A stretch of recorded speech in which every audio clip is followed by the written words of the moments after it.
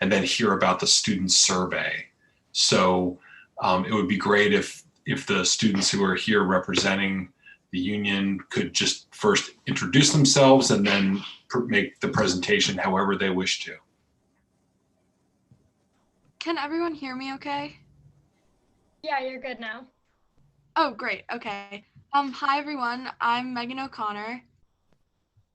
Hello. I'm Tali Serlin. And we're the student union representatives. So Yeah. obviously, student union has only had a couple meetings, so we haven't taken much action yet, but we have figured out what issues we want to take on this school year. So we just wanted to share those with you so you had an idea of what we were hoping to accomplish. There are 5 main issues that we are prioritizing, along with some smaller, less urgent ones that we're hoping to get to later in the year, but we're prioritizing our bigger ones first. So our first main issue is instilling anti-racism policies in our school. A couple ideas we had about this is adding more Black history to the curriculum and making our history curriculum less Eurocentric. We wanted to reevaluate the books read in English classes and include more cultural diversity and offer an anti-racist training for teachers and students. And we have subcommittees for all of these issues that are working on more specific things in the future. Our next main issue is students' mental health, specifically regarding schoolwork and grades. We don't have a lot of big long-term ideas for this at the moment, but it's been made clear to us with some student comments that have reached out to the student union already that stress levels are very high, especially this year in high school with COVID, but overall it seems to be a trend. So some smaller ideas we had for reducing stress, having teachers allow quick breaks in the middle of class so students had a break from just looking at a screen and being still. Either more or less asynchronous learning time depending on what students think would help them most, and we're gonna reach out to them and find that information out. Either more time available for teachers with extra help and possible more forgiving grading policies, teachers offering due date extensions or test corrections for students who need it, and possible more extra credit options. And obviously for all of this, we'll have to reach out to the administration and the teachers, but those were just some smaller ideas, and the subcommittee for that is going to meet and talk about more ideas for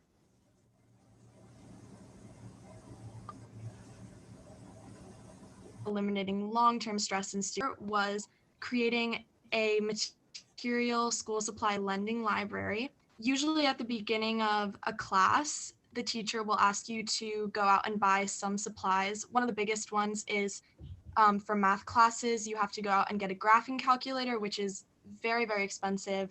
But for most classes, you'll be asked for just basic school supplies, colored pencils, markers, glue, etc. So we wanted to create a lending library for materials that students could donate to if they had extra school supplies, so that students who are lower income or can't afford to go out and buy these expensive school supplies can have them available to them in the school. And we have another subcommittee dealing with that, reaching out to students and figuring out how the donations would work, but that's an idea we're really excited about. Tali, would you like to cover the rest of the topics? Yeah, our next.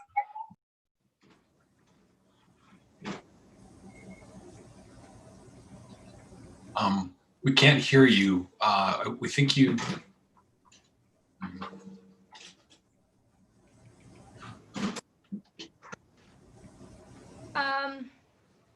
Okay, I'm turning off my camera. Can people hear me? Okay, Yes. Awesome. Thank you. Sorry about that. We want to see if MCAS could be postponed or possibly not be a graduation requirement to pass the MCAS, because we figured out that this January, the MCAS will only be held in person. And this is a huge equity issue, we believe, because some students don't feel safe taking it in person. And if it's a graduation requirement and they don't feel safe taking it in person, they have to risk that if they want to risk their safety.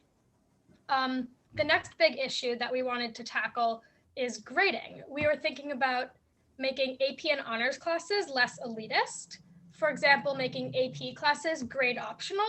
This would mean that there would be a pass-fail option for students who'd be interested in taking AP classes, but were maybe hesitant to take the class because they were afraid of getting a bad grade.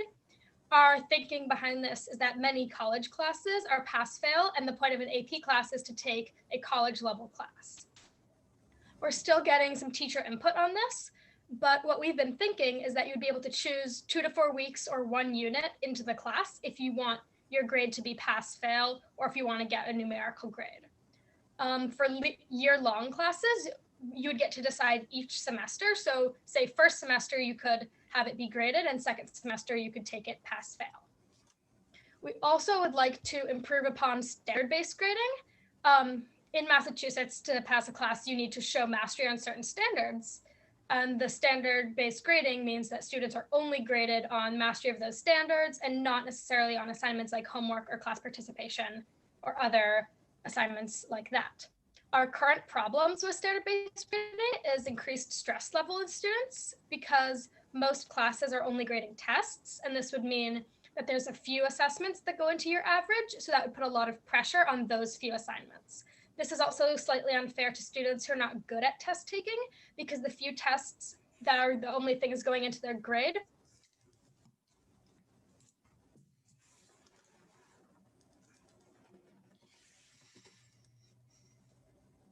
We lost your sound again.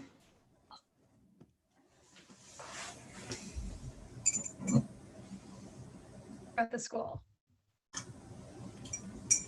This is the first year. We keep losing you a little bit. Oh, sorry. What was the last thing you guys heard?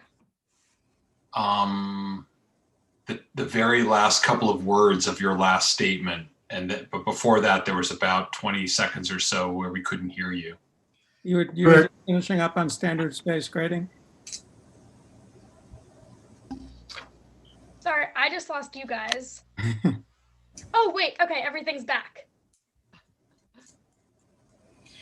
So Member Kaufman said you were finishing up with standards-based grading. I think you were specifically at the part where you're talking about tests and quizzes being weighted too heavily, in your opinion? Oh, yes. Thank you. You're welcome. Because of, we were thinking that that wouldn't be the most fair to students that aren't good at test taking. And then our second idea was that Principal Valancourt has said that students are supposed to be given multiple chances to reassess a standard, but this has not been seen in all classrooms, which brings us to our second issue within this, which would be consistency. And we understand that this is the first year the school is doing standard-based grading, and so we get that the execution will not be perfect, but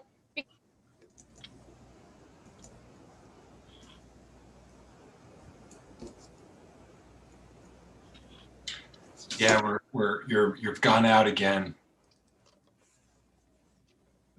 Right after you said the execution will not be perfect, we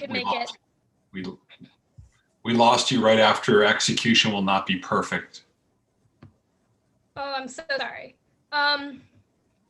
So execution will not be perfect, but we are wondering if there's anything we can do to get more consistency within the standard-based grading, because some teachers grade on a scale of 1 to 4 and some teachers still give percentage grades. We were also thinking that it would be helpful to have optionally graded assignments. For example, a student could choose to have their homework graded, and that would put less stress on test grades. Just something that's interesting to note is that we've noticed STEM teachers are having an easier transition to standard-based grading. So those were our 5 major issues that we wanted to tackle, and our minor things that we wanted to tackle or maybe autism awareness, adding new foreign languages to the curriculum, and maybe instilling an honor code, which we've seen in different places actually does decrease cheating.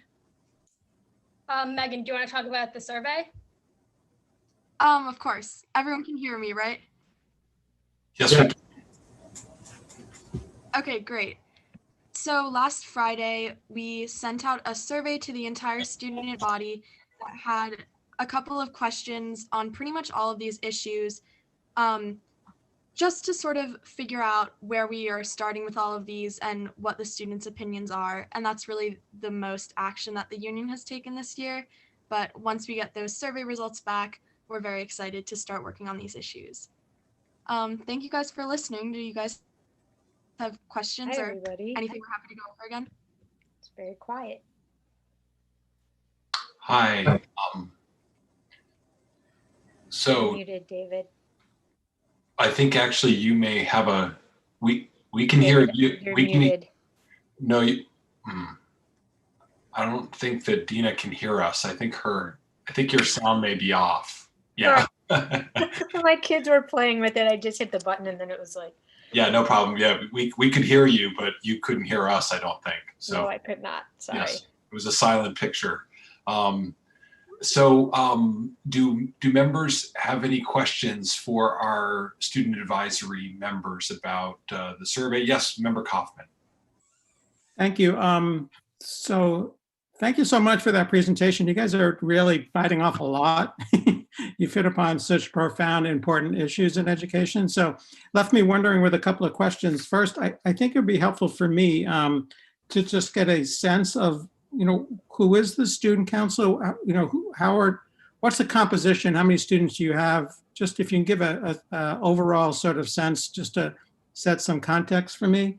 And then within that, I'm wondering, how did you come up with such amazing issues? I mean, did you just come off the top of your head? Has this been something that you came up with collectively? I'm really impressed with the amount of sort of major sort of things that you want to tackle. So I'm just really curious how they arose.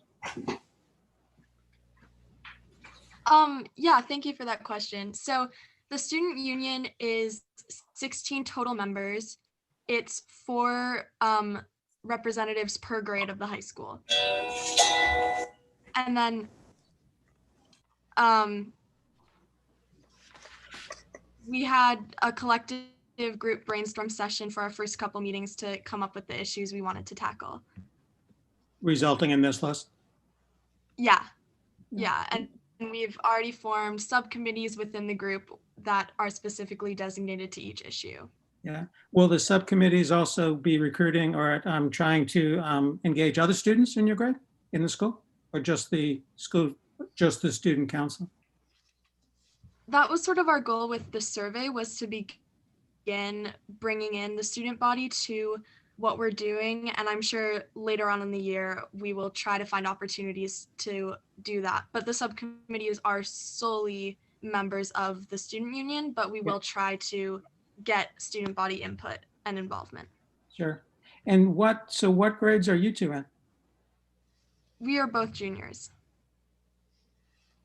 Okay. And then thank you for that. That just helps. And I've been on the school committee, I don't know, not that long, 4 years, I think, but this has always been one of my favorite parts. I don't have kids in the school system anymore. Both my children graduated. But so I miss that part of being involved or being knowledgeable about what's going on. But you guys and your predecessors have been really, for my purposes, really fantastic in terms of keeping me informed. And I just love engaging students in conversations and great ideas. So thank you so much for your time today. And I don't know how we got to this point, but thank you again for reaching the point that you can participate in House School Committee meetings. Thank you. Thank you. Sure. Member Fallon had her hand up next with a question. Thanks. Welcome to both of you. I just wanted to make sure, I don't know how much your predecessors kind of did a orientation with you, but in the spring we had talked about inviting any members of the student union that were interested to attending any of our subcommittee meetings so that you were involved in the process decision-making before it ever got to the full committee for a vote. And so, for example, the Budget and Property Subcommittee had been addressing the question of late start since the summer. And so any of you would have been welcome to attend those meetings. They're open to the public, and could have been part of that process from early on and brought it to the students to sort of, get their opinions, weigh in on the issues before it came to us for a vote. And so I don't know the best way for you guys to be involved in that. Obviously, our agendas are posted, but if you want the chairs of subcommittees to send the agendas to you and kind of give you a heads up, we're happy to do that too. So I guess just, let us know how we can help you to be more involved if you'd like to be. And I just did want to ask, I'm surprised that you didn't mention the late start issue, because it does seem like something that the high school students would be really interested in talking about. Is that something that was even addressed by the student union with the high school students? Thank you. That's actually a really good question. About the emails, we would greatly appreciate just keeping up to date. We know that we are just the representatives, but we're going to form like an SAC, I think, committee of 4 people. And so that will, I think we're going to have a group of those people meeting. We don't have a group yet, but that's kind of in the works. And then about the late start, to my knowledge, I don't remember us ever discussing. We kind of honed in on these issues that the students in student union felt very passionately about and what we've thought about from the group. But I think bringing that up is definitely something that is worth doing, because you're so right, it definitely affects us a lot. Do you have any sense of whether the high school students realize that it's on the agenda for a vote tonight? No, I don't think that's something that people widely know. Yeah, Okay. adding on to that, because the student union is generally a group that is very on top of the issues. We were not aware at our last meeting that this would be an issue, which is why we didn't talk about it. And then by tonight, we couldn't have a stance on it because we couldn't all get together to form an opinion. So yeah, we can't really make a comment on that, unfortunately. Right. No. Yeah. That was just my concern, was that I don't know that that there wasn't awareness amongst the students even that the issue was even going to be voted on potentially. Okay, thank you, Member Fallon. Member Voss, you have your hand up. Okay, can you hear me? Yes, we can, Member Voss. Okay, thank you. I just want to add and remind everybody, I don't have the date in front of me, and there has been a transition, but I believe it was last February that the student union at that time was quite involved in a discussion about late start. So I absolutely appreciate any additional information students might bring, but last February, before COVID hit, we had quite a bit of really great feedback from the high school students through this kind of meeting. And they did a really nice survey on it. And I'm sure it feels like years ago now, but it wasn't that long ago. So those are all something that the Property and Budget Subcommittee talked about further and appreciated. Okay, are there any other questions from members of the school committee? And just to I know when we got started, Meghan and Tali, we were waiting for some other members. I just wanted to assure you that since that time during the presentation, all of our members joined for it. So they're all here. Are there any other questions that school committees may have? Members have. Okay. Do you have any follow-up questions for us, or any questions for us about the process going forward? The only thing I can really think of is addressing what Member Fallon was saying about the including student union members in subcommittees and subcommittee meetings, and if it would be possible for us to give you our president's email address so you could forward those agendas to her and she could let the union know. Yeah, that would be great. If you don't want to give it out over on television, could you email it to the mayor and he can, or to Annie, the school clerk, and they can send it to the chairs of all the subcommittees? Yeah, definitely. Thank you. Okay, so if there are no further questions, I would ask for a motion to adjourn this special meeting. And for those of you who've joined the call who are here for the full school committee, we're not going anywhere. We're staying here. We're staying on the same Zoom. We're just going to adjourn this student advisory meeting that preceded the regular school committee meeting. So is there a motion to adjourn the special meeting? Motion to adjourn the special student meeting? Okay, is there a second? Second. Okay, I'll ask the clerk to call the roll. Member Fallon. I don't hear her, but I'll count her. Member Condon, Yes. Member Levy, Yes. Member Kaufman, Yes. Member Goldman, Yes. Member Voss, Yes. Member Gold, Yes. Mayor Narcoitz. Yes.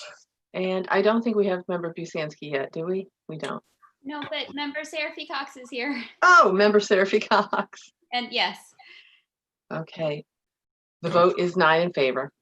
Excellent. So the special advisory, student advisory meeting is adjourned. And Thank you, Meghan and Tali. thank you so much for joining us and for all your work under these challenging circumstances on behalf of the students. So right now, the regularly scheduled meeting is posted for 6:45. So I just have to wait until a few seconds here until we get to 6:45 to call that to order. I'm assuming that we're just going to keep recording to our friends at Northampton Open Media. Yes, we got the thumbs up from Dave, so we'll just keep on rolling right through into the next meeting. Okay, just waiting for the time.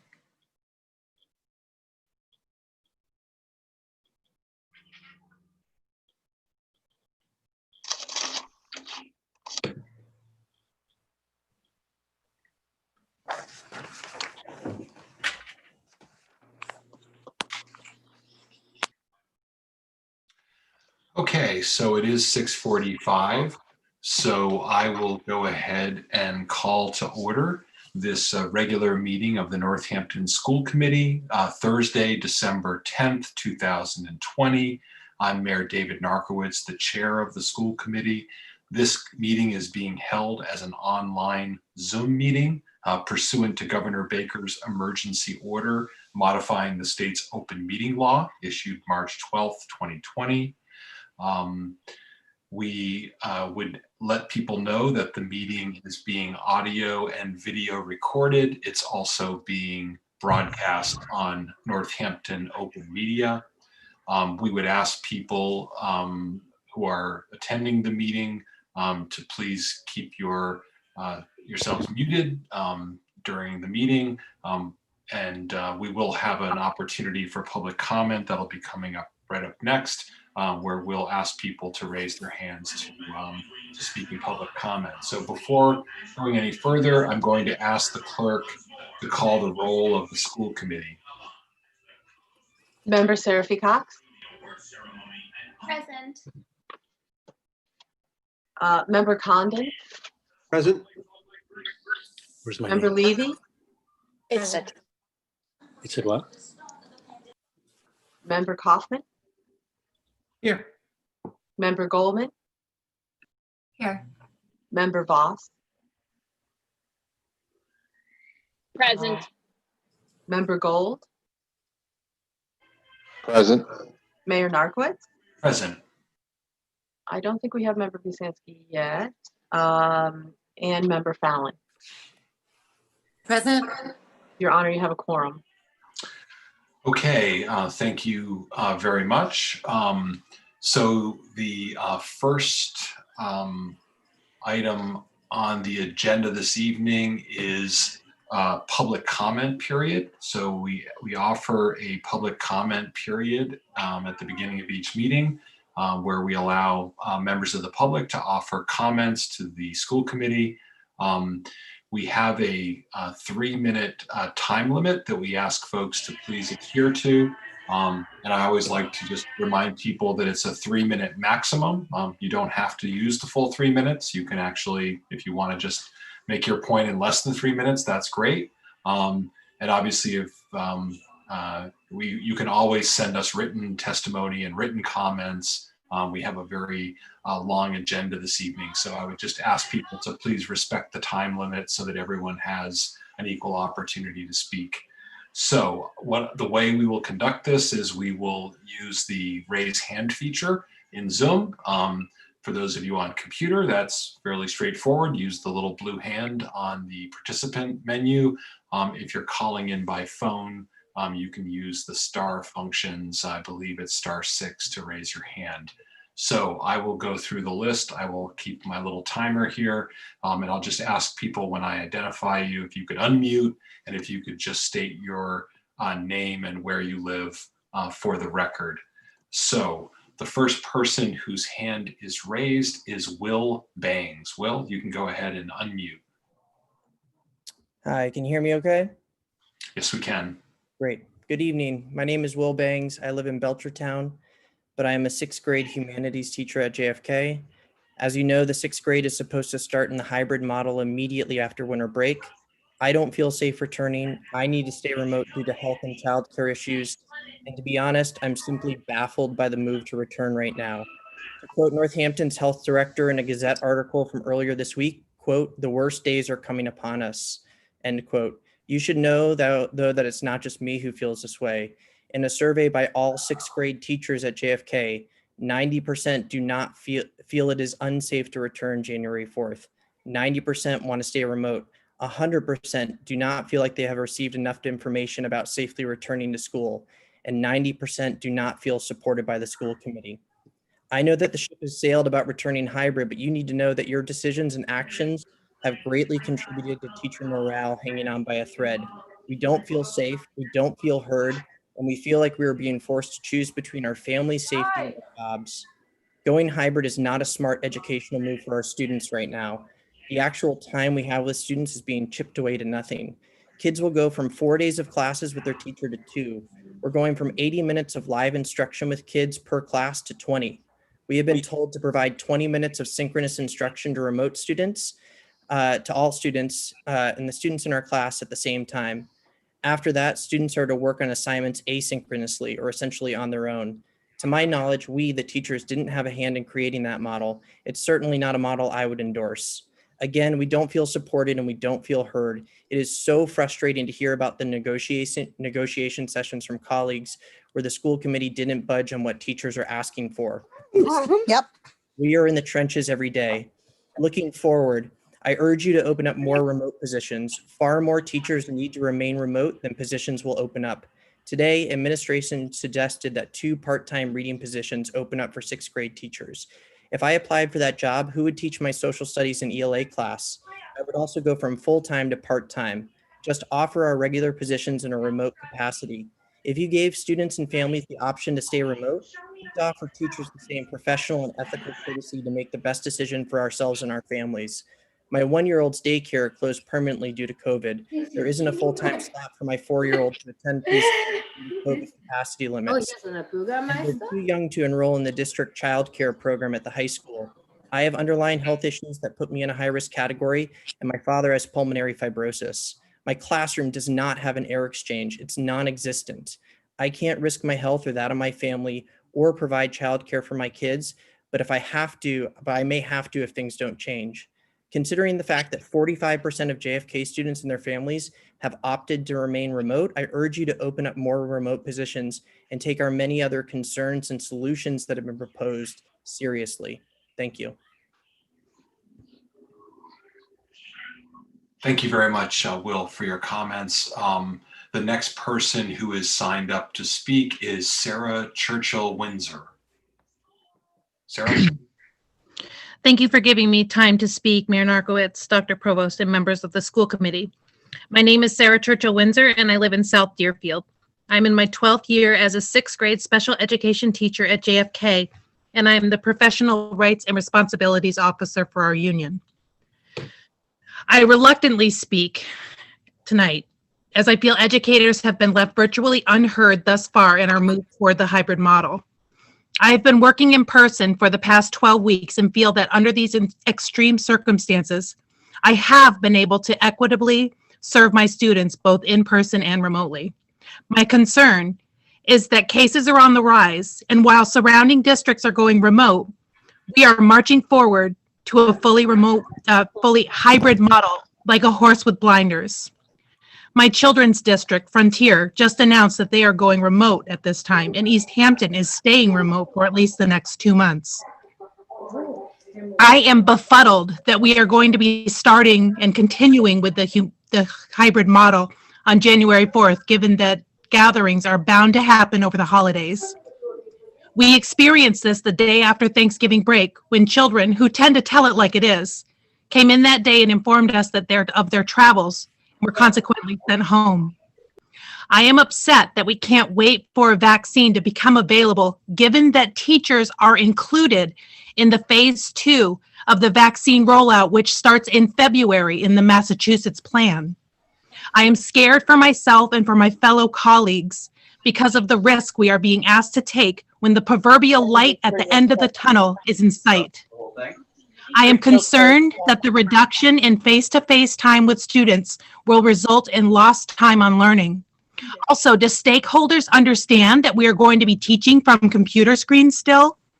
I hope that they are well informed about the hybrid model before sending students back, because from where I stand, I see that this model has students engaged in remote style learning from within the building. Am I failing to see the advantages of this model as it is currently proposed? If we must reopen, and it seems the school committee has deemed that we must, can we do so in a logical way by holding off at least 2 weeks to allow those who have gathered to remain out of the building during the potential incubation period?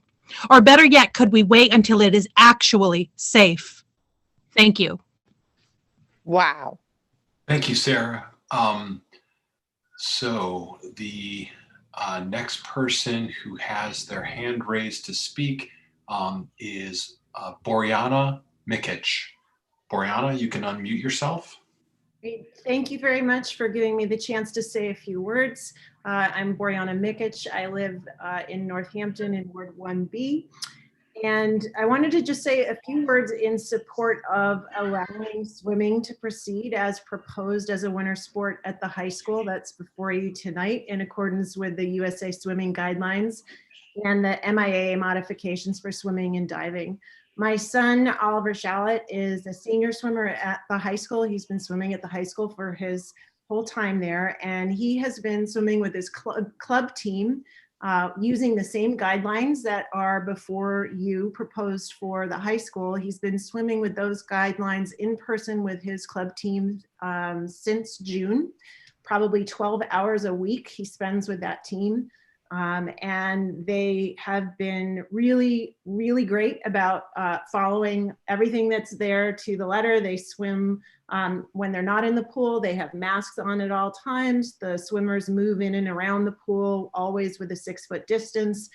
They tend to swim with 4 swimmers per lane. Their team is much larger than the NHS team. They go in different groups throughout the practice time so that they're keeping to 4 swimmers per lane. I won't go into details about, the details, that doesn't matter, but what I want to say is that they've been able to do it safely, and I've been incredibly impressed. I say that as someone who is basically always thinking that the worst can happen, and also someone who sits at some knowledge on our COVID-19 incident response team. So I've been leaving, looking at safety issues on every front, and I've been impressed with what their team has been able to do. The one thing I would say kind of in closing is when I spoke to the club team coach and I said, what would you want folks to know? He said, the coach needs to be willing to set the guidelines and to really adhere to them. And I have the utmost confidence in Sherry and the rest of the coaching staff for the high school team that they would be able to do that. I also would add that leadership also lies with the swimmers. And I have confidence in the co-captains of that team, which include my son. They and one other of the co-captains has been swimming on a club team as well all fall. They've been following all these guidelines. They know how to keep each other in line, and they will do it. So I'll leave it at that. I thank you. Thank you so much for your public comment. The next person whose hand is raised is Joe Pater. And if I could just remind others to mute yourself when you're, just everyone should be muted unless they're recognized. So Mr. Pater, if you could go ahead and unmute, and you have 3 minutes. You just let us know your name and where you live. Thank you, Mayor Narkowicz. My name is Joe Pater. I live in Ward 2 in Northampton, and I'm sharing my screen. I've put together a little web page that you can find by looking for me at UMass. I teach at UMass, and with my name, you should be able to find this page. Thank you to the school committee for your incredibly hard work on making public schooling succeed in this time. What I'm trying to do today is ask for more transparency on the weekly decision-making process on whether in-person schooling should continue, including the data that's being considered. So as the school committee members, of course, know, and some of the other people here, there's a committee that meets every Friday to make a recommendation to the superintendent about whether to pause or unpause in-person learning. This information was shared with caregivers in a town hall meeting in November, and this is the slide that was shared with the community then. What I'd like to do is start with some background by sharing the current publicly available COVID-19 data for Northampton and for Hampshire County. The city provides current and historical data on the number of Northampton residents with COVID-19 diagnoses. And what you can see from this graph is that as of December 6th, there had been 495 cases in total. And if we subtract that from what there was from earlier, that gives us 70 new cases in the last couple of weeks and about 130 in the last month, which translates to a daily new case rate of 17.26 per 100K. This is a rate that, say, the New York Times uses or Mass DPH. The Mass DPH releases daily new case data for counties in spreadsheet form, and the New York Times website publishes a very useful daily updated interactive graph based on the Mass DPH data. This is a screenshot from today. And as their website states, Hampshire County is now at its highest new case rate ever. There were 311 cases in the week ending December 9th. And unfortunately, I can report to you now that there were 73 cases reported today. So that gives us a new daily record, and 324 cases in the week ending today. And so the New York Times gives the daily new case rate as 28 per 100K over a 7-day average for Hampshire County. As you all probably know, we get city and county data in the weekly Mass DPH public health report, which just came out. And that's current up to December 5th. And I'd like to warn people that the positivity rates in that report are affected by the high rates of asymptomatic testing in the 5 colleges. A lot of students are tested over and over in the 5 colleges. So as Health Director O'Leary emphasized in a presentation to the school committee in the summer, the new case data don't tell the whole story. In particular, she pointed to the fact that cases then in the summer were mostly in long-term care facilities. Currently, though, most of the cases are out in the community, as she explained to City Council last week. And this creates challenges for contact tracing. So it would be incredibly helpful if the COVID-19 Advisory Committee and the superintendent could share with all of us the basis for each week's decision, including the data on which they are basing that decision. Presumably, there are data on contact tracing, capacity in the city, and the results of contact tracing that are not typically made publicly available. Also data on test turnaround time and other factors that we generally don't have access to, which this committee and the superintendent are considering and which they could presumably share with us as well. Okay. Yeah, you're at time. That's fine. That's all I really wanted to say. Okay. Thank you, Mayor Narkowicz. Yeah. Thank you so much. Yes. And so if we could just unshare that screen now, just so we can get back to the. There you go. Thank you so much. Thank you. Okay, so the next person who has their hand raised to speak is Mike Stein. Mike? Hi, thank you. Can you hear me? Yes, we can. Great. Yeah, I just want to sort of echo what Joe and others have said, and I know many of you have heard too much from me, and I apologize for speaking to you again, but I am, really concerned about the exploding case counts and the sort of shifting both rationales and guidelines that have been sort of going on. As I see it, the JLMC was really set up to advise the school committee on what would be a range of safety metrics to consider what would be safe to go in person. And that was eventually disbanded. And all of those metrics, as far as I can tell from what I've been able to see, I know the committee, these committee notes aren't really finalized for a lot of these meetings yet. We've blown through all of them and we're accelerating well past them. And we're, just in week 2 of this hybrid, and we're just going to keep going. And I'm really disappointed that the school committee has sort of given away its involvement or authority in looking at this or setting any sort of standards or being involved in the table. And it seems like the idea that if there's a certain level of community spread, there's a certain amount of cases, there's a certain amount of difficulty with contact tracing, we might shut it down. And it seems like that has completely disappeared, although it was central to the public discussion of whether or not it was safe, and has been replaced instead with, well, the risks are just worth it, and we're going to keep going until there's a case in the school. And even when there's a case in the school, we argue that we can manage it, and there's just never going to be a time we're going to turn back because this is so valuable. And I don't remember that being really what was voted on or agreed to, and yet it's sort of been what's happened. So I'm just implore the school committee to think more about what's safe and what's effective and what the trade-offs are, and sort of be honest with the school community about what we're really asking them to do and what the risks are. It's likely that, someone's family member, someone's teacher is going to get sick. And, that's a real thing. They may end up on a ventilator at Cooley Dick. These are decisions that have real consequences. And we're not doing a good job in Massachusetts mitigating any of these risks. We have very few testing still available. And the sort of fantasy that schools are places that these things don't spread continues to get punctured, even though we're not actually looking for any data to show that it is spreading in the school. We're just sort of asserting that it's not. So I'm very frustrated. I'm very worried about what's going to happen. I can also hear just the pain of the teaching staff, and I really fear that we're breaking the teachers in this process in ways that we're going to struggle with for years to come.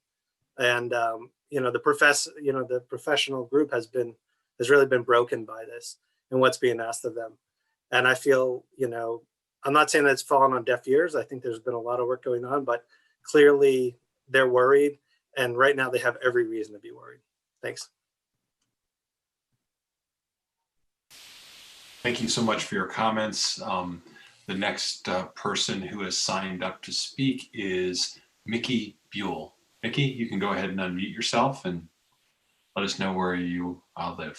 Great, thanks, Mayor Narkowicz. Yeah, my name's Mickey Buell. I live in Florence. I have a recent graduate from Northampton High, a junior at Northampton High, and a 7th grader at JFK.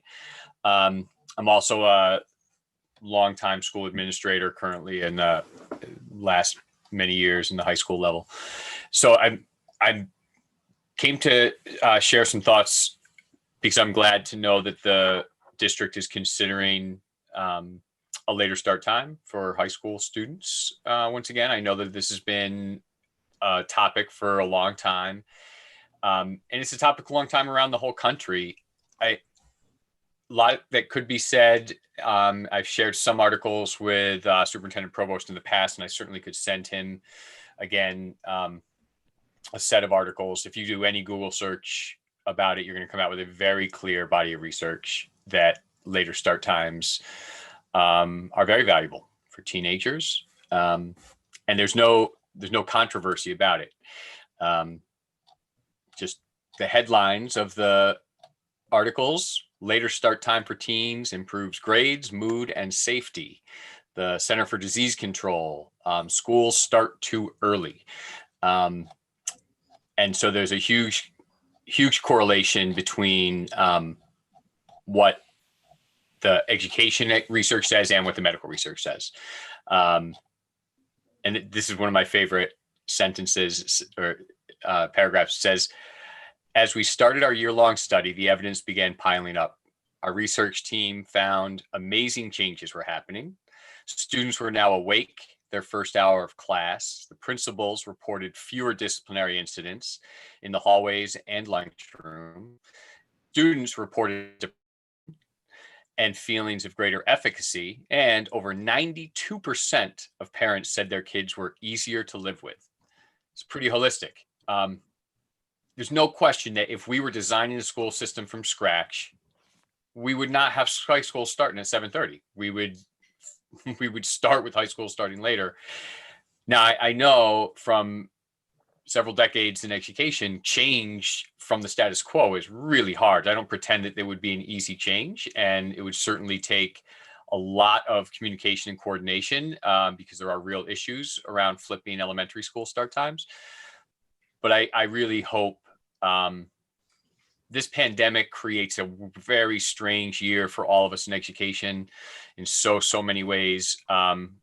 It also in some ways creates a little bit of mental space to think about big change. And so I'm glad that the committee and the district are thinking about it right now and early enough to plan the changes that would have to be in place. And I certainly would be very willing to support any kind of communication effort that would be necessary to help with a change like this.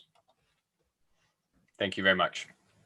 Thank you so much for your comments, Mickey. The next person who has signed up to speak is Steve Harrell. Steve, you can go ahead and unmute and just let us know where you live. And can you hear me now? Yes, we can. Great. Hello, everyone. My name is Steve Harrell, and I live at 51 West Farms Road. In 1980, I founded Harrell's Ice Cream. Yes. And over the years, about 700 employees work for me, many of them students at Northampton High. 15 years ago, when my own daughter was a junior, she wrote an article for the Devil's Advocate saying that research was emerging that an early start time was detrimental to students' health and learning. This sparked my interest in the issue, and along with many others, I worked with Superintendents Isabelina Rodriguez, Brian Salzer, Regina Nash, and John Provost. And I served on the mayor's ad hoc start time subcommittee. For those in the audience who may not be aware, here's a quick summary of why this is important.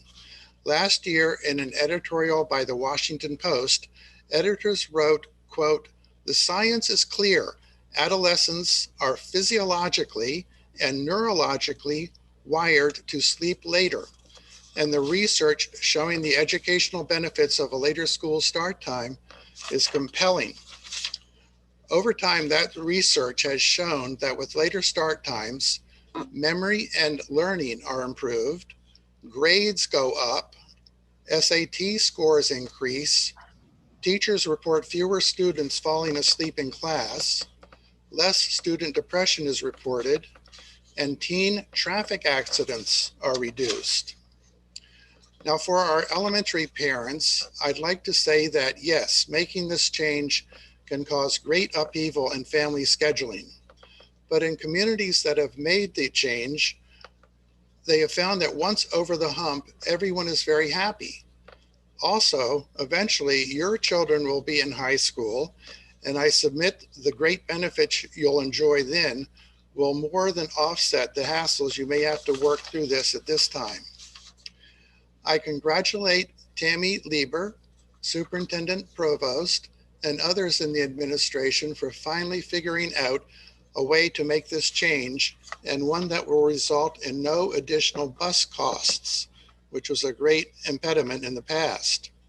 This is great news, and I highly encourage the committee to move forward at this time. And thank you for all your tireless hard work. Thank you, Steve. Thank you, and thank you for your long commitment to this issue. And obviously it goes without saying, thank you for founding Harold's Ice Cream. So Yes. the community is very grateful. So let's move on to the next speaker, Renee Wetstein. Renee? Well, I want to echo what, it's funny, we're 3 in a row.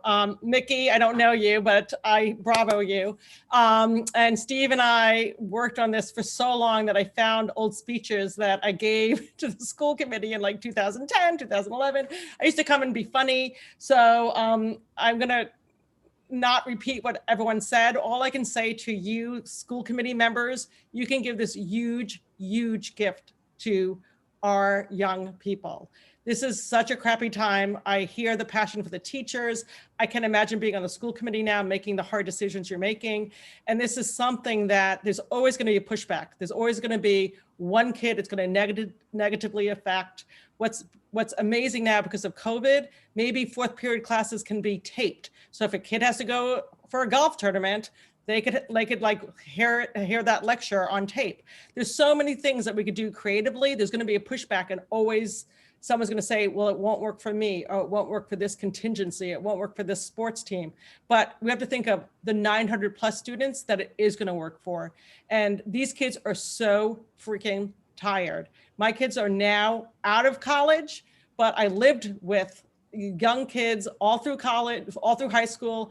They were depressed, they were tired. They do, things at 2 o'clock when it ends. They have lunch at 10:20. It's like ridiculous. So I really give you guys a lot of credit to be this creative during a time like COVID. So I really appreciate it. I really hope you can actually do this and make it happen. So thank you very much for all your hard work on this. Thank you, Renee. Thank you so much. The next person who has signed up to speak is Carl Mead. Carl, if you could unmute and just let us know your name and where you live. Hello, yes, can you hear me? Yes, we can. All right, good evening, everyone. Thank you for the opportunity to speak tonight. My name is Carl Mead. I use he, his, him pronouns. I'm an English teacher at Northampton High School and chair of the department. I live at 58 Northeast Street in Amherst.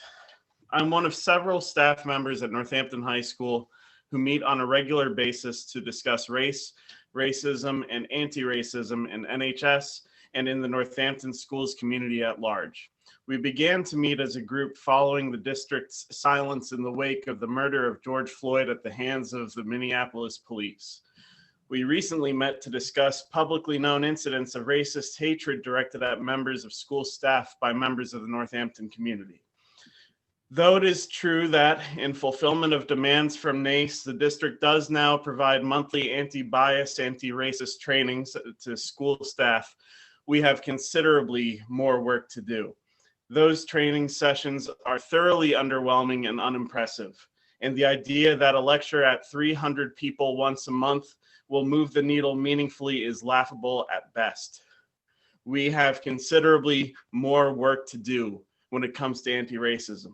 It is imperative that the school community and superintendent take action tonight to develop an environment of active anti-racism, not only in the schools, but throughout the city. Our schools cannot be anti-racist if the community we serve is not. Thank you. Thank you, Mr. Mead. The next speaker is actually our friend from Northampton Open Media, Dave Newland. Dave? Hello, my name is David Newland. I live in Munson, Massachusetts, but as Mr. Mayor said, I'm here representing Northampton Open Media.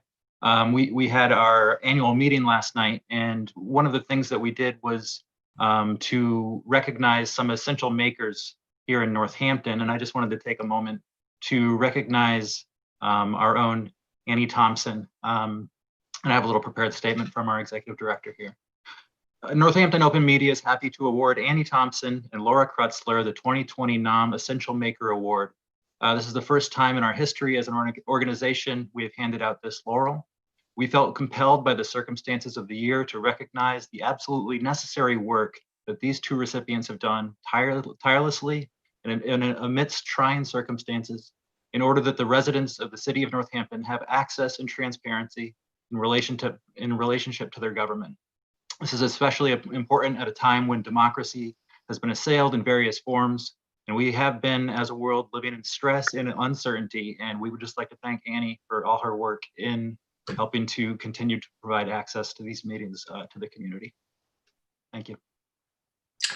Thank you so much, Dave, and congratulations, Annie, and to your counterpart with the City Council, Laura Krutzler, both of you working hard to get our governmental meetings into this new environment. And so thank you. And thank you, Dave, and the team at Northampton Open Media as well, who've been helping make our local government transparent for many years prior to COVID. Okay, the next person who signed up to speak is Mitch Hartley. Mitch, if you can unmute and just let us know your name and where you live. Can you hear me? Yes, we can. Okay, I'm sorry, I'll turn my video on here. My name is Mitch Hartley. I live on Birch Hill Road in Florence. And I wanted to speak also about the school time consideration that's being considered, I guess, by the school board. And I wanted to reiterate what others have said about the importance of delaying the start time for high school students to the latest possible consideration. I guess 9 o'clock is on the table, 9 a.m. And I just want to say that the evidence for this is very clear and compelling. It covers many different facets of psychological and physical health. As someone mentioned, automobile accidents go down significantly in communities with delayed start times. Performance goes up, attendance goes up, mood, etc. There's very little evidence where this has been tried that it hasn't worked well. I believe many of the considerations of negative impacts, such as sports events and after-school activities, will either not turn out to be as much of a problem as people fear, or if other communities follow suit and the region adopts this model, they would go away. And Northampton needs to be a leader in this for that to happen. Schools need to step up, or we're not gonna affect the change that we need, the positive change. Obviously, there's no policy that's going to benefit everyone in a positive way, and some of the concerns that have been raised about older siblings caring for younger siblings and other things are real for some people, and they're an issue. But there's very few issues where the evidence is so clear that the entire population benefits. Even those that may not like the change have been shown overwhelmingly to benefit from this change when it's been done in many, many, many communities across the United States and around the world. So I would urge the school board to give the latest start time their strongest consideration going forward. Thank you.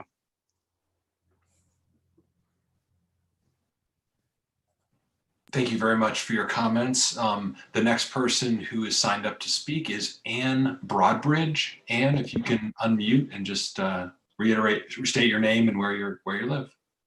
Thank you very much, Mayor Narkowitz. My name is Ann Broadbridge. I live on Harlow Avenue here in Northampton. I don't yet have children in high school. I have children in 4th grade and 6th grade. Nevertheless, I took this opportunity because I was excited to see the topic, and I am very strongly in favor of indeed the later start time. I won't rehearse the reasons or the studies because we've heard a lot about that and very nicely done. But I wanted to chime in here on this while the opportunity is here. I am willing to take the scheduling challenges for my 4th grader. And furthermore, I think she would indeed benefit from an earlier start time, whereas my older child will certainly benefit from a later one. I agree that this would create a certain amount of upheaval, but let's not kid ourselves. It's been a year of upheaval. As upheaval goes, this looks far less than some other things we have already weathered or are weathering now. And so I simply wanted to speak up and let the school committee know how much I'm in favor of this as well, as is my husband. Thank you. Thank you so much, Anne, for sharing your comments this evening. The next person who's has their hand raised is Melissa Madison. Melissa, if you can unmute. Thank you, Mayor. I would just like to ask the school committee to kindly consider approving winter sports, swimming included, and opening the pool at JFK. As Oliver's mom was kind enough to point out, people have been swimming for months safely, and fall sports did happen at NHS this past year, and no known COVID cases that I'm aware of, and it has been a saving grace for so many kids. And so I am asking that the school committee winter sports. Thank you. Okay, thank you so much for your comments. The next person who has their hand raised is Catherine Ames. Catherine, if you can unmute and let us know. Hi, thank you. Thank you so much. I'm going to kind of follow on Melissa's coattails a little bit. I'm advocating for the kids tonight, asking and sort of begging you to allow winter sports at NHS and open the pool at JFK and allow the swim team to happen at NHS or for the NHS kids.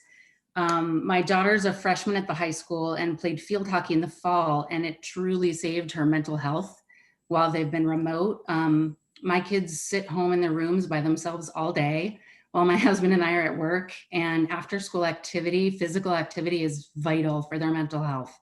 And I believe it can be done safely. My daughter currently swims at the Y 3 times a week. She'd do it every day if she could, but they're only allowed 3 times a week and they're doing it safely. And so I ask you please to consider allowing sports this winter for the kids at NHS.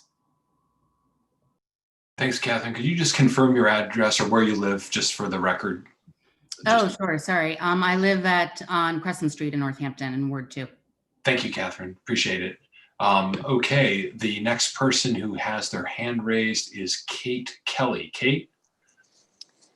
Good evening, and thank you all for your time. My name is Kate Kelly. I live at 22 Maple Street in Florence.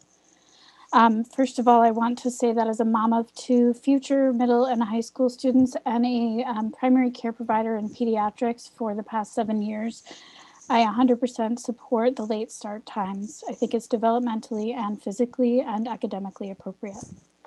Secondly, as a parent, I want to speak about the hybrid and remote decisions. I appreciate that the pandemic team, which became the JLMC, which is now the current advisory committee to the superintendent, are not relying on one particular number or one particular metric that could mistakenly call or not call for a closure of the schools. I do have a child at home who is suffering with remote learning. I know that there are low-income families in our housing complexes that are falling behind. I do not want COVID in my community or my family, but no measures are ever going to make us perfectly safe. COVID is going to last forever, even with a vaccine. A vaccine is going to help for sure, but even that is never going to be perfect or magical. I was recently, until a week and a half ago, a nurse at Leeds Elementary School. I've recently transitioned to be a full-time public health nurse at the health department here in Northampton. I have very unique insights from both places. I can tell you that right now, as of right now, the contact tracing in Northampton has been stellar. I implore you all to pick up the phone if the public health department calls you at any time. The nurses and contact tracers in Northampton have reached 95% of close contacts. In cases that touch the school community, they have reached 100%, and there's been 100% compliance with contact tracing. There's been 0 cases of transmission in the schools.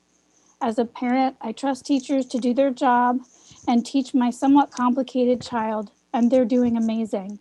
I implore the school community to let public health folks do the work we're supposed to do. We need to be in this together. Thank you so much, Kate. We appreciate that. Obviously we appreciate your work in our public health department. That concludes the folks who have raised their hand to speak in public comment. So that will conclude our public comment portion of the meeting. Let's move on now to item 3 on the agenda, which is announcements. Are there any announcements from members of the school committee? If you could, Member Fallon. Thank you, Mayor. I did want to report back from the delegate assembly. You had elected me to be the school committee member to attend to represent Northampton. Andrea Wadsworth, I don't know if you all recall, there was an open position as the president-elect of the MASC. Andrea Wadsworth, who is currently a member of the Lee School Committee and chair of Division 6, the Berkshires, was elected. She actually was a great candidate. She's got a business administrator's license and has served as the Lenox town treasurer. She has a superintendent's license, has served as assistant superintendent of Mount Greylock Regional School District. So she will be assuming office next month, and I think that the MASC will be in great hands. As far as the resolutions, we took those that nobody asked for a hold on as a block, and the resolutions regarding state funding for COVID, the anti-racism resolution, the retention of Medicaid revenue, membership of a school committee member on the Board of Elementary and Secondary Education, and equity for LGBTQ students and staff were all approved unanimously. The resolutions that were held for in-depth discussions were the first resolution, which was MCAS and high stakes testing. That passed as presented, 112 in favor, 9 opposed with 2 abstentions. Resolution 4, which is the one that we approved the Northampton School Committee, that was brought to us by the Northampton Youth Commission, lowering the voting age to 16 in municipal elections, actually was the most hotly debated resolution of the entire day. And it passed somewhat narrowly as presented, 65-49 with 4 abstentions. So I'm really proud of our Northampton students' advocacy. So that will be supported in the legislature. Resolution 5, increased federal support and stimulus funding for public K-12 education, passed with an amendment, 117-1 with 1 abstention. Resolution 7, attempts by the U.S. Department of Education to direct public funding to private schools, passed as proposed, 108-6. And finally, the last resolution, Resolution 10, the monitoring of attendance of students during the pandemic, was tabled. So any information that you want as far as the amendments is available on the MASC website. And if anyone has any questions, feel free to reach out to me. Okay, do other school committee members have any announcements? Okay, I guess I did have one sort of an announcement that I wanted to make, and that was there had been a request to have the city's health director, Meredith O'Leary, who was referenced in public comment, attend the meeting tonight.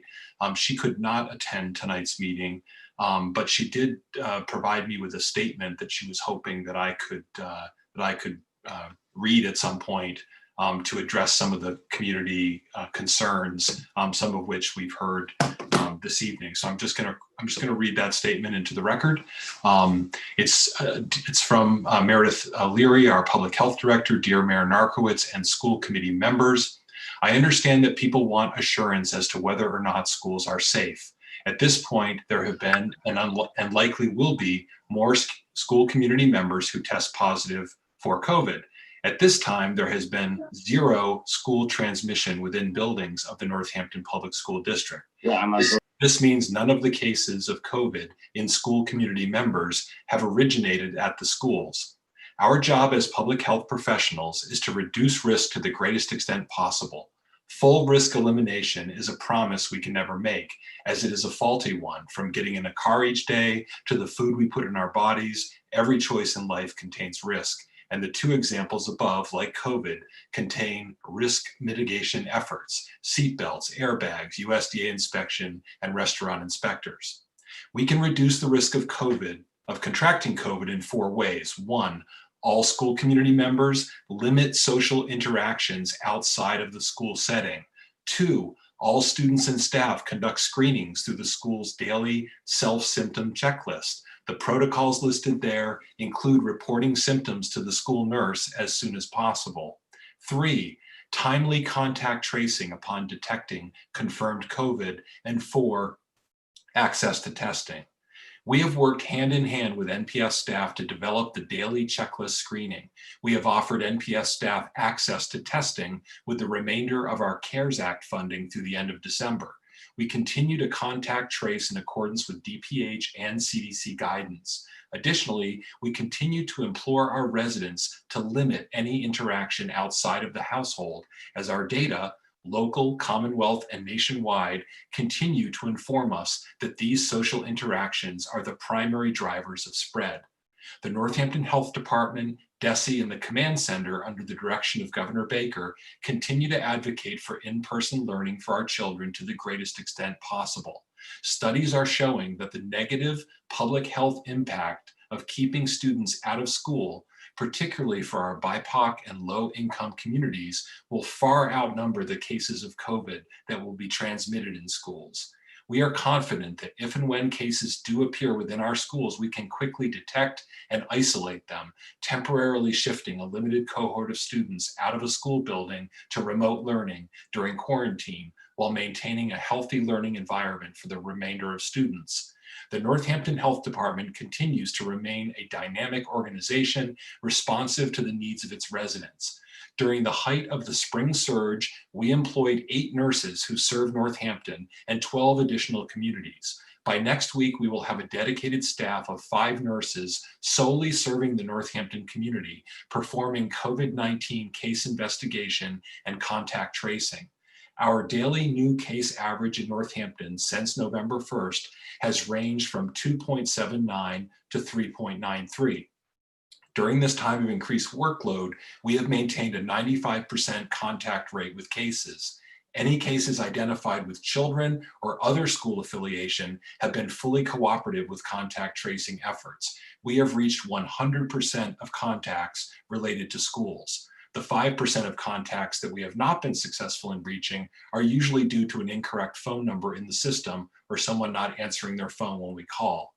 So far this school year in Massachusetts, 75 school-based clusters have been reported, and 208 cases have been linked to these clusters. A cluster is defined as 2 or more confirmed cases residing in separate houses with a shared exposure, such as a school setting.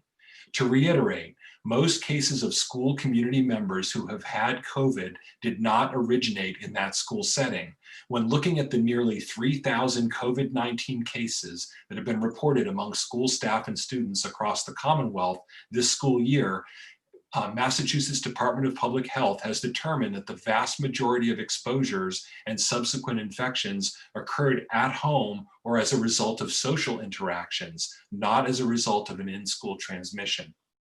When a student or school employee tests positive, public health nurses and contact tracers work to identify their close contacts both at school and outside of school.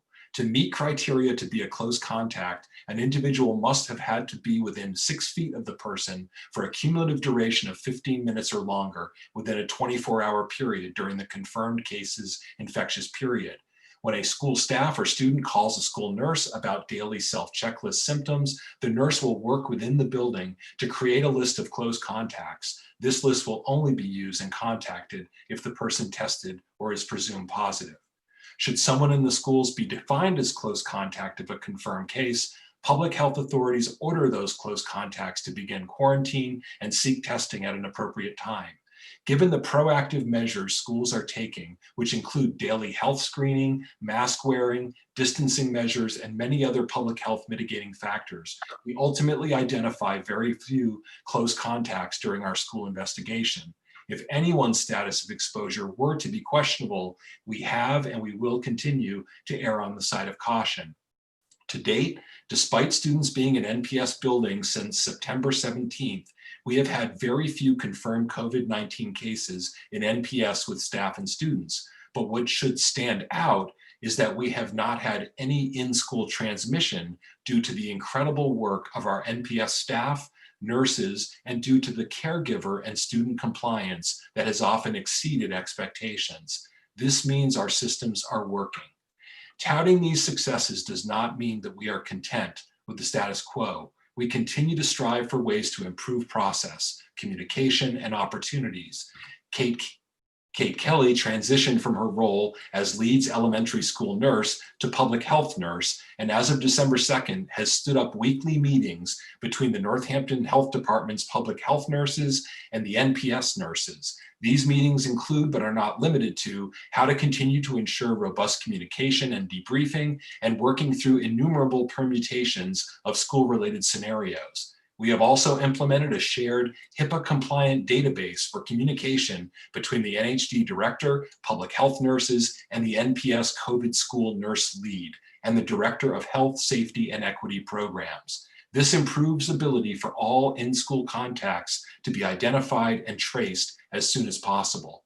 Our community response has recently been bolstered by the ability to offer asymptomatic testing through the Northampton Health Department to identified populations, as well as large-scale asymptomatic testing in December and January through UMass. We understand that anecdotes and frankly rumors are rampant regarding insufficiencies in contact tracing in other parts of the state.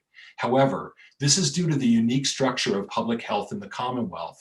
We can only report on how we are working cases which are made apparent to us. We cannot control cases that may occur in other jurisdictions or other state, which may not end up being reported to us. We are working with state DPH and our legislators to continue to highlight the administrative burden this places on staff and the threat it poses to visibility and continuation and continuity of data throughout the Commonwealth. The message we want to leave with you is the following. We first and foremost want to recognize the incredible efforts the school staff, students, and their caregivers have taken to understand and respond to the quickly evolving information and guidance related to this pandemic. Thank you to all of the students for wearing their masks and following the new rules at school.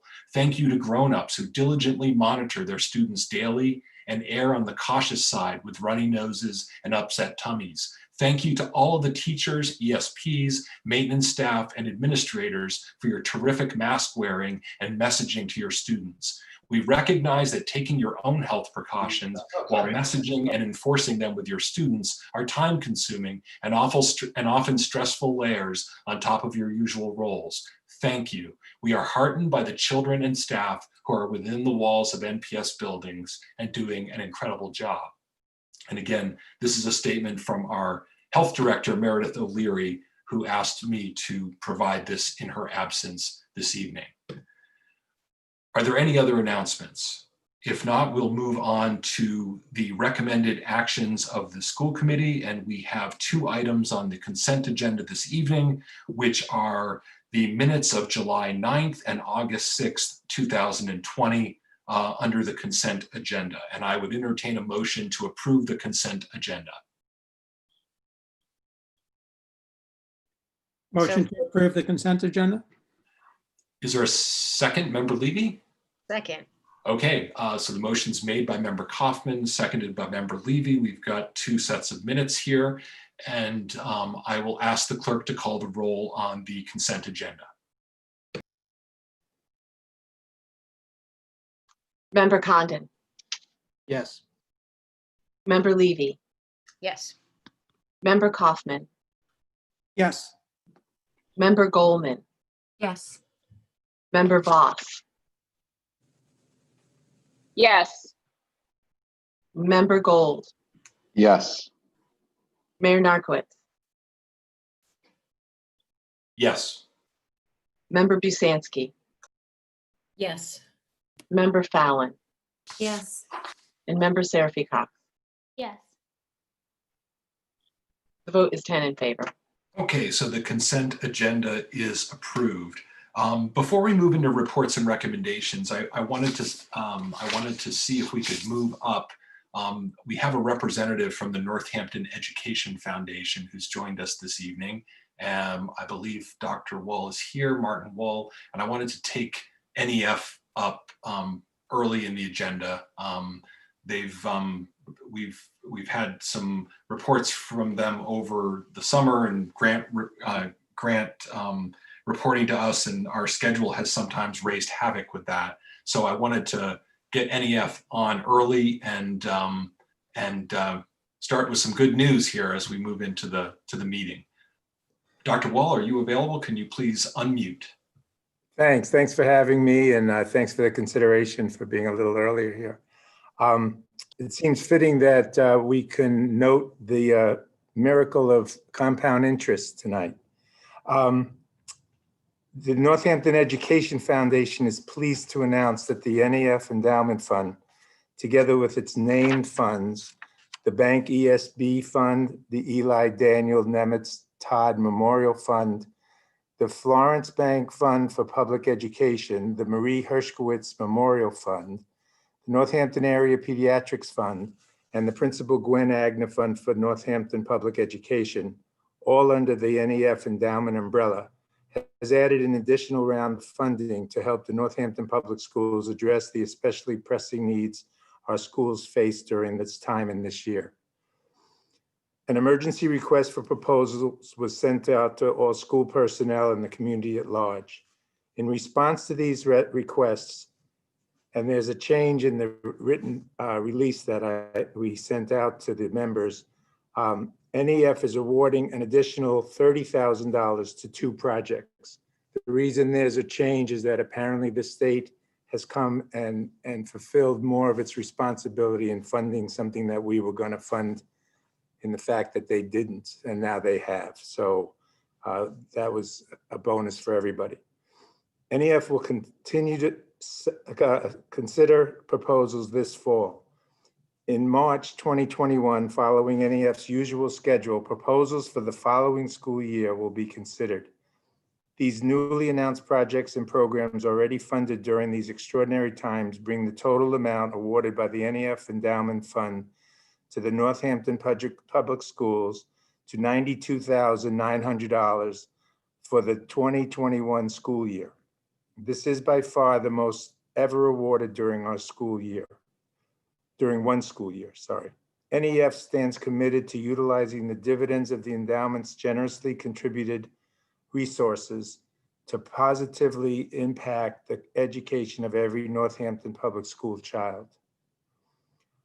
Awards have been made to the following programs: a collaboration between Self-Evident Media and the Northampton Public Schools, all grades.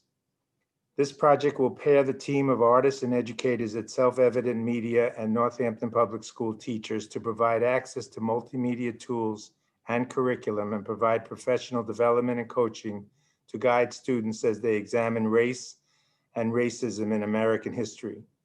This program will support NPS district-wide history curricular revisions with a greater sense of equity, inclusion, and historical perspective. This amount is $20,000. What has been changed is the preschool partnership, where the state was able to fund it instead of us. And the second is the collaboration between Music and Poetry Synchronized, known as MAPS, and Northampton High School. MAPS works to bring students together from diverse socioeconomic, racial, cultural, gender, and geographical backgrounds to write original poetry and music. In this program, students from Hartford, Connecticut will write poetry, which will be put to music by students from Northampton High School.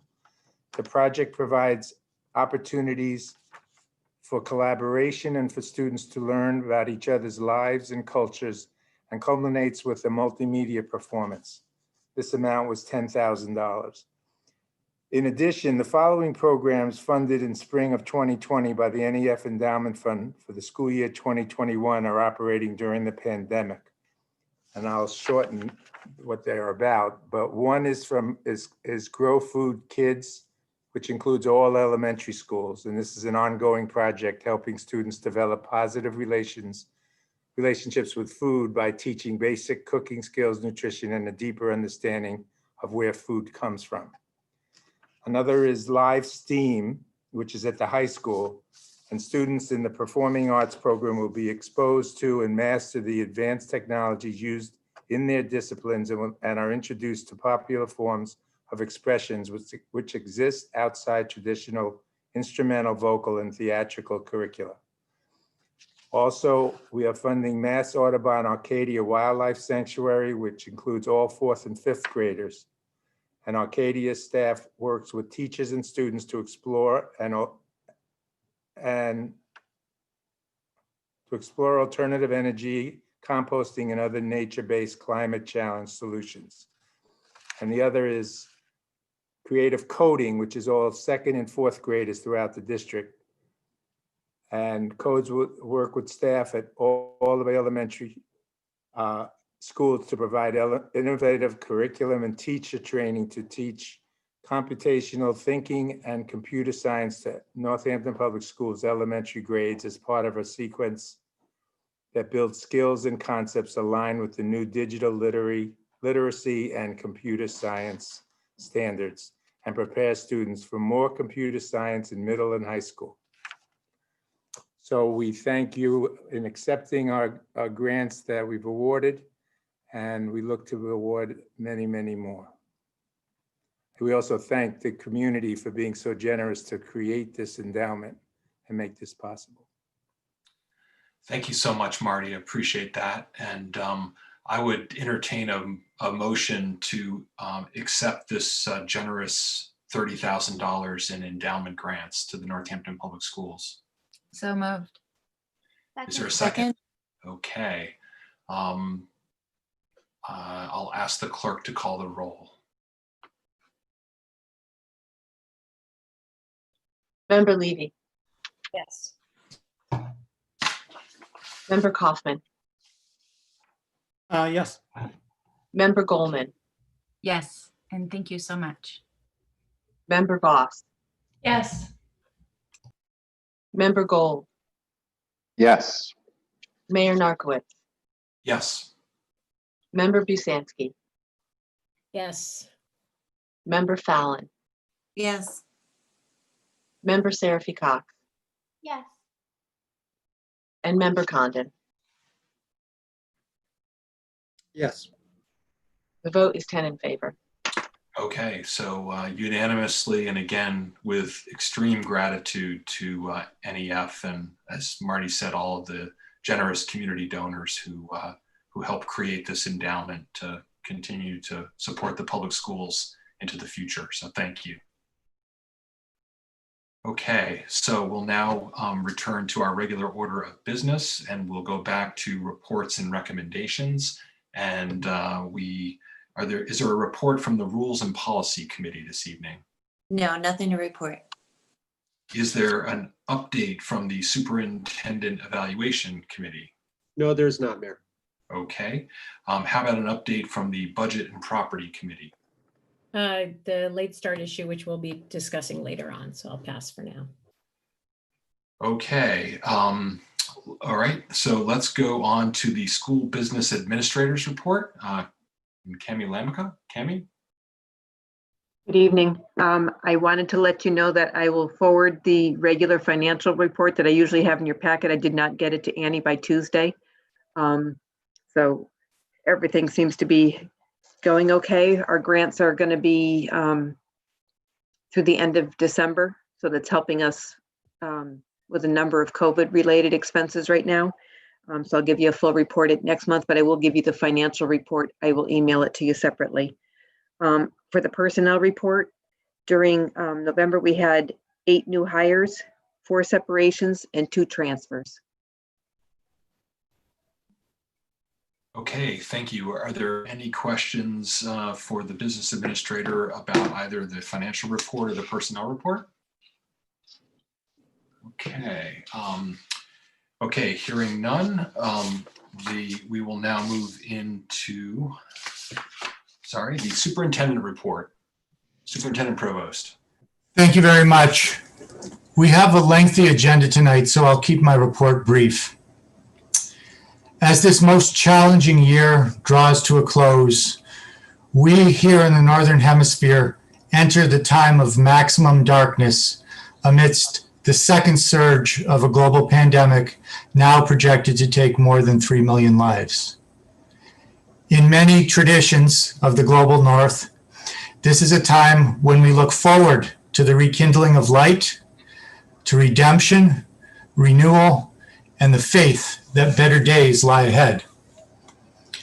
I believe our district and the state has already begun the long climb to the light, and that we are only at the beginning of a series of positive developments that will serve to bring us out of the pit that we have fallen into.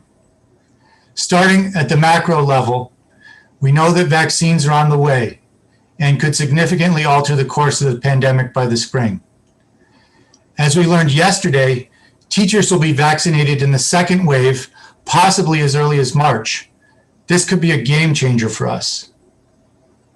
We're also fortunate to live in a state where the importance of masking was recognized early on, which has helped to keep our second surge well below the levels we saw last spring. On the local level, we have a health department, as you just heard, that's been remarkably effective at protecting our community and that has supported our efforts to harden our schools against the virus. And we have a central service department that's made many updates to our physical plants in recent years, which provided us a head start to addressing ventilation issues. As a result, we were able to resume in-person instruction for a small number of students beginning in July. In September, we were able to expand that number to include more than 250 of our most vulnerable students. That's something the 3 largest districts in the state have yet to do.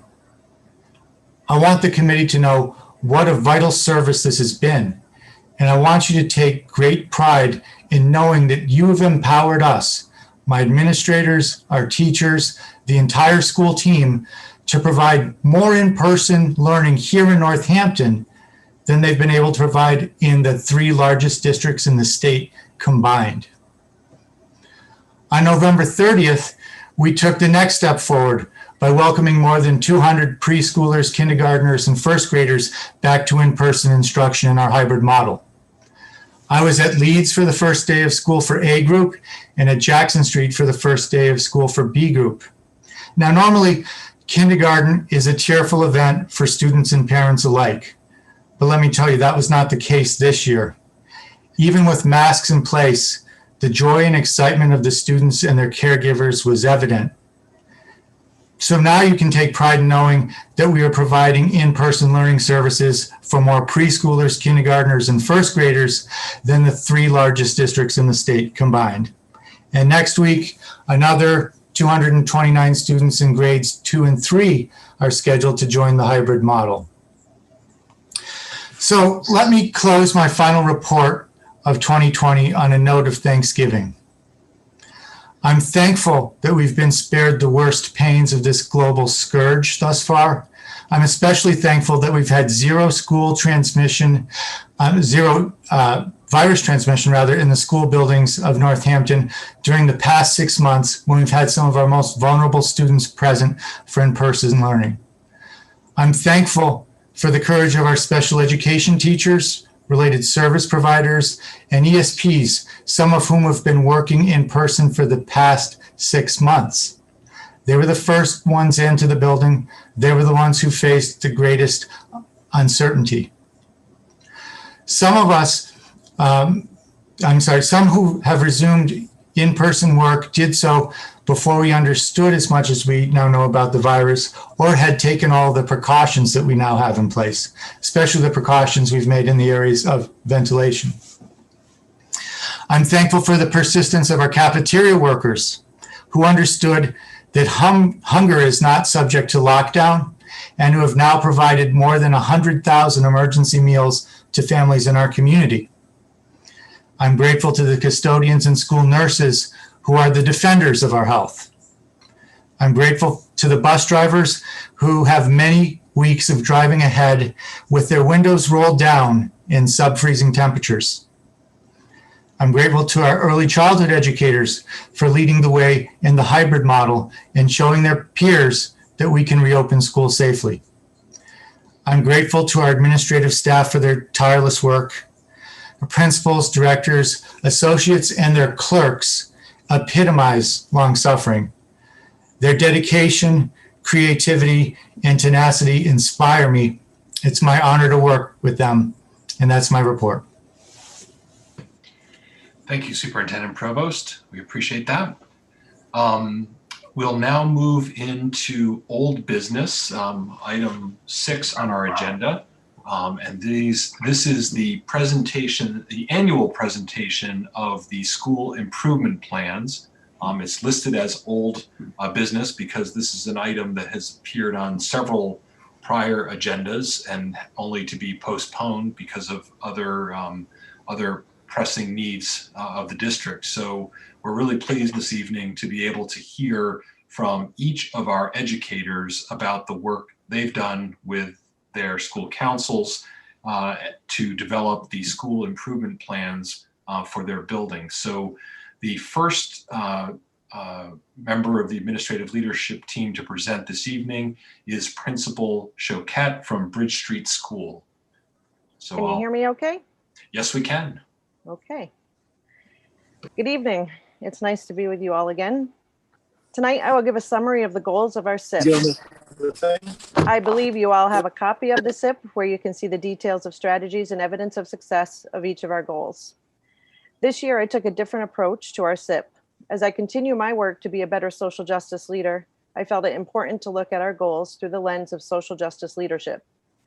Social justice leadership puts issues of race, class, gender, disability, sexual orientation, and historically marginalized factors in the United States at the center of practice and vision.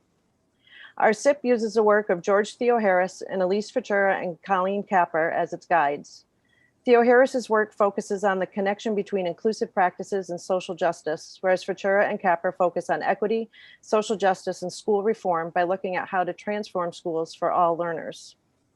This SIP connects social justice leadership with the district's core values of building communities of engaged students, enabling students to reach their full potential, and by nurturing kindness, empathy, and acceptance by challenging the injustices around equity, advancing inclusion, access, and opportunity, raising student achievement, access to high-quality teaching and learning, improving core teaching and curriculum, and creating a climate of belonging. Goal 1 focuses on the instructional leadership team looking at organizational conditions necessary for schools to deliver integrated comprehensive services in heterogeneous environments for all learners. We will use Futura and Capper's self-reflection tool to look at equity, location and arrangement of educational services, building teacher capacity, curriculum and instruction, and funding and policy. We will then prioritize areas of focus and develop a school mission statement that connects student achievement to social justice and reflects our shared values about all learners. Goal 2 focuses on our district's ABAR, trauma-informed, and restorative practices trainings. Training our faculty and staff in these practices will help them in understanding the connection between oppression and privilege, race, gender, ethnicity, class, power, and opportunity, and will also ensure that all students are being treated with equity, respect, and provided with the opportunities to take responsibility for their actions while repairing and building relationships. Finally, Goal 3 focuses on student achievement. To do this through a social justice leadership lens, we need to stop looking at students as having deficiencies that need to be fixed by labeling them, classifying them as needing remedial support, and marginalizing them even more than they already are, but rather look at our system's policies, procedures, and practices and how they are creating the barriers and injustices getting in the way of student achievement. By examining these barriers and injustices and working to remove them, we are confident that we will see growth in our students who are struggling the most. Social justice leadership is not easy. It requires resilience and the courage to stand up against the resistance leaders across the country face from school committees, caregivers, and teachers. Leaders face a lot of resistance when it comes to social justice leadership because it requires all of us to examine who we are and who we want to be. And it requires us to change our policies, procedures, and practices. It is one thing for districts to say they're a district who focuses on equity and social justice. It's another to put it into practice. It is my life's mission to make sure all of our students receive the education they deserve and have the right to receive. Thank you for your time. I will now turn it over to my colleague, Principal Brown. Hi, everybody. It's lovely to be here. I'd like to start by sharing the pedagogical framework and grounding of the Jackson Street School Improvement Plan for this school year. The purposes of school are to teach children to think deeply, carefully, and critically about all things, to help them understand and have confidence in their own unique set of strengths and struggles, and to empower them to combine their critical analyses and their strengths to help make a kinder, wiser, more just, more beautiful world. These purposes are reflected in the NPS transfer goals and are inherently cross-curricular. For example, one of the math transfer goals is make sense of novel, messy problems that lend themselves to a variety of approaches, representations, and solutions, and persevere in solving them, which sounds very familiar to me right now in a very non-mathematical way, persevering in solving messy problems. Another way of thinking about this is that it is our job to teach children to know their own minds and to understand the world around them. Therefore, our work must be based on our understanding of each unique child in our care.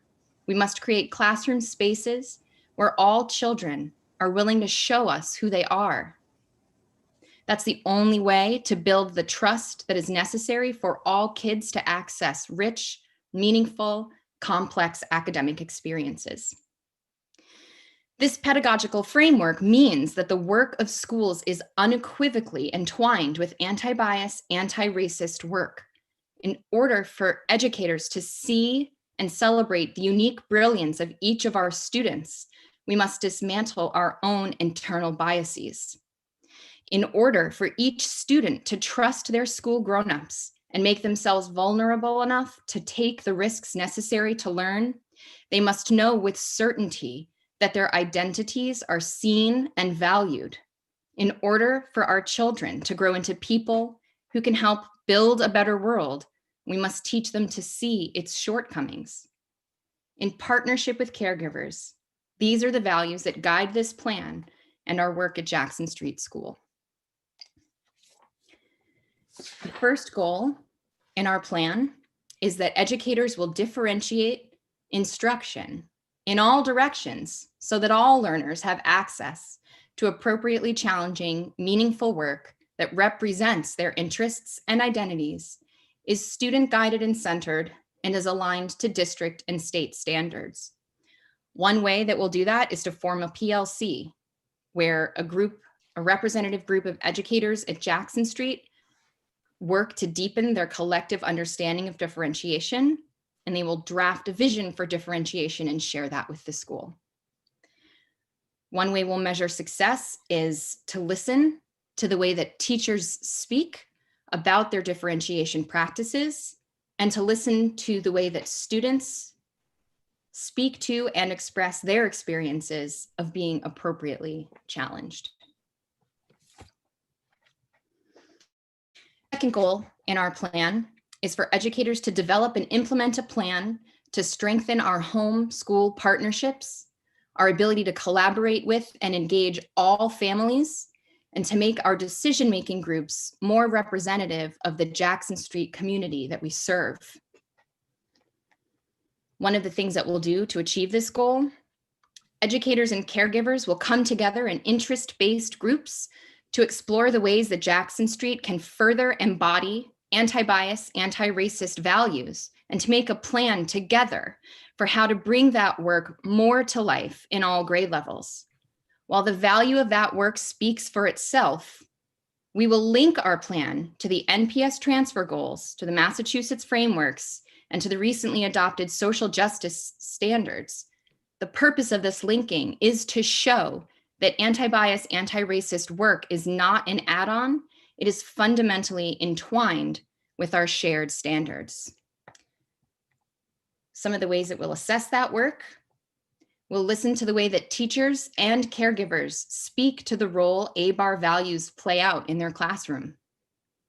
And we'll attend to the way that students demonstrate our ABAR values and their ability to meet the social justice standards. The last goal, which is extraordinarily relevant now, the employees at Jackson Street will care for ourselves and each other, and we will model this care for our students. To do that, I will make space at all Jackson Street meetings for educators to connect, vent, share, and celebrate. We will allow ourselves to stop working at a reasonable hour and to enjoy our evenings and weekends. We will drink tea. Our Tier 1 mindfulness teacher will continue to teach classes for grown-ups. We will continue the many Jackson Street traditions that have already been established in this vein: morning meditation, assemblies, Hershey's Kisses, code of conduct meetings. Thanks, Ms. Agna. Members of the Jackson Street community will form affinity groups, and maybe someday we'll host dance parties Friday afternoon at 3 o'clock in the gym. We will measure our success. We will continue to consciously appreciate and collectively reflect on the fact that we work in a school community with a shared vision for making a better world through education, and that we are in meaningful partnership with caregivers to bring that vision to life. Thank you. Chris, you're up. Principal Wentz from Lead School. Thank you. Thank you, everyone. Our school council took an approach where we felt we were abruptly stopped when we worked on our plan from last year. So we have some similar goals as last year, but we added to it, and we wanted to get a thread of equity and social justice in our plan as well.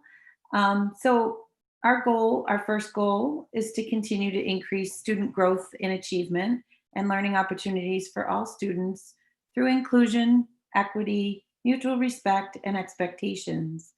And we plan on doing this through our response to intervention model. Our school data team and support teams will analyze our assessment data, strive for consistency and equity to provide appropriate interventions. One piece we added here was to reflect on the role of implicit bias in our assessment systems and to explore strategies to challenge these biases. Our staff will implement curriculum modules that have been created through grade level collaboration to ensure consistency of the implementation of educational standards across the district. Our second goal is to provide a safe, inclusive environment in which students, caregivers, and educators' diverse backgrounds, identities, strengths, and challenges are acknowledged, respected, and as demonstrated through educator, caregiver, student feedback. We will participate in a district-wide, school-based, and individual professional development, which will focus on anti-bias, anti-racist curriculum, and professional development in order to challenge and disrupt individual and system biases. Training will encourage staff to value and demonstrate many different ways of speaking, listening, learning, thinking, and doing. Our school council will continue to support our equity and inclusion subcommittee to promote programming that is inclusive to diverse backgrounds in our community.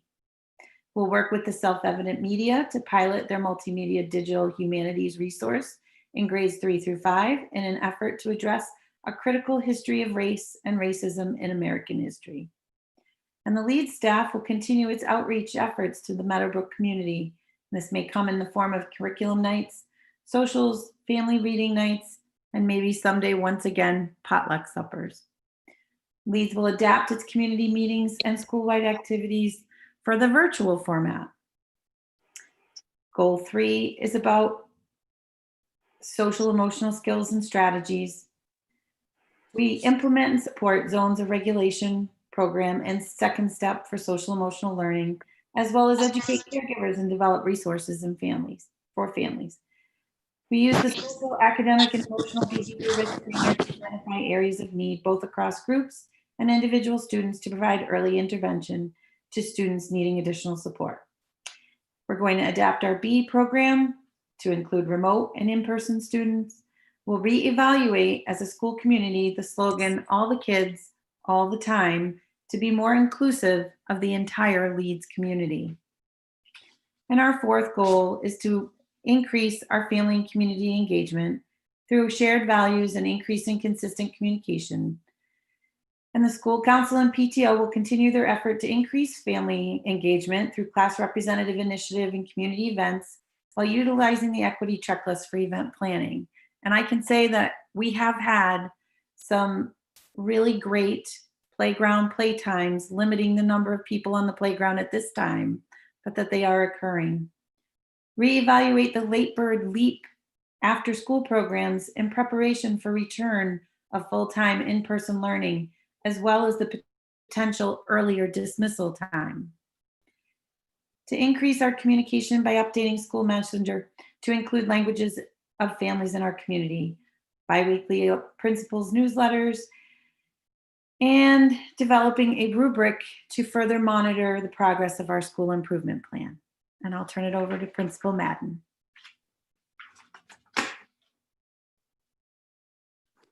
Hi, everybody.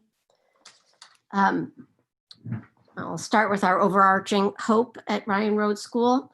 Our overarching hope is that Ryan Road School is a place where children laugh and enjoy learning, where they want to come to school, where they continually gain skills, character, and confidence, and where they feel supported by a strong and caring learning community.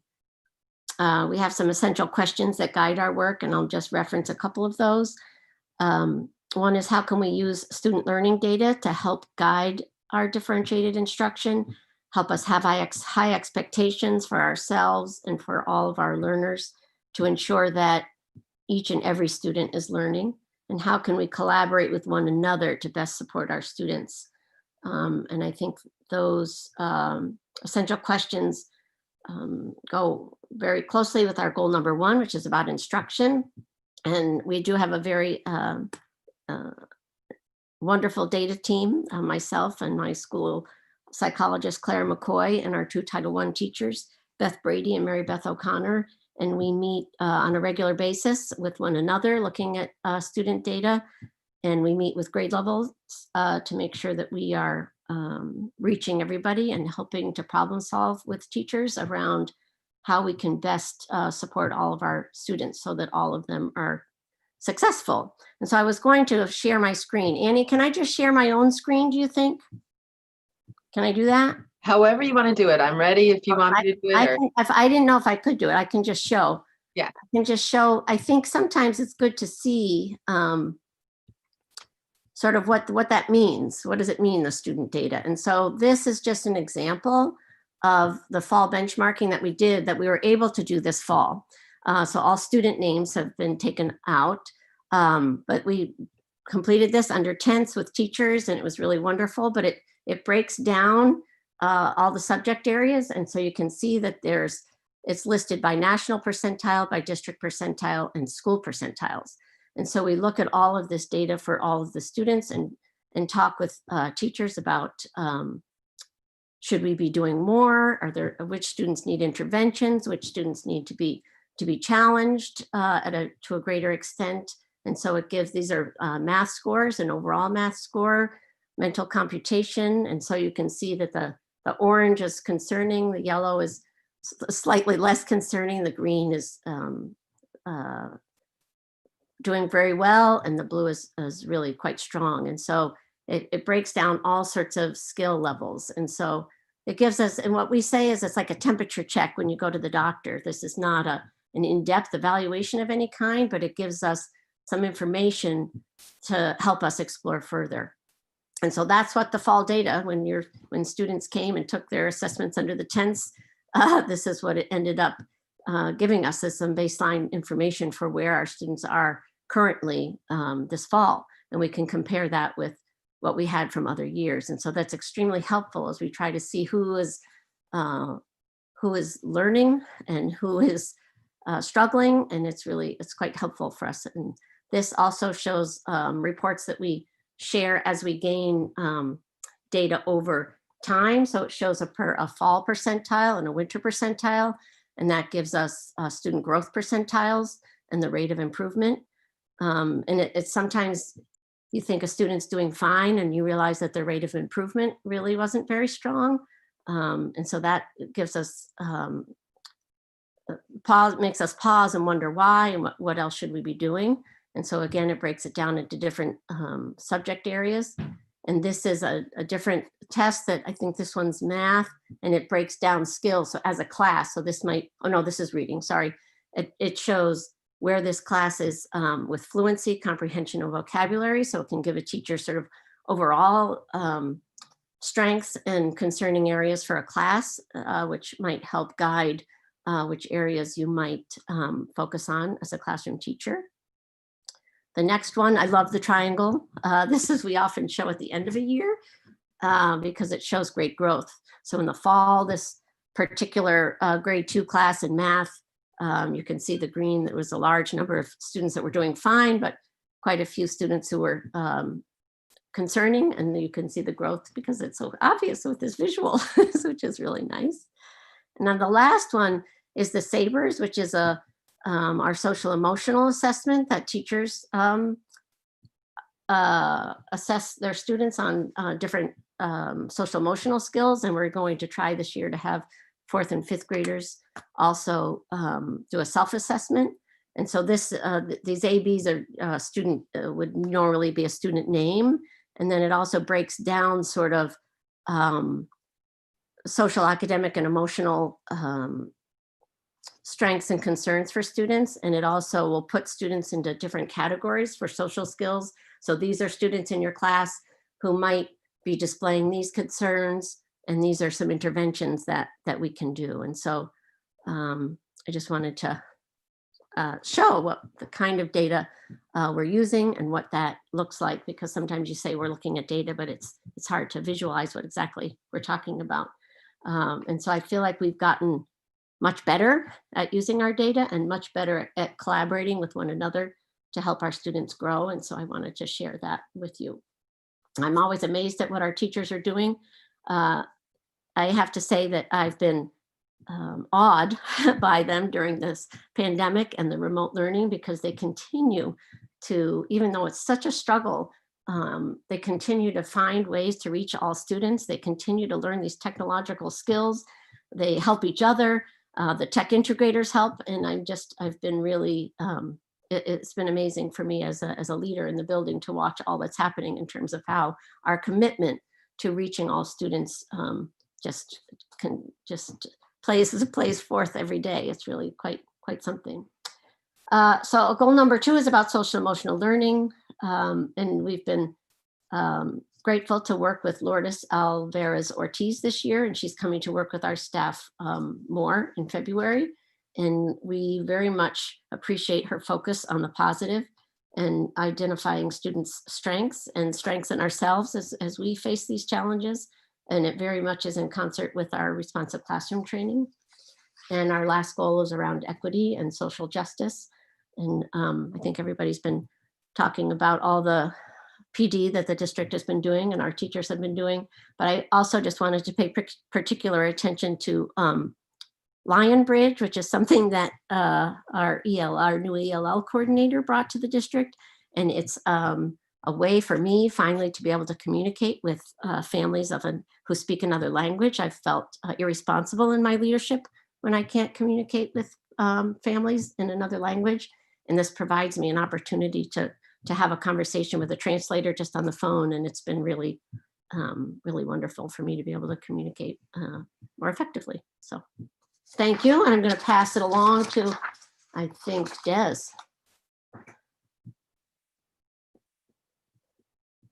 Principal Caldwell from JFK Middle School. You're next up on deck. Thank you. Good evening, everyone. The 2020-21 JFK School Improvement Plan is based on the district's theory of action. If we intentionally align our thinking and decision-making to a district model keeping all students at the center, and execute coherent actions based on research, data, collaboration, and best practice, then every student will have an equitable and high quality pre-K through 12th grade educational experience and will show social and academic growth. This year is the third and final year of the 3-year school improvement goal. As such, we felt it appropriate to continue fulfilling the work the school has been working toward, while making sure we're also taking into consideration the stark differences that exist today that did not when this plan was initially created and implemented. This year, JFK has focused on living out quotes from both John Lewis and Horace Mann. At JFK, we realize that education is the great equalizer.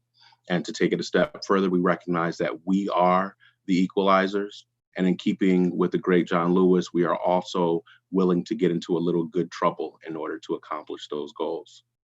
Goal 1 is to continue to identify and implement structures and systems to positively impact school culture and support students who may struggle socially, emotionally, and or behaviorally. We recognize that there is a discrepancy in student discipline, and certain groups of students are disciplined more frequently and differently than others. And so we want to take that into consideration. We will be implementing year 3 of our PBIS initiative, including expanding tier 1 supports and interventions to include opportunities for remote students, introducing tier 2 interventions piloted with in-person learners, and increased opportunities for our Ask student ambassadors to lead PBIS through remote learning and strengthen classroom practices by building staff capacity and implementing prevention practices. We want to use structures to implement our SEL strategies and activities to help support students during remote learning and transitioning back into in-person learning. We want to restructure our student support team to focus on the pre-referral process, providing research-based vaping and marijuana prevention across grade levels, as well as education opportunities for caregivers. We are helping to accomplish that goal with the hire of our new health teacher, who already has that on radar and is working to implement that. Forming a building-based anti-bias and equity committee, including caregivers, staff, students, and community members, and providing monthly opportunities for anti-bias and anti-racist professional development, in addition to the professional development already being provided by the district. Our goal 2 is to improve our strategies for outreach, communication, and involvement with our families of English learners and former English learners.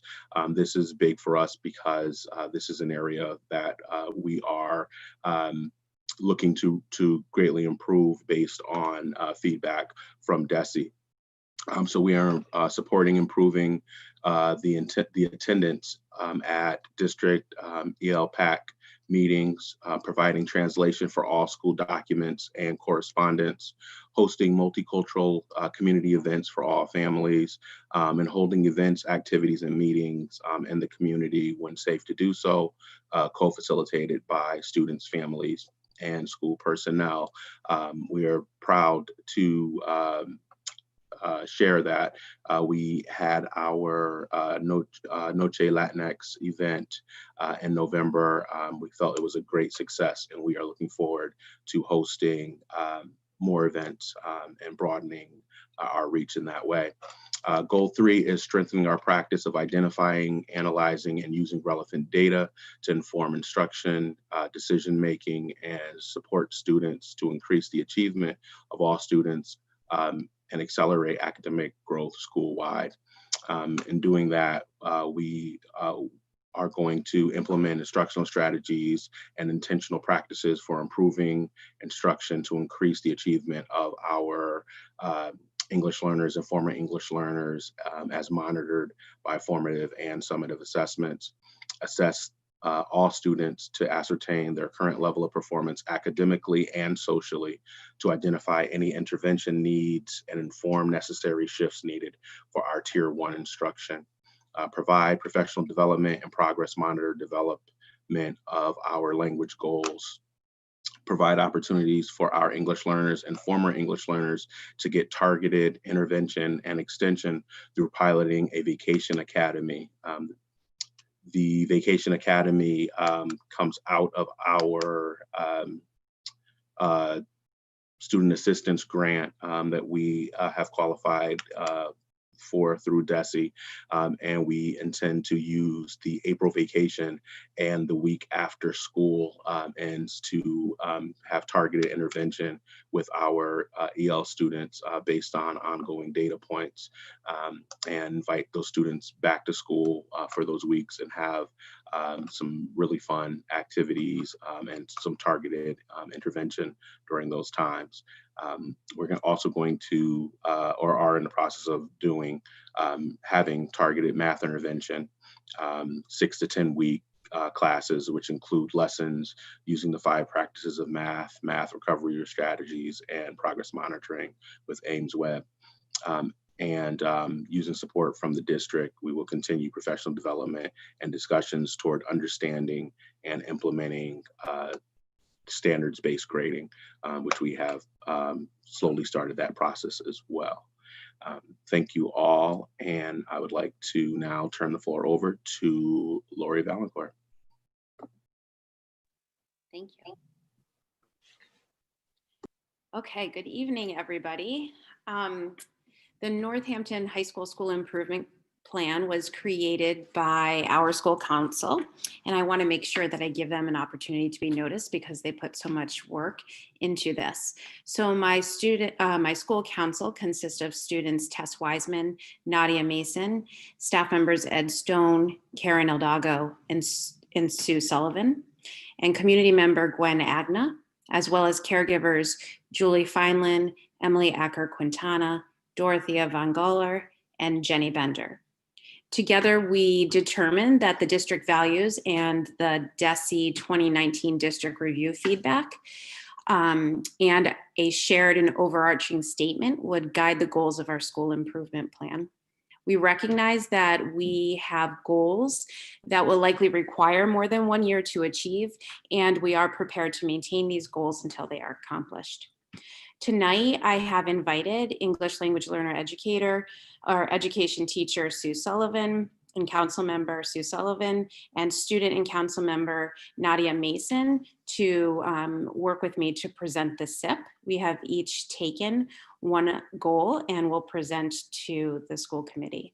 I'm going to start with the overall arching statement and then we will go through our goals. The overarching statement guiding this SIP is as follows. Northampton High School is committed to being an anti-racist school. We affirm and recognize the inherent dignity, value, and worth of all community members and stakeholders.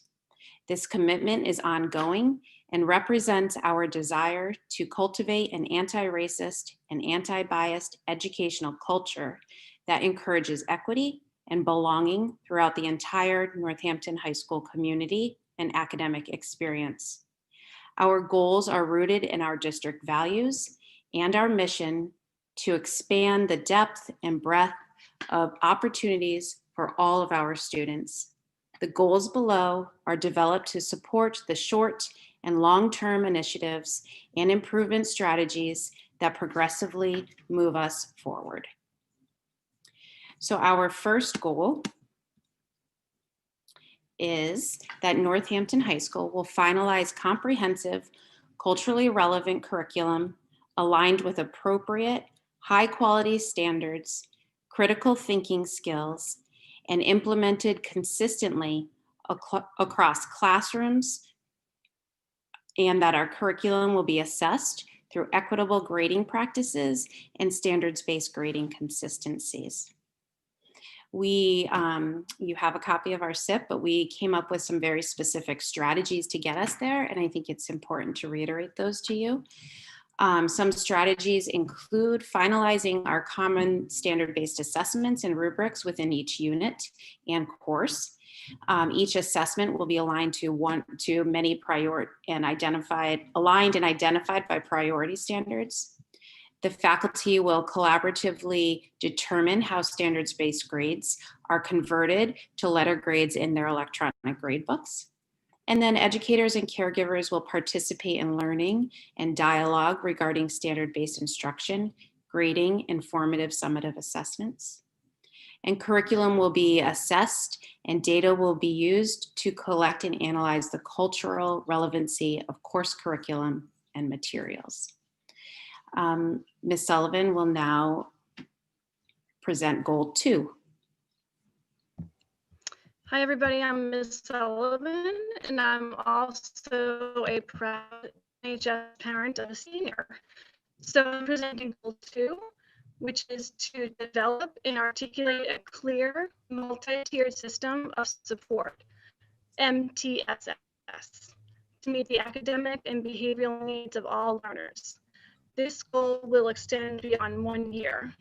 And the connection to the statement, the overarching statement, is that MTSS that advances equity gives all students access to education and opportunities in the most inclusive environment possible. As stated on page 45 of the DESE review, students benefit from a predictable, culturally relevant system that maintains their dignity regardless of their cognitive, physical, social, emotional, and behavioral manifestations. The districts and schools benefit as they advance students along the academic continuum with increasing guarantees for engagement and high quality learning experiences. And some of our goals to get to these improvements will be by the end of 2021 school year, baseline data will be collected regarding the trends in academic behavior and attendance. This data will be maintained in one place. Hold on 1 second.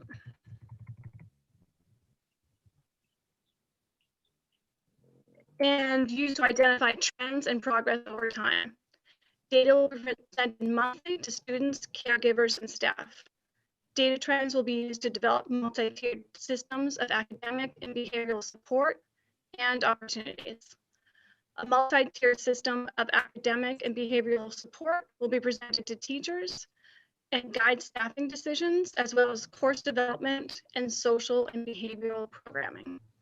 Okay, I'm going to pass it on to Nadia for goal number 3. Good evening, I'm Nadia and I'm a student at NHS and I'll be presenting goal number 3. All right.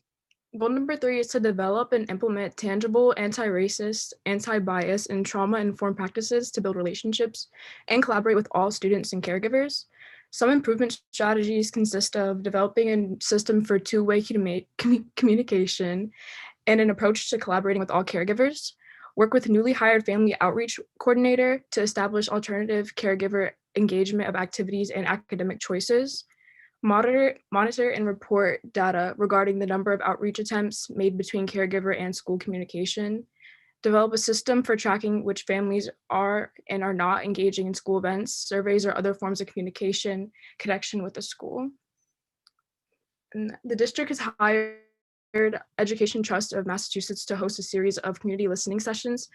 Education Trust will examine district policies and practices that improve opportunity and outcomes for students of color, linguistically diverse students, students from economically disadvantaged families, and students with disabilities in collaboration with real school councils, student union, and SOCA. NHS will also develop an anti-racist mission statement, foster and prioritize leadership from students, faculty, and staff of color, and lastly, begin to work to become a trauma-informed school community. Thank you, Sue and Nadia, for supporting the presentation of the SIP. And that concludes the Northampton High School School Improvement Plan. Thank you so much to all of the administrators for those presentations. I want to ask if any school committee members have questions about any of the plans that have been presented. I know we have all had a chance to review them and they were in our packets, but okay.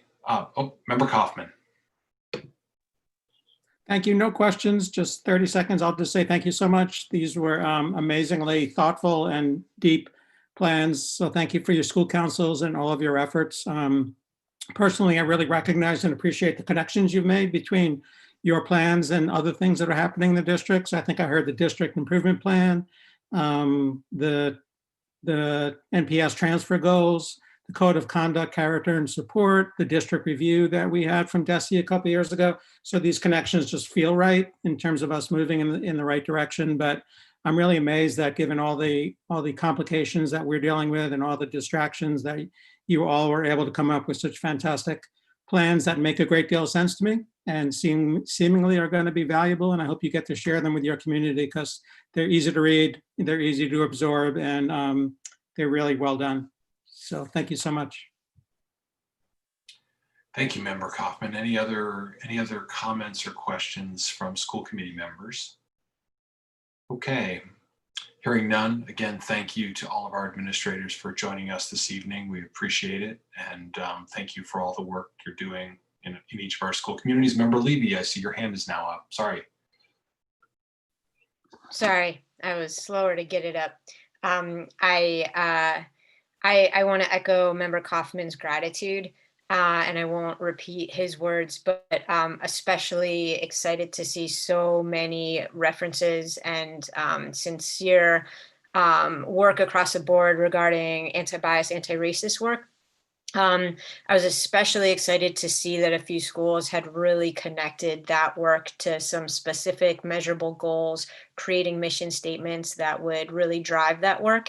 And I just want to articulate a hope that all schools can follow suit and ensure that as we're doing ABAR work, we've got some measurable goals that we're working towards. And I'm really, really excited for your leadership in that area. So thank you. Thank you, Member Levy.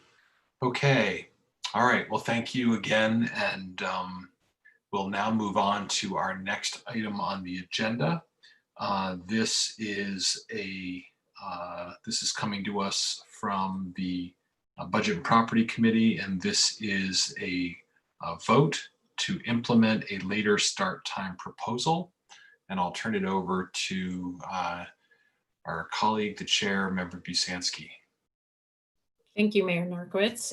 So as most of you know, well, certainly on the school committee, that we've been discussing this for a long time. I think I was reminded by Steve Harrell and Renee Wetstein speaking earlier in public comment that this has really been going on for about 15 or 17 years, this conversation about trying to implement a later start at the high school. So here we are again. We had many conversations about this last winter pre-pandemic with the old school committee, and then we transitioned into the newer school committee in January, and we had the student union conduct a survey. We conducted many surveys. We've really gone out and talked to the community about this many times, and the Budget and Property Subcommittee was charged with bringing back two proposals in around November. We're a little late, it's December, but hey, that's what the pandemic does to you. And looking at trying to decide on a later start for our high school students, starting at 8:30 or later, based on the research and recommendations of many national organizations, pediatrics, etc. So we did this past month, the superintendent conducted a survey, and we got the survey results in our packet on, I don't know if it's worth putting those results up on the screen. Superintendent, do you want to walk people through the results? Would that be helpful?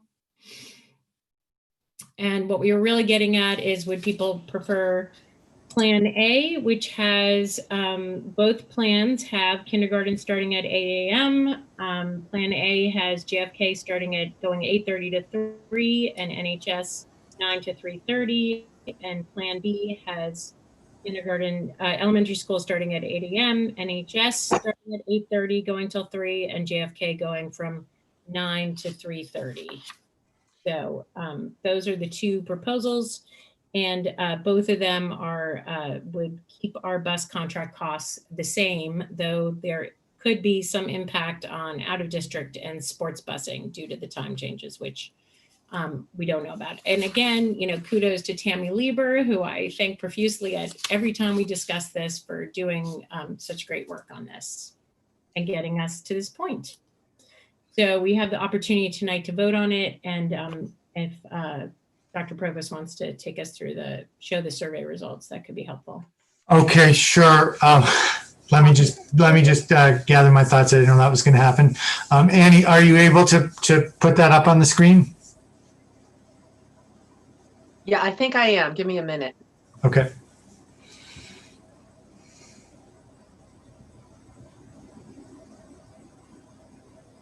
While that's happening, I would like to thank Member Brzezinski for her work on the survey. You were very kind to say that I developed it, but basically you gave me the questions and I put it in a Google form and blasted it out. So you really did most of the work on the survey.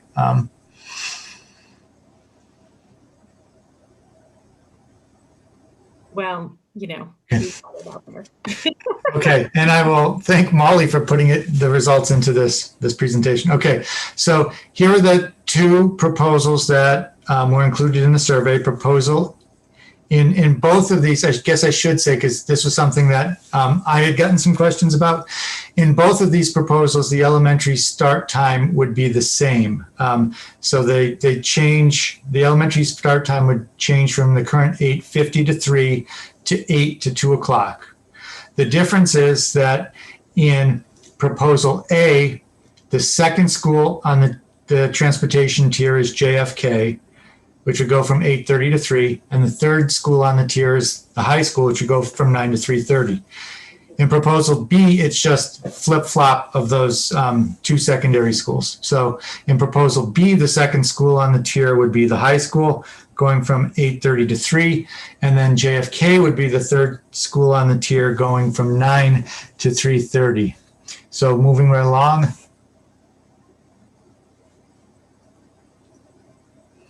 And I'll just explain this. There actually was a version that I had sent out to staff, not realizing that there was a meeting at which the survey had been revised. And so there was at one point a question that had maintain as separate from undecided or no preference. So where you see maintain here, that is basically the responses that came from staff. My understanding is that it was kind of felt to be a duplicate question with undecided, no preference. So that was removed from the version that went out to the public.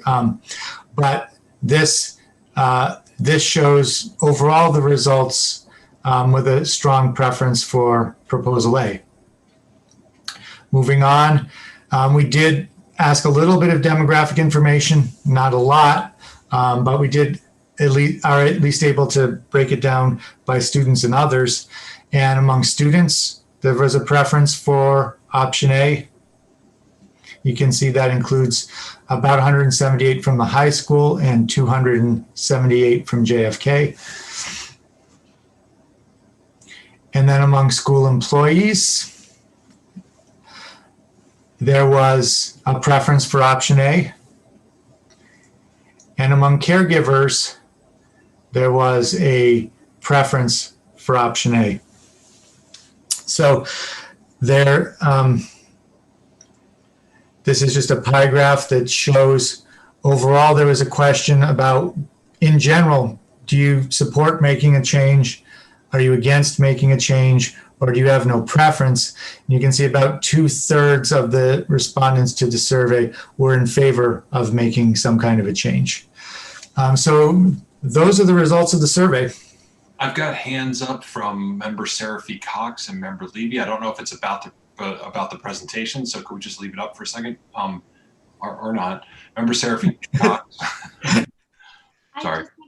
I just wondered if you could describe who answered the survey, if you have any notion of kind of a balance between caregivers, staff, students, and how many people answered the survey. We do know how many people answered the survey.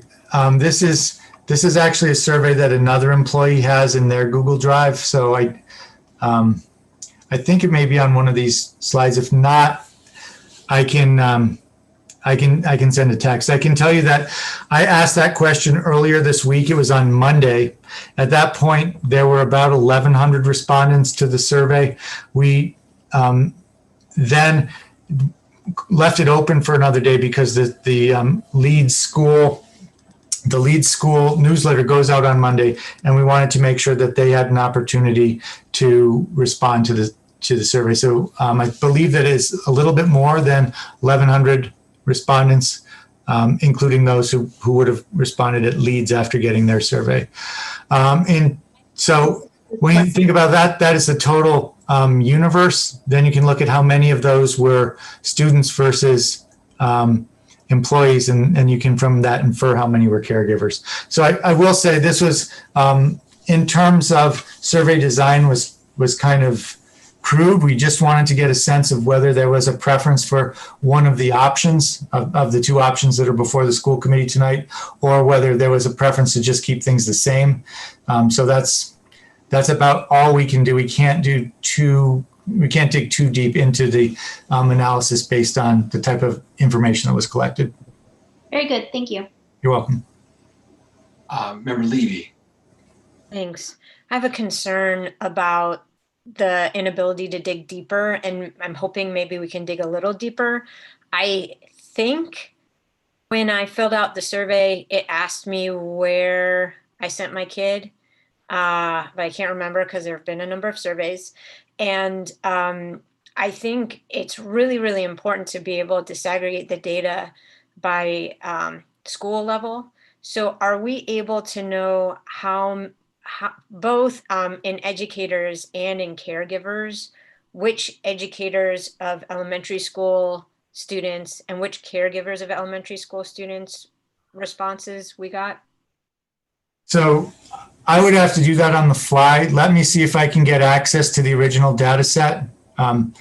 Just to be clear, I did not do the analysis that resulted in these graphs. I was working on another project that also has a timeline on it. So let me see if I can get that data to answer that question. Okay, I'd appreciate that. I did email that question to you a few times, but I know your inbox is very full. So for me, I'll state, it's not a motion yet, but I'll state that I'm hugely supportive of this change, both for the high school, middle school, and also for the elementary school. I think there are a lot of reasons why it makes sense pedagogically, developmentally, from a health perspective. And I have some real concerns supporting this vote without that data. Okay, Member Voss, you have your hand up next. And actually, I guess I guess people don't need the proposal. So if you want to lower it, Annie, you can, and people can bring it back if they need it.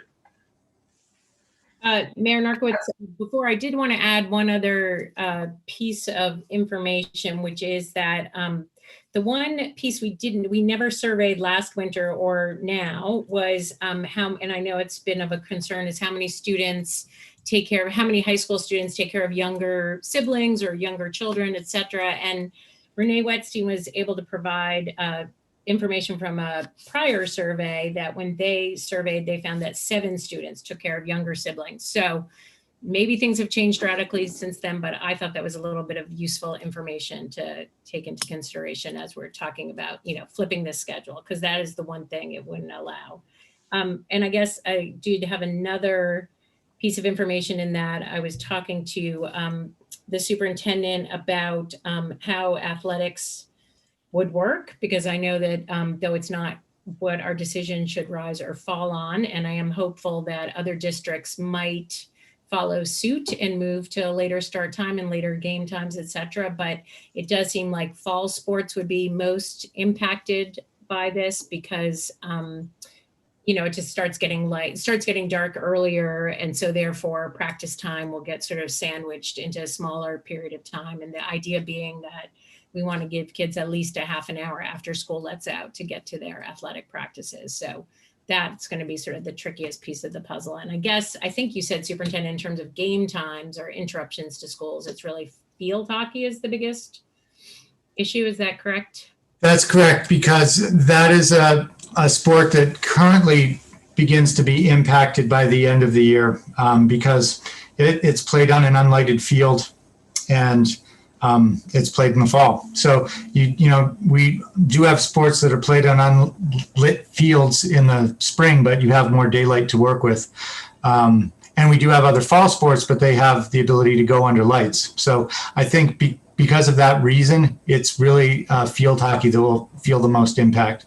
And in talking to Lauren, my estimate is that it probably would be, in terms of games, 15 games would be impacted to the extent that students would have to miss part or all of fourth block with a later end time. That's because they would have all of their away games would probably be impacted regardless of when they fall in the season.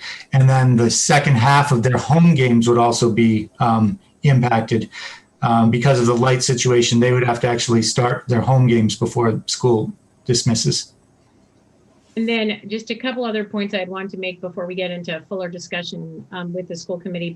And one is that I know there's a lot of extra help that happens after school at the high school in that sort of hour that I think, when we finally return post-pandemic, we would get back to. But I just want to remind school committee members that we now have the flex block. And so kids are able to get extra help during the flex block. And so if we lose some of that time between school letting out and a student having to get to work, internship, or athletic practice, they'll still have time to get that extra help, which I think was helpful to me to keep in mind. And yeah, I think those are kind of the main points I just wanted to make sure that we hit on. Oh, and that, we are taking the issue of a late bus off the table right now for the middle and high school, but I don't want to lose it altogether, that notion. I don't think it's doable for next year, given budget constraints we're going to face, but especially for the middle school, it would, I think, be really important for us to try to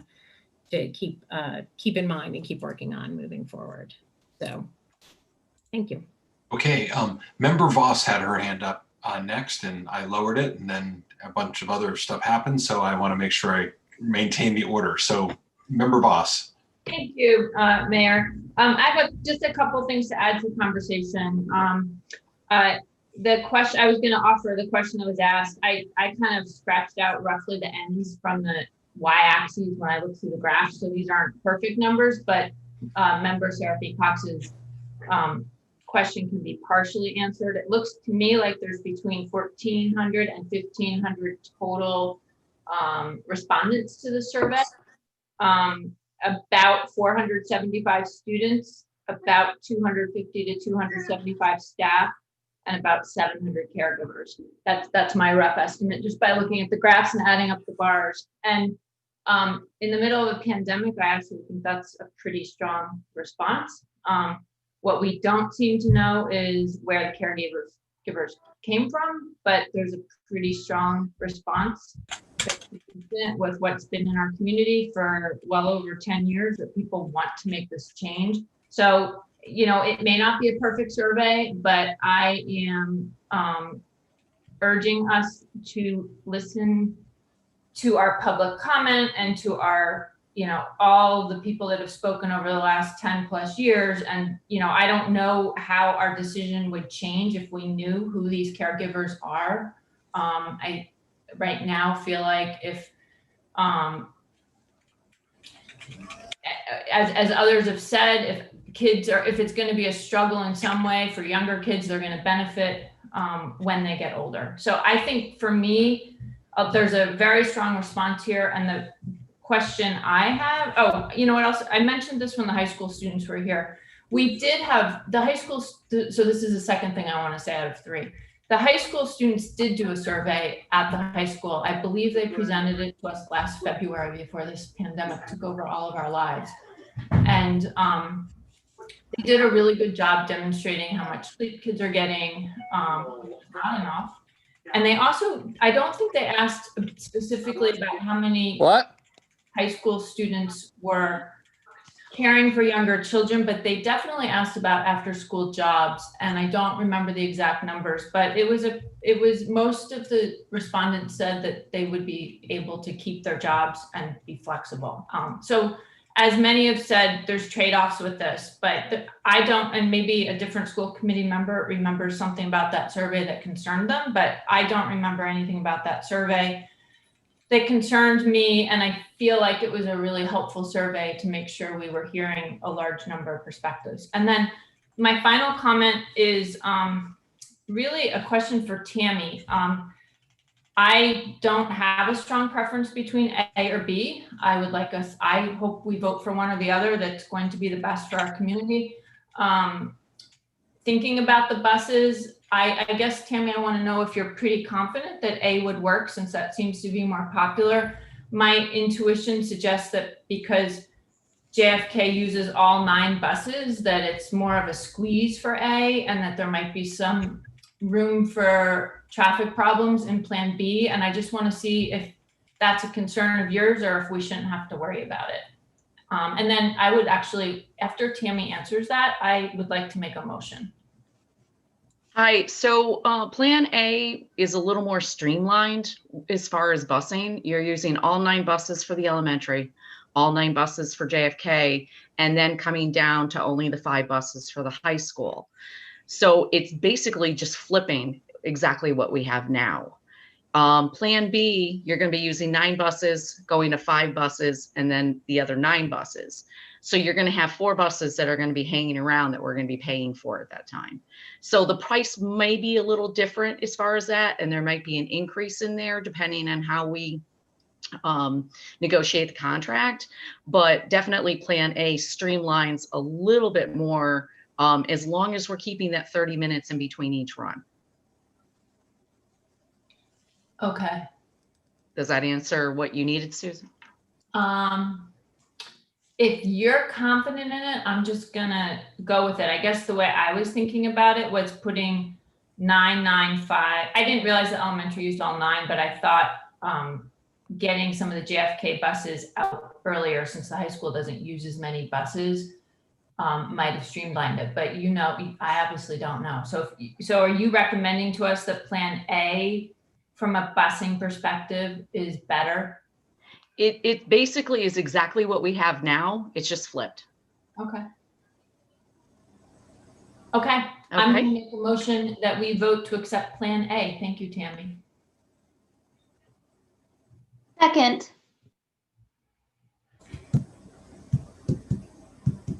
Been a motion made by Member Voss, and was that Member Serafy-Co that seconded? It was. Okay, good. Okay. I have other hands that are up right now. Member Fallon. Thanks. So I have a couple questions. I wasn't at the last meeting. Can you talk to me? I've gotten questions about the 10 minutes that's cut from the day at the elementary schools. I think that's a great question. I don't know if the superintendent, there would need to be a little bit of tweaking times, because it's not just the elementary school, but also JFK that has 10 minutes extra built into their schedules. Well, is that what you're referencing, Member? No, so the concern I got was that there's actually, the parents were very upset that the elementary schools were losing 10 minutes a day after so much time they're losing on learning during the pandemic already this year. Right. So they'd be losing 50 minutes a week every week under this plan.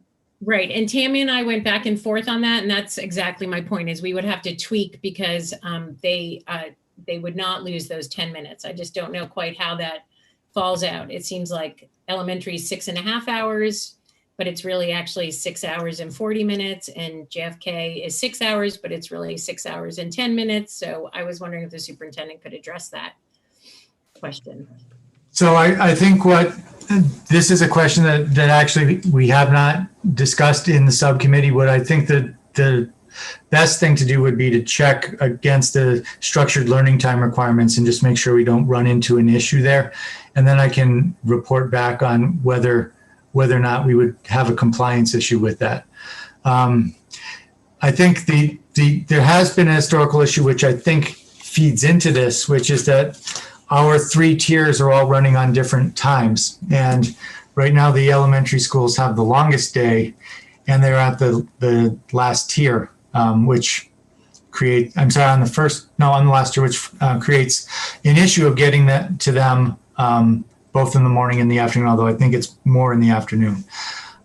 So I guess I would ask Tammy to speak a little bit to the tweaking that you put into this schedule to try to address that. Hi, so when we just put the times in, we knew that there was going to have to be some tweaking, 10 minutes one way or the other. It was more just to keep streamlined instead of coming up with 7:50 and 2 o'clock and creating some crazy times in there. We knew with negotiating and everything else, there was going to be 10 minutes wiggle room or 15 minutes wiggle room on each end.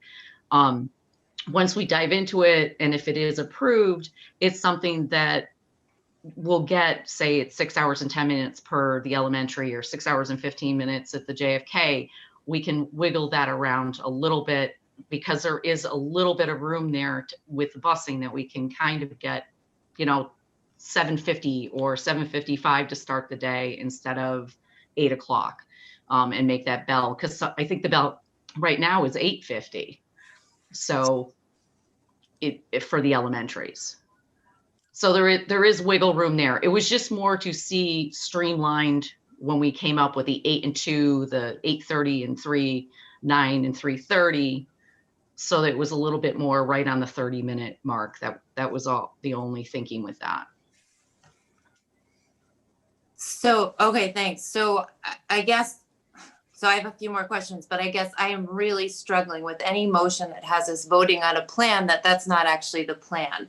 If we aren't even sure that this will meet time on learning requirements, and we don't know, we would have to also get the contracts, negotiate contracts, and we're not sure if it's going to meet, if it would align with students being able to take classes at Smith College. I feel like there's so many variables that Member Levy mentioned that she doesn't have enough information to make a decision. I absolutely think that there's a lot of information we need. Because another question I had is, Dr. Provost, with this survey, for instance, you said you got 700 caregiver responses.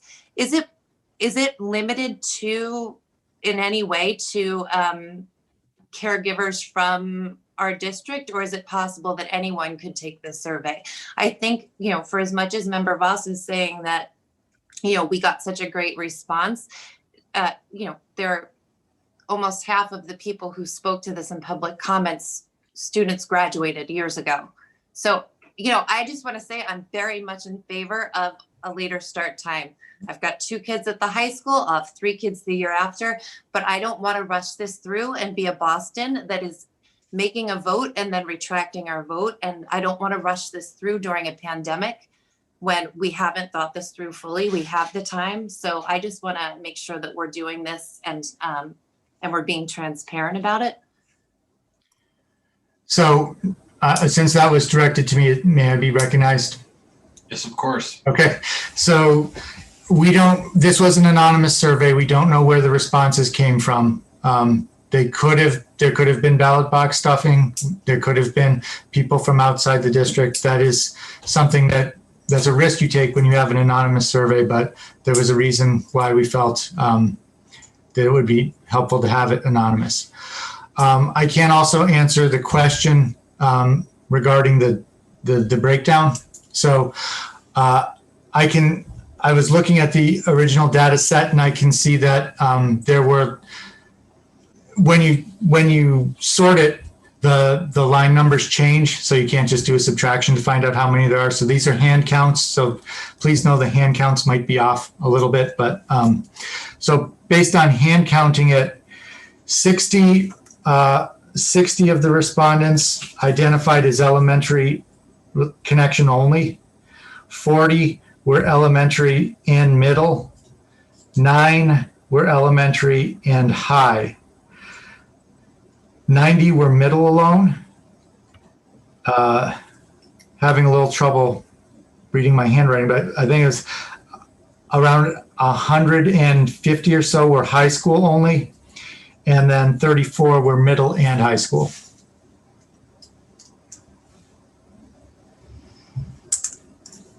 Sorry. And also, I just wanted to let you know, Lauren McFarland is actually here tonight. There's another item coming up later for sports. So if anyone wants to speak to or ask about the impact on sports, she can certainly answer those questions better than I can. John, were those numbers of teachers associated with those schools, caregivers associated, or? It's both. I could cut it down again if you want to have each category subdivided. But what I gave you was whether it's student, caregiver, or employee who had identified with that level. Would you like me to do that? Those numbers didn't seem to add up to me, but if they added up to everybody else, then. No, they seem significantly lower than the number of actual responses. That's why I was asking. Okay, and then I'm sorry, the only other point I wanted to say was that I have, from the families I've heard from, once again, I support a later start time. I'm concerned about implementing it for this coming September. The elementary families have borne the brunt of the cost of this pandemic. They've had to provide childcare. Families have lost their jobs. They've taken furloughs. They've had to be at home supervising their students. To ask them when we don't know if the Y has the capacity and we don't have their pricing available to provide additional childcare to them for next September, not knowing, to say we're going to do this later start, not knowing if we'll even be able to, because we don't know if we'll be back up to full capacity on the buses, not knowing if they'll even be able to provide childcare, not knowing any, I just feel like I would be more comfortable implementing it the following year and eliminating some of these variables and having, more time to plan this thoughtfully and making sure that everyone is aware of it and that we're able to do as much outreach as possible. So that's where my thoughts are right now. Member Levy, you have your hand up. Thanks. I have many of the same concerns as Member Fallon. Member Fallon, I will just share that in our conversation last month, I guess, when we had our last full meeting, we did discuss after school childcare, and we're told that the Y and the site-based programs, because they don't all use the Y, all have capacity to increase childcare and after school programming. I want to reiterate my strong support for later start for high school and middle school and earlier start for elementary school. I'm also concerned about this notion of 10 minutes, and I didn't quite understand the response. If it was, oh, we'll just figure it out later. I agree that I would like to have it figured out before we vote, and I would not like to see us go to 7:50 for elementary schools. I know it's only 10 minutes earlier, but as we're talking about, you did the math of when kids are going to be outside walking to the bus or waiting for the bus and sunrise. And can we go 8 to 2:10? You don't have to answer that, but and still have the buses work. I would like to see that ironed out before we vote. The other thing that I'm really concerned about is we had made a promise to really ensure community input on what we're doing. And I hear you, Member Voss, that we've had all sorts of input historically, but it has always been from the high school, and it wasn't going to impact elementary schools. And now we're impacting elementary schools in a different way than we were before, and from my understanding. And I'm really uncomfortable making a decision without the input of without known input from elementary school teachers, elementary school families. I agree with the public commenters that change is hard and there are going to need to be adjustments. And I do think a lot of families would need to adjust, and it would feel hard and they might be against this, but without knowing what the numbers are of our elementary school families, the other piece that is really weighing on me is I've spoken with a few teachers of elementary school students who have said they are so in the weeds right now with remote learning, a lot of them transitioning right now from remote to hybrid, getting their classrooms ready, that this is not on their radar, that they weren't even aware of this survey. And I'm not saying we shouldn't do it. Again, I really like this and I really want to support it, but I'm having trouble supporting a significant change to elementary schools without the support of the elementary school teachers. Our elementary school time is already short in my mind. And so shortening it, again, I would want to get that worked out. So I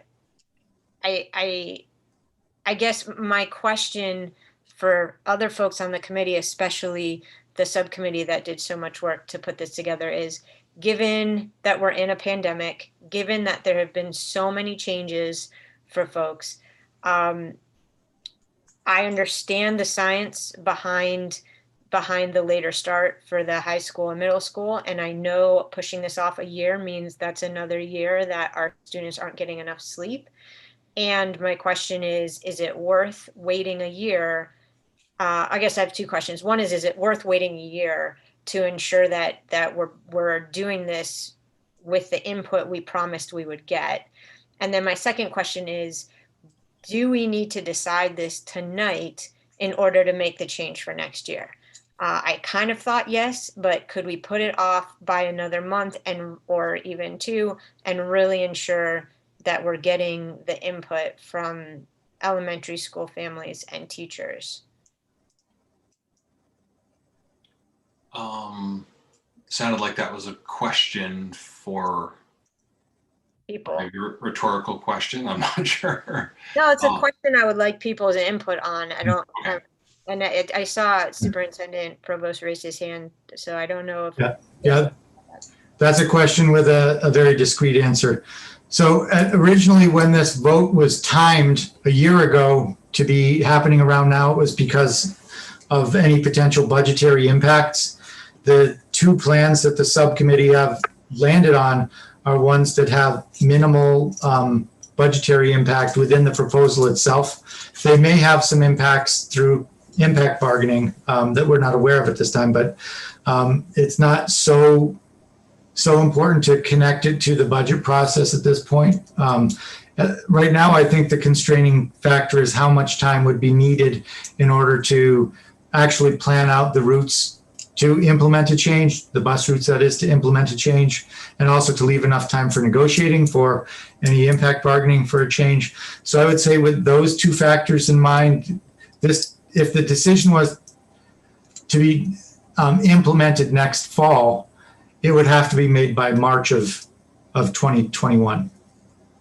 Okay, that's really, really helpful. I really appreciate that. I really want to honor the work that the subcommittee did. And I recognize that we made a commitment to vote, but we also made that commitment pre-pandemic. And I just want to name the changes that have happened and just wonder whether it is whether it honors the hard work of our elementary teachers, especially to move forward with this without knowing what their feedback is. So if we could, my inclination would be, again, I support this. My inclination is to push the vote until we're sure we can get the community input we need from them.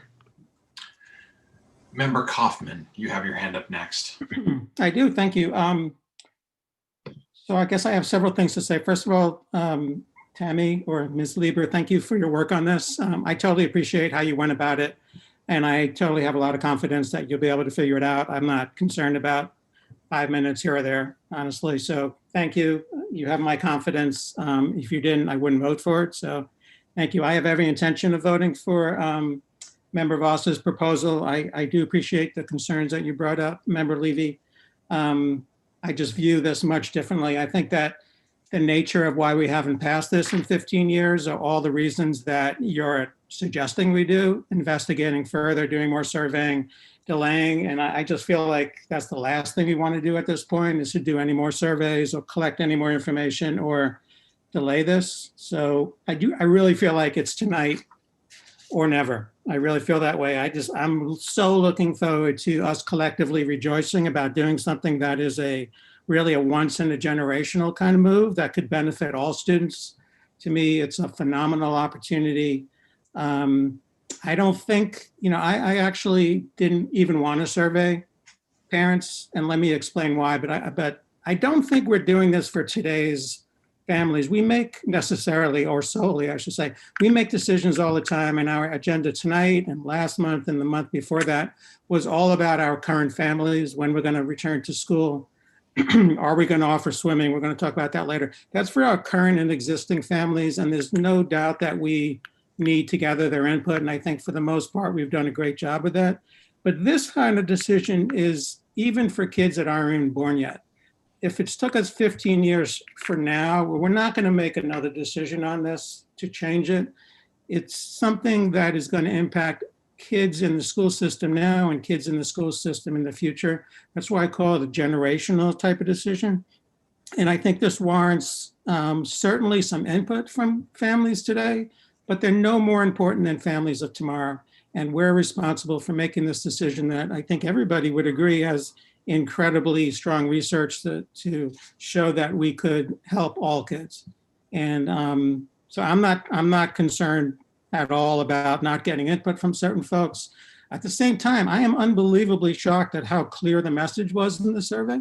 Like I said, I wasn't in favor of doing the survey, but I can't deny the data that's in there. And the data, as statistician, I can say, is crystal clear, assuming it was done well. And I do think that not being able to get more information does raise some clear doubts. But if we are to believe what the survey said, there's a clear majority of folks at all levels, caregivers, teachers, students, that are very open and interested in changing. And of those two options, it's clear they want proposal A.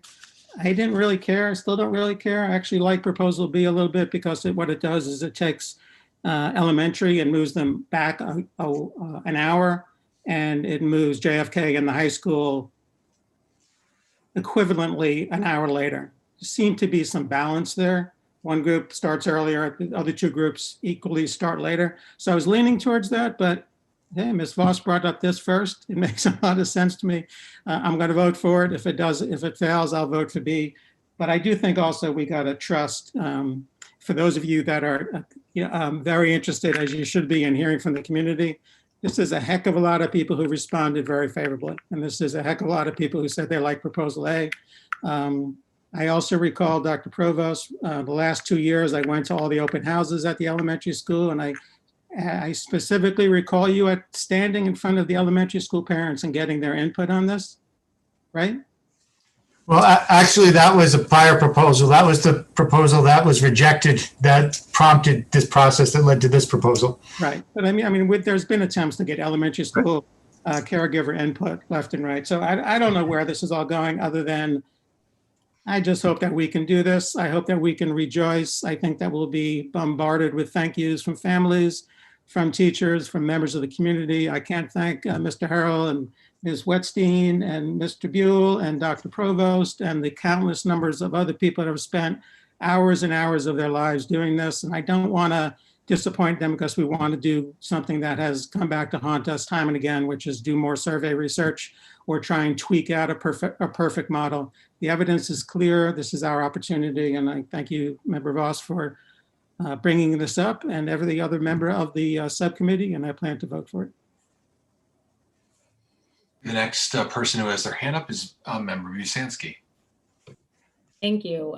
Well, I guess I feel like I have tried to relay a lot of information in somewhat of an impartial version, but I also want to, echo a lot of what Member Kaufman just said and say that I will also be voting for proposal B, proposal A, Member Voss's motion. And if that fails, then I will be making a motion for proposal B. I do think this is an incredible opportunity, and we have had an enormous amount of input from all school levels on so many proposals over the years. And that, in fact, part of part of what I relied on in coming up with my comments on moving elementary school to 8 a.m. was all of the emails that I got after last year's proposal of moving the elementary school later from elementary parents saying, please, please, elementary school kids learn better in the morning. Please start the school earlier. In fact, one parent actually even laid it all out for me. Start them at 8 a.m., et cetera, et cetera. So I feel very confident that we've had a lot of input. We are never going to be able to make everyone happy. And while I really do agree with you, Member Levy, about how this pandemic has hit elementary school parents harder than anyone else, I also think that part of the reason there has been a small opening to make this change now in a way that we've never seen before is because we've been through so much change. I mean, we had high school students starting school at 10 or 11 a.m. in the spring when we shut down. Now we have them starting at 8 a.m. Are we really going to bring them back to starting at 7:30 a.m. in the morning? I mean, now they're starting at 8 a.m. and they wake up in their house and they're at school. We're really going to get them back to going out there and standing outside to get on the bus at 6:30 a.m. or whatever god awful hour that is. I just don't see us going back to the way things were. I think we have an opportunity, and this is our opportunity to do it. And I think we've done all the work and research. And like Member Kaufman said, I think the educational benefits for all school levels, elementary included, are just enormous. That elementary students, and I remember Member Gold saying this in our meeting in January or February, elementary students learn better in the morning. So, to me, in a way, I feel like it's really a win-win. I'm also not concerned about 5 or 10 minutes. That I'm sorry we couldn't resolve that before we brought that to you tonight. But as we all know, our administration's been busy with many other things, and I just don't think that has to hold us up in moving this proposal forward. And I'm not really sure where any notion of fake voting or ballot stuffing comes from, or that people who have graduated or high school grads have gone back and voted for the survey.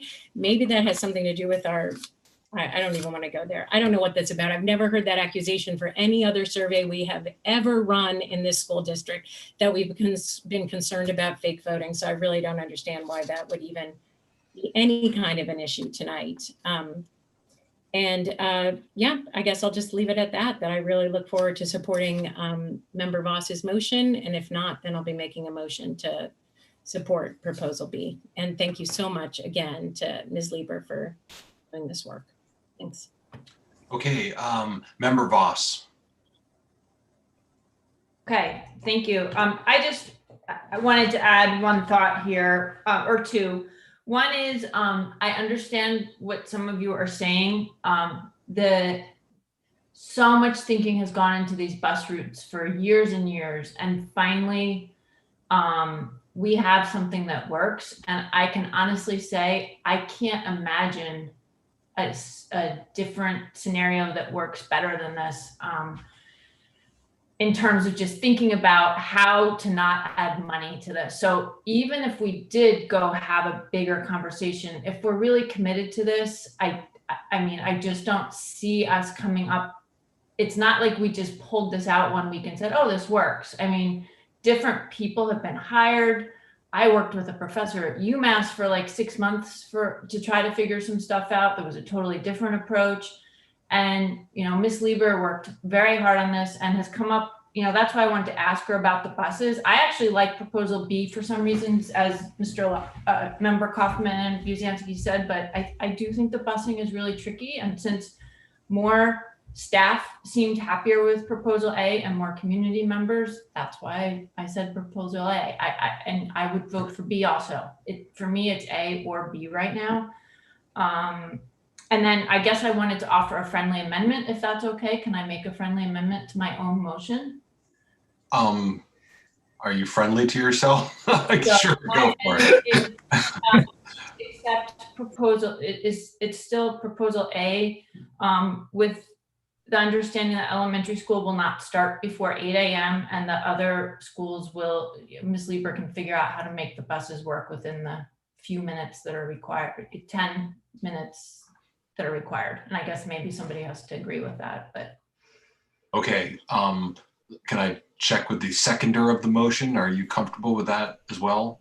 I would just ask Tammy, Ms. Lieber, if she feels like that is doable, and if so, then yes. Ms. Lieber? Sorry, couldn't find the mute button. Yes, actually, I've been toying with some times, and 8 o'clock is still fine. Then I'm good. Okay, so the friendly amendment has been accepted by both the maker and the seconder. So we'll return back now to hands, and we'll go to Member Fallon. Thanks. I feel like maybe I wasn't clear in how I presented it. I don't know if you all recall a few years back when I came from one of our summer institutes and brought you Monomoy Regional as an example of a school that had flipped the tiers, and they started their elementary school early. And I talked about how they had the unintended consequence of improving their test scores. I am in favor of this proposal. What I am not okay with is having to choose between proposal A and proposal B right now with limited information. Like the rest of you, I am inclined to support proposal B, but I don't feel that I can make an informed enough decision right now. When you mention having information from Renee Wetstein about 7 students caring for younger siblings, I just want to say, like, we are going through a pandemic. There are so many other variables right now. There are people who are who've lost their jobs. There's high school students who are working now that weren't working. I would like to have actual information, real time, that reflects what families are going through. That's all I'm saying, is I would like to know what we're actually looking at. And when I questioned the data, the reason I questioned those numbers is there was an article in the Gazette. There's so many responses to this survey, and yet almost no one showed up during public comment to talk about this late start. It's usually a really hot topic. We got very few letters from the public about this. And the couple that I got were like, wow, why are you making this decision during a pandemic? No one knows about it. So I feel like we are not being as transparent and open as we normally are, or normally we should be, that families and caregivers are way too overwhelmed and they're just exhausted, and they aren't even aware that we're making this decision. Our own student union said they didn't realize that this was on the agenda for tonight. And so that's my concern. That's why I'm so confused by 700 or 800 people having voted, and yet our own student government didn't know that that was on the agenda for the meeting tonight. And so that's what I'm questioning, is, are we rushing to vote when the superintendent says we have until March? I support this. I would vote yes, but I don't support proposal A over proposal B. So I will vote no to either tonight. If you could give us more time, I will support one versus the other. But right now I'll vote no to both because I have no idea. I don't have enough information. Member Serafy-Cox. I thought that Member Gold was ahead of me. I'll defer to him next. I also see the superintendent's hand, and then I'll go. Okay. I think Member Gold got kicked off the Zoom, and then I couldn't remember where he was in the order. So Superintendent Provost, did you have a comment to add? I just have a question about or a concern about the motion, the amended motion that's currently on the table, which would, as I understand it, set a barrier for the elementary start time being 8 o'clock, or no earlier than 8 o'clock. So I would hope that whatever motion is passed, given all the issues that we'll have to take into account for structured learning time, et cetera, would say something to the form of a 3-tier model, with the elementary school starting no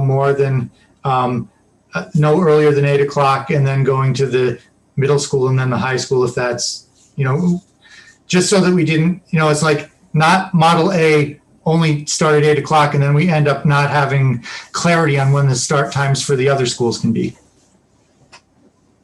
If that's a friendly amendment, it's accepted. That was my I intent. can't make amendments. So I know. So what he said, how's that to make it quick? And I would appreciate it if the superintendent could write that down. Sure. But yeah, as the I don't know how to transmit it. Maybe I'll send it as an email to the committee. Okay, so Member Gold, Member Serafy-Co is yielding to you, so go ahead. I appreciate it, Member Serafy-Co, thanks. Can you guys hear me? I was having computer problems for a bit. Can you hear me, Mayor? I can completely hear you. The Golden Gate Bridge is crystal clear behind you. Yes, sorry, that was, all right. I greatly appreciate the efforts of everyone involved. I'm on, for those who in the public may not know, I'm along with Member Busansky and Member Voss. I'm on the Budget and Property Subcommittee and saw the tireless work that Tammy and Cammie and Dr. Provost and everyone was doing with this. I think that's why we've arrived at a couple of plans that are pretty amazing in terms of the fact that they don't cost a lot and they get a lot that's met. And I'm especially impressed how quickly we were able to work, considering, if you might not know, we were actually meeting, I don't know if Member Busansky can remember, I think it was each month since September, like September and October, we had a couple of meetings even through all of everything going on and over the summer. I mean, it was impressive how the effort that went on with this, because this is so important to the community. And so all that being said, I am not at a place where I can vote for either A or B as well, for a couple of reasons. One, especially now that Dr. Provost was just sharing that we would have until March if we wanted to gather more information. I think that would give me the confidence that I know what I'm really voting on. And I think it sounds like a lot of other members as well, or a couple other members at least as well. A big piece for me would be to hear, as an elementary school teacher, I certainly, as Member Busansky shared, kids, elementary school kids, I feel from my experience of 15 or so years in elementary, they certainly function very well in the morning, and that isn't, I don't think that it would be a huge impact. I would love the opportunity to get the feedback from the administrators and the elementary school principals, and so I feel like we can do that in that time. I would also like to hear from the building leaders from the 4 elementary schools from NACE and really hear from them as to the impact and the changes and the adjustments they would have to make. So I think we have the time to get that, to make sure that we go into this confidently when we do have, like, it sounds like a new deadline potentially of March. And so I would, if this motion doesn't pass, I would make a motion hopefully to table this vote until March so we get that information that I think would improve the confidence in our ability to vote for this. Last thing I would throw out there is if we could start a practice, if anyone's going to make a motion and make amendments, if we could please have somebody put it on a screen so we all are seeing what the text is of the motion, because it's hard to keep up with the amendments and all that. So I think it's a real simple thing that we can do here. So I would encourage us to do that. Member Serafy-Co. I see in my email that the superintendent just emailed us the motion. I wonder if somebody could put it up on the screen.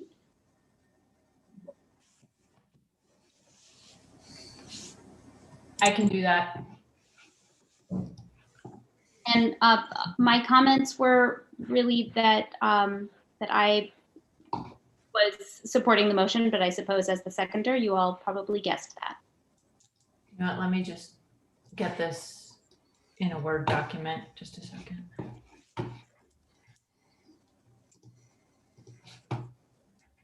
Okay, I'm cutting and pasting, and then we can change it if we want. Thanks.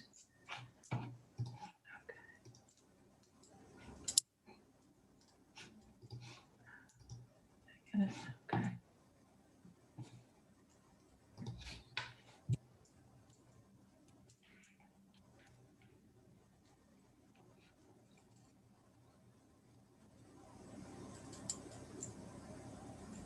May have an excessive with in there in that first sentence, possibly, or an extraneous with. Motion to implement, I'll just read it. A motion to implement a 3-tier transportation model. You would just want that. Runs in the following order: Tier 1 elementary schools, Tier 2 middle school, Tier 3 high school, with the condition that the elementary school start time would be no earlier than 8 o'clock. Thank you, Dr. Provost.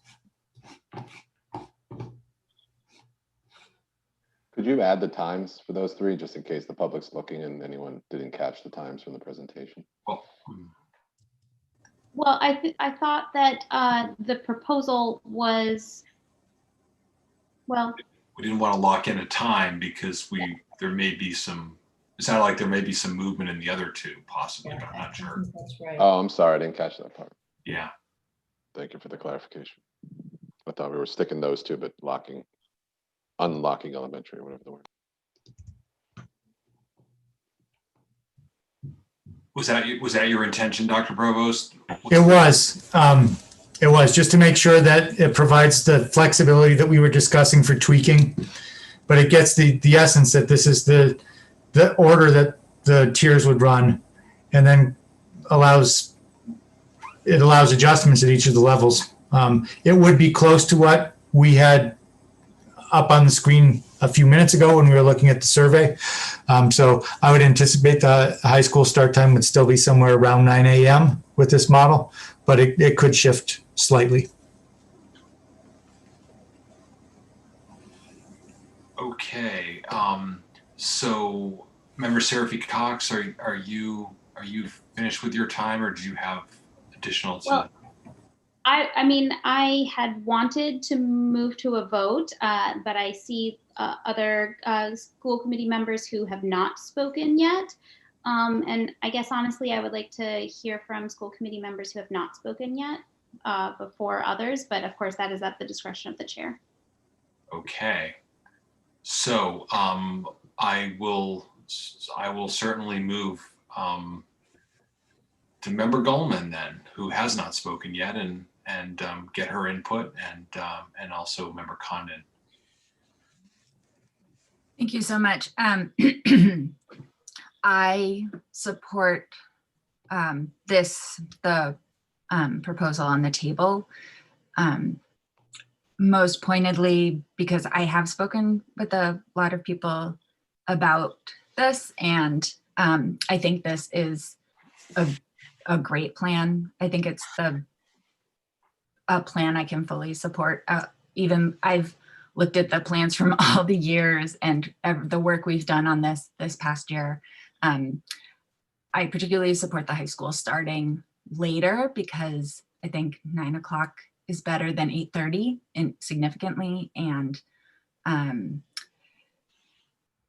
I don't want to inch towards it. And I think there's a lot of support for the late start time and for the high school to start later.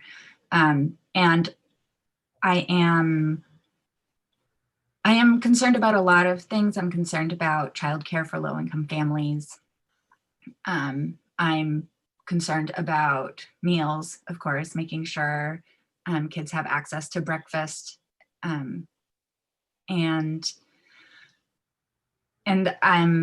I agree that it sounds like the impact to the budget won't be as significant that would require us to make this decision now. And yet I'm prepared to vote for proposal A and have faith in our administrators and our principals who take this direction from us and guidance to adequately consider all of the factors and concerns that we have. And even I am so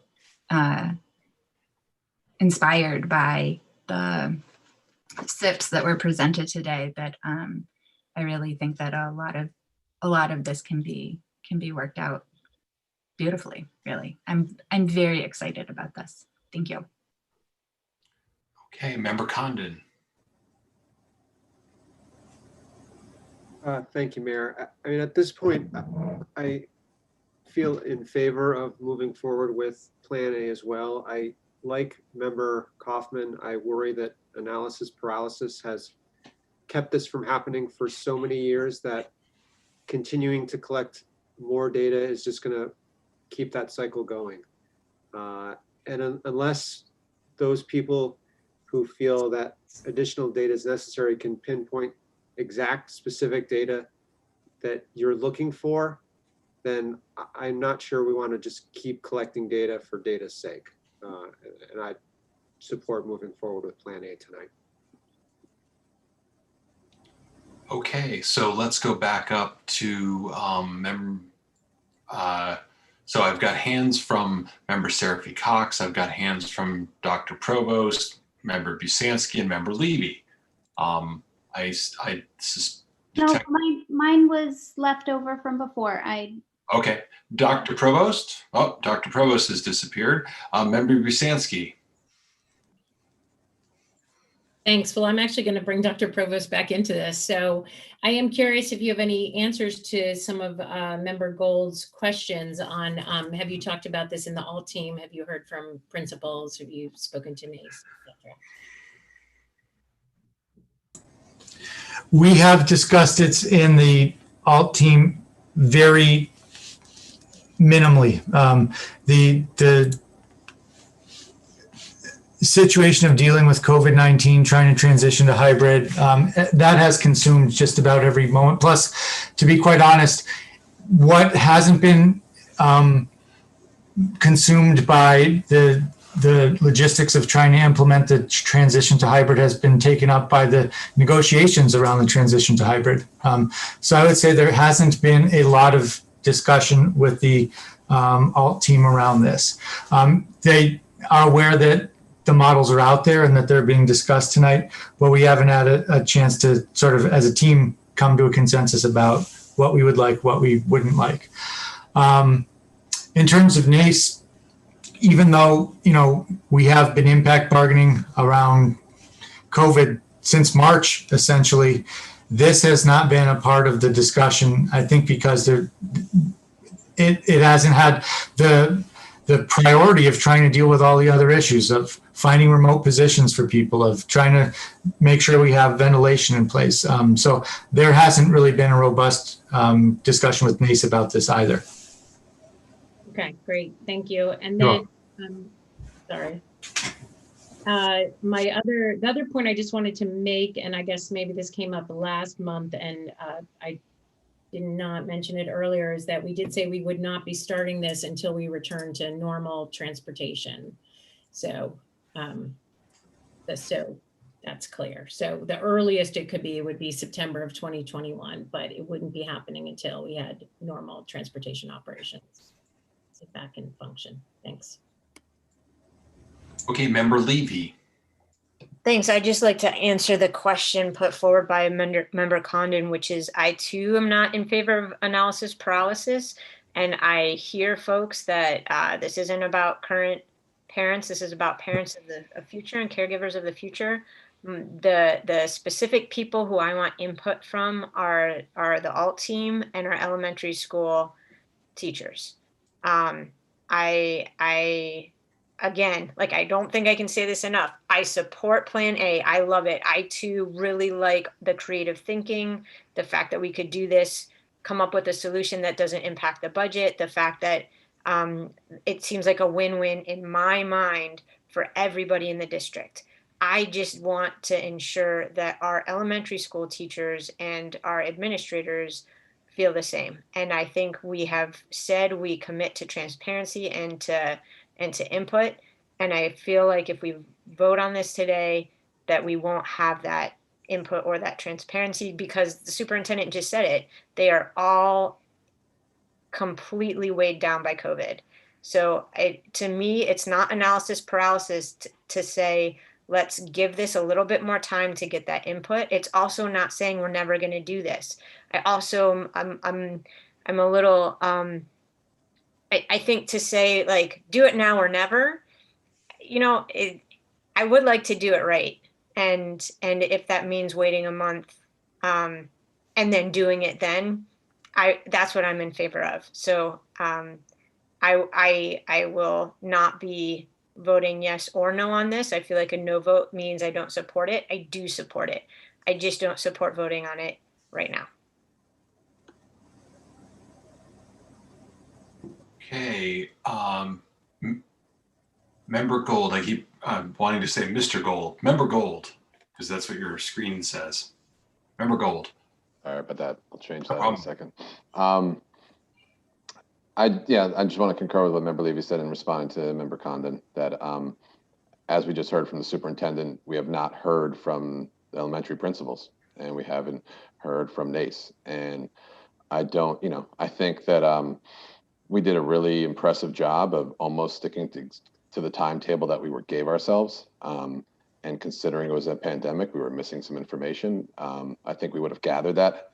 It seems kind of obvious to make sure that we have that input and that, if you want to call it data. And so I think it's very easy to if we know that it's March, we could give us to February, and it sounds like we're pretty clear as to what the additional information is that we need to confirm that A is going to work, or which it sounds like it is the energy right now. And I guess I would just be surprised that anyone could vote in favor of a plan knowing that we haven't heard from the alt team and we haven't heard from NACE. I just don't know how we do that on something like this, especially if we can give ourselves a couple more months. Member Fallon. Thanks. And when you asked what other information we would need, I would really like to give the student union the chance to just survey briefly, because I pulled up the last late school start time survey that I have, and there was never a question of an 8:30 or a 9 a.m. start time for the students. It was 60% of the students were in favor of an 8 a.m. start time with a 2:30 p.m. start time. So when you ask me whether I prefer A or B, I feel like I don't know that answer when what I'm seeing here. They weren't ever asked anything on this particular survey. What they were indicating was that they preferred an 8 a.m. start time. And so I guess I would like to actually see what the high school students have to say. We have plenty of time for them to be surveyed if we put off this vote until February, and I would feel better about it, and we could hear from the alt team as well.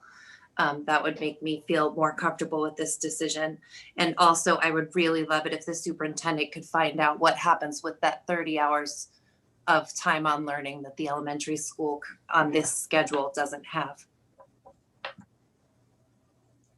Member Busansky. Thank you. I guess, a couple things. I feel like there's just kind of this conflict out there that we don't want to spend too much time on this because we need to spend so much time on pandemic related schooling right now. So I find it difficult to hear people wanting to spend more time on this when what we were really trying to do is say that we have done an enormous amount of research on this and surveying. I think it's pretty clear from the survey that we did that students at NHS and JFK prefer a later start time, I guess, and that they prefer proposal A over proposal B. I think it's pretty clear that though we may not have heard directly from NACE, we certainly heard from educators and school employees pretty overwhelmingly. So those, I just don't understand where that kind of notion is sort of coming from, that we haven't heard from students or that we haven't heard from educators and school employees, because they were definitely, clearly included in this survey. And I feel like, once again, we have enough information to move forward to, and I really appreciate what Member Condon said about analysis paralysis. And having gone through this late start issue numerous times now as a school committee member, I know that we just seem to always end up in this bad cycle and unable to actually make action and make a decision. Having said all that, I'd really like to ask the superintendent, what your recommendation is on this, or what your preference would be. So I'll go back to the last plan that I had presented. My the plan that I had presented had the high school starting at 8 o'clock. The reason for that is because the information I had at the time was that 8 o'clock was a time that the high school faculty felt most comfortable with, and that we had the information that Member Fallon had just described about the students having sort of a consensus around 8 o'clock. So that ended up getting rejected, as you know, because of the impacts that it would have had on the elementary start time. It was just pushing things back too far for elementary schools.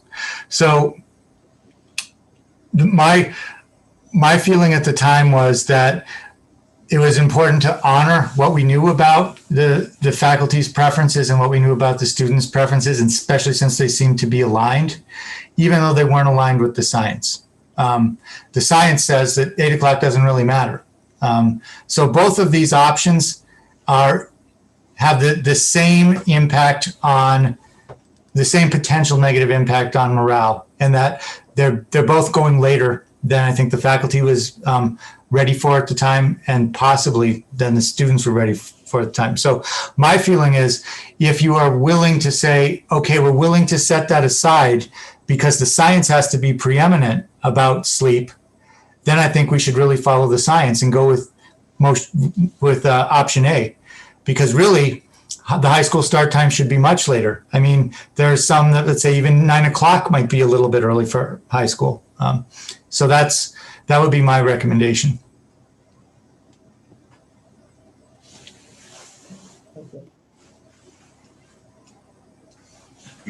Member Boss. I'm going to ask Member Fallon to help me if she doesn't mind. What really stands out to me about that survey that I think you found that I haven't been able to find was the high school students last year surveyed themselves to find out how much sleep they were each getting. And my recollection is, on average, it was between 6 and 7 hours. And if I'm wrong, please correct me.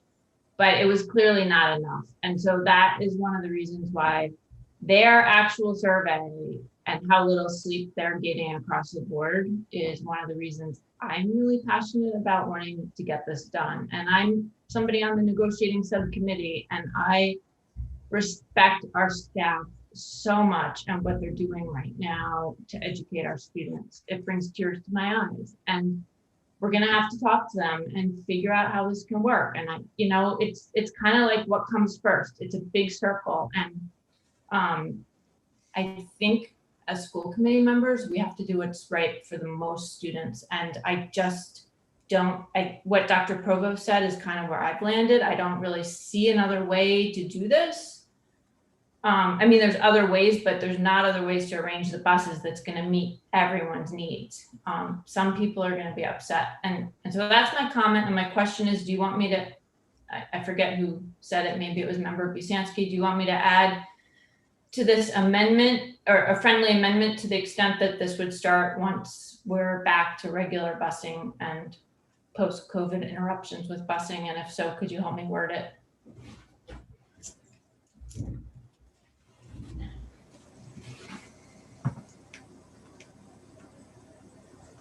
So the question is, do you want to modify your motion just to make sure that it includes that proviso that this would be when normal busing resumes? Is that what you're asking? Right. I think what we had said, it was, how about this?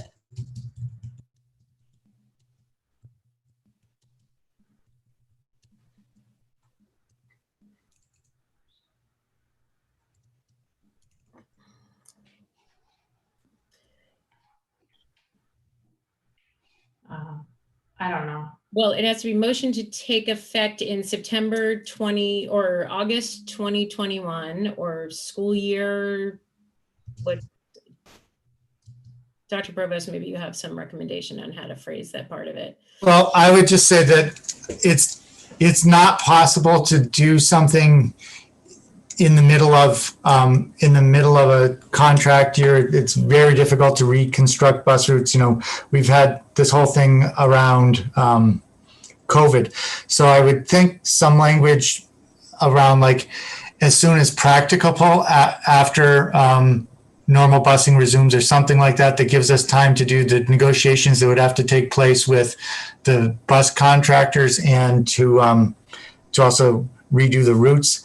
I actually would really like to hear from Tammy or Cami on what the proper wording of this would be, because they're the ones who actually go through all of the steps of renegotiating and might have more insight into this.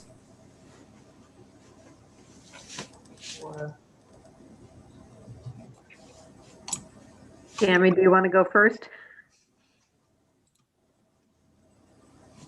No, go ahead, Cami. So part of my thoughts are with trying to do it mid-year. I understand what you're trying to accomplish with when we get back to normal busing. I guess I want to just get Tammy's input on, I'm not sure if we're still doing limited students on a bus, why that would make any difference, which grade levels were on which tiers in September or not, if we still had limited busing. Right. If we're still at limited busing and we are still at the temporary COVID policy that we did the 2 miles, it may not be as much of an impact, but to implement this in the middle of a school year is extremely difficult because it is flipping everything. I'm thinking the same thing, and yeah, we would also need to negotiate, besides with NACE, we'd also need to be negotiating with all 3 of our contracted vendors for transportation, or 2 vendors. So we would have to do 1 term for the beginning of the year, and then when we switched it at some point. So that would get a little complicated. How about what I just put? So it says not before next school year and when practical. From a busing perspective.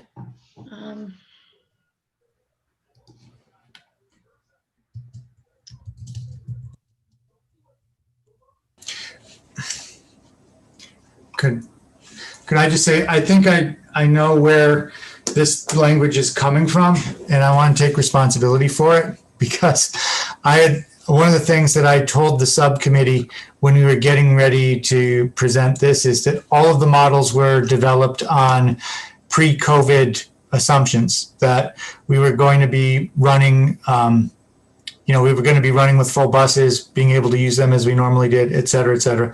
I said that none of the modeling was done around the COVID rules, so I couldn't guarantee it. But what I'm hearing you say right now is, if we start with the current rules that we have in place, then it actually doesn't matter. We're not transporting any high school students under the COVID rules, so there's no change there. The only change would be that at some point during the year, more middle and high school and potentially and elementary students would become eligible for transportation.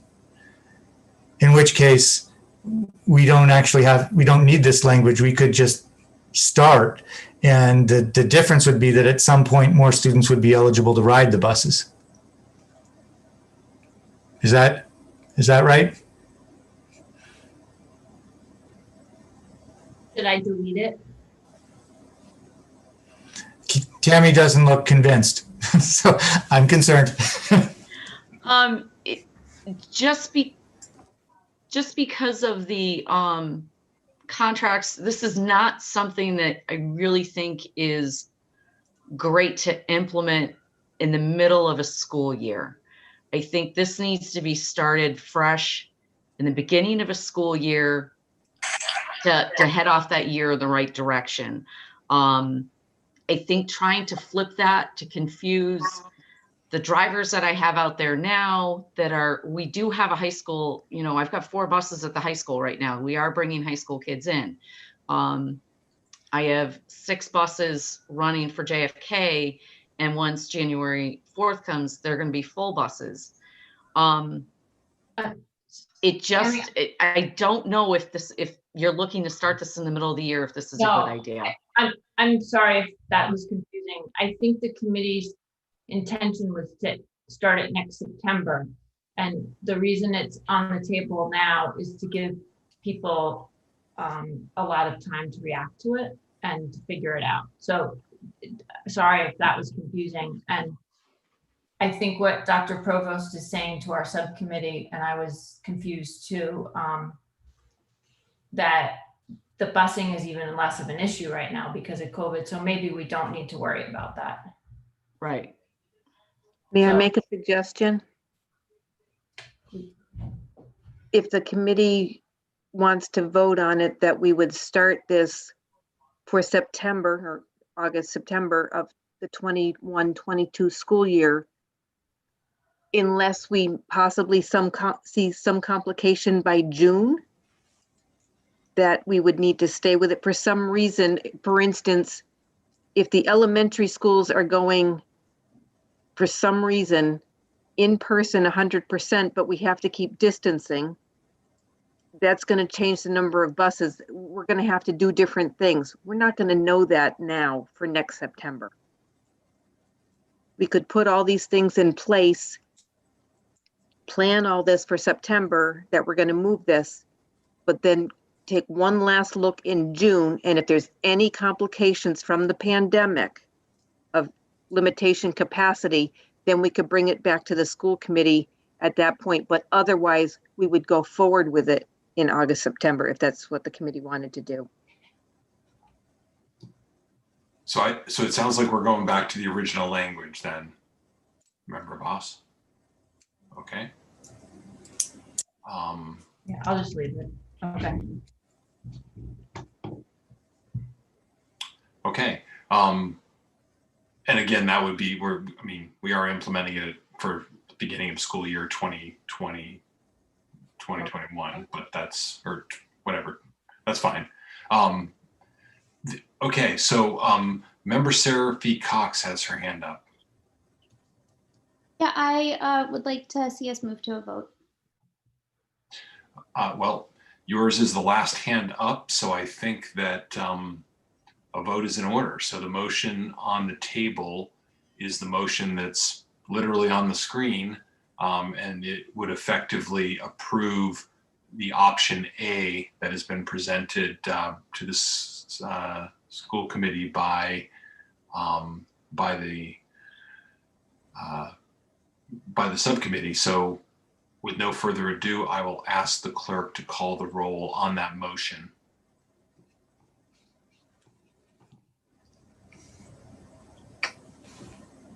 Member Kaufman. Yes.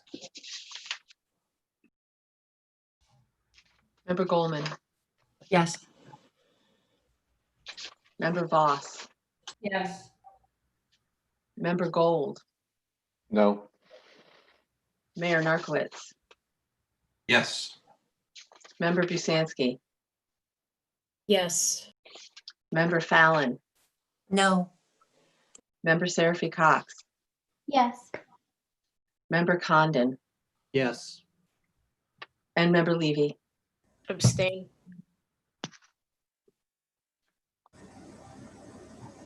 Vote is 7 yes, 2 no, and 1 abstention. Okay, and the motion carries. Okay, so thank you again to our subcommittee, and obviously to Tammy and Cammie and John for all their work on this. We'll now move on to the agenda for new business. We've already taken up the item A, the NEF grants. So now we will move to item B, which is a vote to ratify the updated hybrid learning MOA. And I'll turn to our subcommittee chair if she wants to make a motion. I just have a point of order on this, which is that, well, you know, I didn't think through about the sequence of the public vote with the potential changes from subsequent negotiations. Does that matter? I mean, it's an updated. Yeah. So okay. Then I guess it could be updated again. That sort of, I guess. Indeed. So I guess what I would just say is to make it clear to the public that that there and to the school employees that there are provisions that are, well, actually that is outlined in the MOA itself, that that secondary education issues would be negotiated subsequent to that that agreement. So it is in there that this is not the final. Okay, very good. Sorry, I was up till past 11 last night doing negotiations, so my brain isn't working super well. So I would make a motion to to ratify the revised hybrid MOA. Okay. Is there a second? Second. Okay, seconded by Member Goldman. Is there any discussion on this ratification vote? Hearing none, I will ask Member Gold. Is this and I'm sorry if I missed email, is this a different vote than we took last week? Well, we took a vote in executive session, but we then, well, actually, no. Public. No, we did it publicly. No, I'm sorry. That was, okay. So that was actually a vote on the, I believe it was on the, well, I wasn't here, but I believe that was the vote ratifying the original MOA that had not been yet revised. This is now the revised version.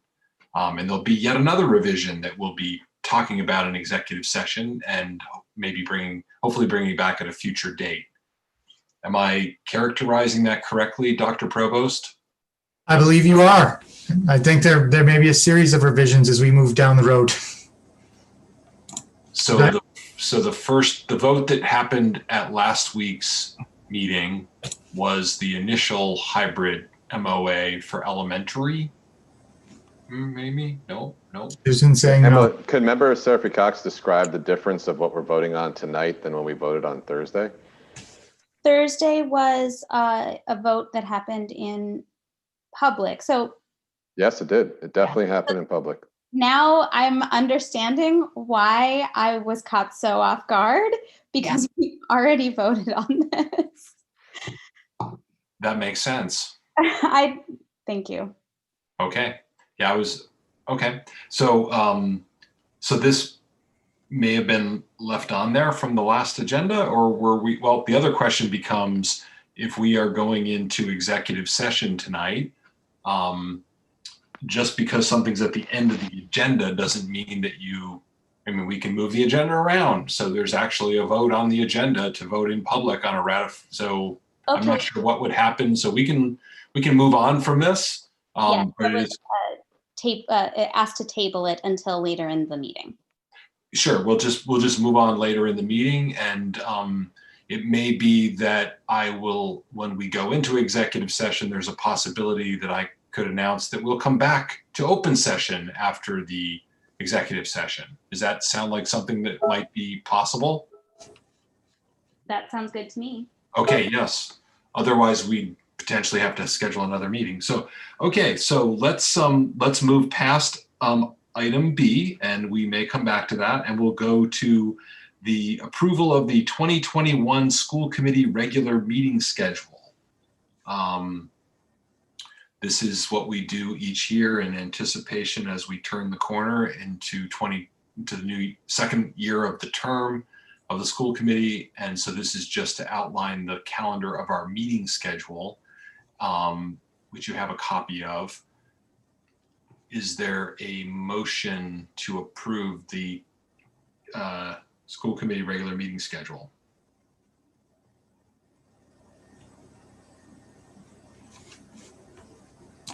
Motion to approve the regular school committee meeting schedule. Thank you, Member Busanski. It's seconded by Member Voss. Is there any, Member Kaufman, you have your hand up. You're muted, Member Kaufman.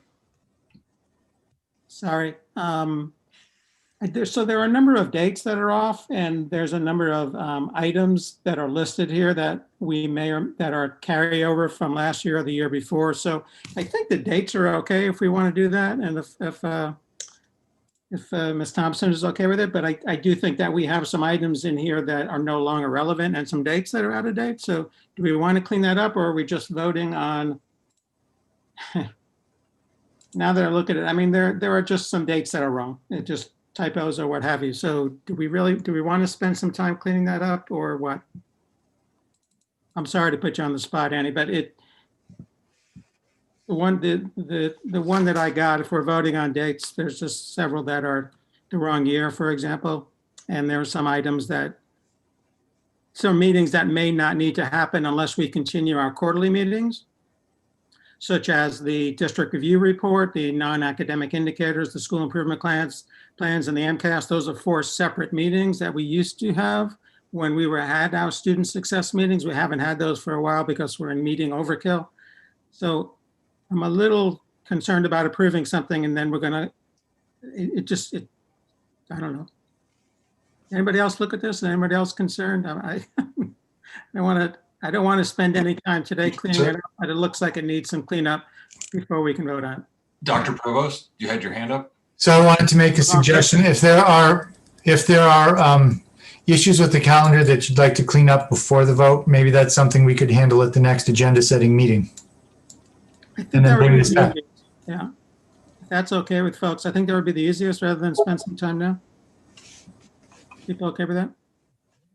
That's great. Member Gold, did you have a comment, or are you? Yeah, I and my apologies for not getting to look at it thoroughly. Has anyone already looked at it to look at holidays? I'll be honest, like it was definitely a bummer that tonight, the first night of Hanukkah, had to bail on the family and join here. So I'm trying to Google them really quickly right now. yeah, I don't know if anyone has already done that and just can give confirmation. Any major religions holidays are covered. I can tell you we did run it by the interfaith calendar and we didn't find any conflicts. The one conflict we found was with Veterans Day. So if you look at November, the recommendation is to have the meeting on the Tuesday rather than the Thursday. If you all take a look and send any concerns to myself and Annie, I think she and I could handle that, and then we can vote on it next time. We can accommodate that. Give you some time so you don't rush into it. Does that work? I think that's a splendid idea. Yeah. So we'll continue this to our next January meeting, our next regularly scheduled meeting in January, which and then we'll vote on it for the remainder of the year. All right. Sorry, Annie, you have to spend some more time with me. That's all right. Maybe she'll win another award for that. Or a medal or something, I don't know. Okay, so let's go on to item D, which is a vote to approve the NHS participation in 3 sports: competitive downhill skiing, swimming, and drills and skills basketball. And we have the athletic director, Lauren McFarland, with us. And I don't know if we want to just have her quickly go through these, or if someone wants to make a motion and put it on the table. I'm not sure what people's preference is. I'll move to approve NHS participation in downhill skiing, swimming, drills, and skills basketball. Okay. Second. Okay. Ms. McFarland. Yes, hello. So I am here proposing to get a sports program up and running for the winter season. I want to thank the school committee for approving a fall season that went fantastic. We had no COVID exposure or cases. Our students were so respectful, did such a great job. Our coaches really took care of our students, communicated well with the community and their caregivers on how to run safe programs throughout the fall. We had 227 students participate in the fall. And so this winter, we're anticipating a smaller number of students, but still being able to give the opportunity for them to participate. So I'm hoping you were able to look over some of the prior submitted items. As always, we will be following the MIA modifications, following the EEA guidelines for basketball.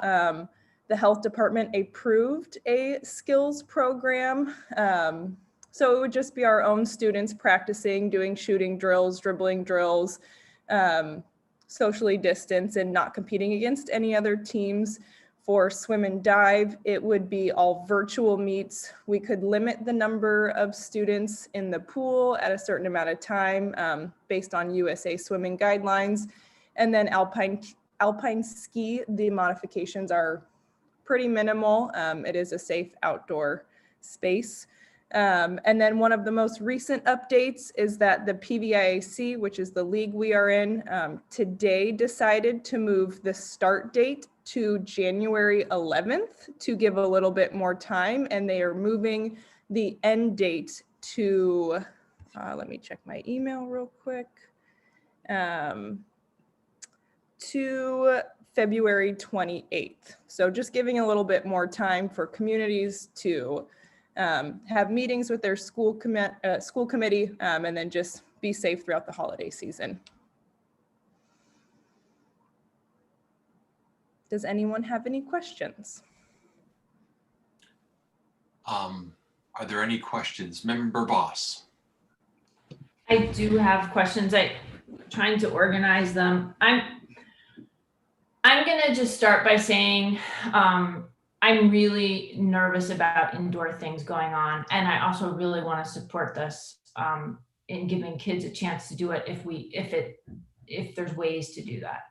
I don't think comparisons to the fall are appropriate. The cases in Massachusetts and in this country and in this city, we are setting records every day. And our own public health director at the city council last week said the darkest days are right ahead of us. So I am glad to hear it got postponed till January 11th. I have some sports specific questions. And I don't have answers, just to get us thinking, or the people that run the sports to get them thinking. But I guess I'm going to start with a more general question, which is what would make us stop? Like, we're voting over a month before these sports would go into effect. And I don't know what it's going to look like on January 11th. And I don't really want to be responsible for kids being inside. So how would this be changed? Would it be school committee? Is somebody else going to step in? I guess that's a question for Dr. Provost. And then I have a couple sports specific questions too. I think there might be a few ways where it would be stopped. I think our league would decide if it got too dangerous based on what other school communities are doing. The MIAA could decide to stop. The EEA could decide. So there are a lot of other governing factors that are in front of us who are looking at the same numbers and metrics that we are. So it's not solely up to us. And I think we can look to that for guidance. But I think once again, it would come back to us because they are pushing that local communities decide if schools should participate in athletics. Okay. And then I'm just going to ask a few questions about each sport. For skiing, I'm not worried about people being outside as much if they're wearing, I'm assuming they're going to be wearing masks if they're close to other people. Are they going in a bus to Berkshire East? And if so, what are the precautions on the bus? Yes, they would be taking a bus unless we would like to do the self-drive, which we did very successfully this fall since our bus numbers were limited to just having 12 students. And we would need to have 25 students travel for a soccer program. And so there were caregivers ready to drive. And so if that's something that we would need to implement, I think we could very much do that. And especially with our ski program, the community is excited and very forward for wanting to have that happen. So it would be both bus, and then if we needed caregiver support, we could do that also. Okay.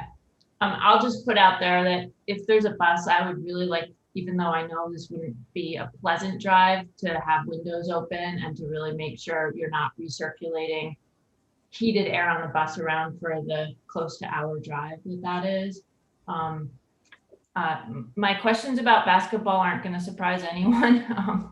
I read it really carefully, and I have to say, in terms of what was submitted to the school committee, it was the one sport that had a really, I think, the most thought out plan in terms of, it looked like our coaches put it together for our situation. But what do we know about the ventilation at the gym? I'm assuming it's the high school gym. I don't know if we can open doors there, but what do we know about that? And how can we know that putting 32 kids in there, breathing heavy, cotton masks are great, but breathing heavy, the air does get out. How do we know that that's reasonable? Where are we getting those numbers from? So there would be 32 students generally a day in there. The plan is saying that 16 students would be there in an hour and a half block each time, and then giving time to clean, rotate through. I did get an email most recently about calculating numbers of the capacity of how many students could be in the gym. Dr. Provost, are you okay if I go to you on that answer for specifics? Sure. I actually had my hand up to speak to that, which is that I think that the numbers that Lauren is contemplating having in for the basketball program are very consistent with the numbers that we've been talking about for the use in large space in the impact bargaining. So I think based on that, it seems very reasonable to me. Yeah, I'm not gonna, I'm gonna ask for a little amendment on this. It'll come in a minute. And I don't want to micromanage it. I'm just spent a lot of time thinking about these things. I want to put it out there that if I was a parent sending my kid off to play basketball in the gym, I think that's a different level of breathing than what you might expect in a shorter PE class. And I hope we would know something about the ventilation, and if it's possible to open doors and put some HEPA filters or fans there if they're needed. And obviously we don't know those numbers right now, maybe, but I just think we need to be careful. We do know something about the ventilation. Let me just search through my email while you go on, and I'm happy to talk to that. Okay. And then my questions for the swimming, I'm really glad to hear you say virtual meets, because what was sent to us was just the MIAA, and it said dual meets were allowed. And I was really worried about bringing a different community to mix with our community. So I'm glad to hear we would not be doing that. Is that, I'm understanding that correctly? Yes, that is correct. And most schools, so there was a swim program that happened this fall, more in the eastern side of the state. And I listened on a webinar of just what worked, what didn't work. And 100% of the schools did virtual meets, and it was very, very successful. So that is the status quo for this winter. Yeah. And thank you. I'm just gonna restate this, that I think we have to be really in a different mindset for these sports than in the fall, because of them being inside and because of how much more COVID is in the community than it was in the fall. And I know we all know that, but it's just really important to remember that. The other thing that concerns me with the swimming is the plan for 27 swimmers in the water. And I talked to swim coach too, and I know it's public comment, and I know it's possible to do this safely. A lot of swim teams are doing, the one that was referred to had 24 swimmers in the water, 4 per lane, which sounds like a lot. I think the biggest risk to the swimmers is probably the time they're at the wall, staggered, taking a break. If they pass each other quickly, the chlorine kills the virus, is the understanding people seem to have. It makes sense. But breathing heavy without masks on. And I could be wrong, maybe you've researched this, but I looked at the Y site today. It looks like they have at most 2 people in a lane. And I just want to put out there for you to consider that model with maybe 2 practices like you're doing with the basketball. That would feel a lot better to me. And again, I don't want to micromanage this. I just want to keep our kids safe. And so with that, I guess, if there's, I'm interested in a friendly amendment to the motion. What I don't want to do is vote on these sports and say, we say they're okay, therefore have parents think they're safe. Like that, since the school committee said they're okay, we're going to send our kids there and we're going to expect a certain level of, for lack of a better word, safety, because I think we just don't know. And personally, I think it's a pretty big risk. So I would like to just say, I could vote yes if we can put something on here such as the school committee is allowing these sports, but families should choose them with their own risk tolerance as part of it. I don't know who made the motion. What's that again? I don't know who made the motion, but. I made the motion, and I feel like that's true of any season. You could break a leg, you get a concussion. So I'm not going to accept that amendment. I mean, I think families know there's always a risk in competing in sports, particularly during a pandemic. So.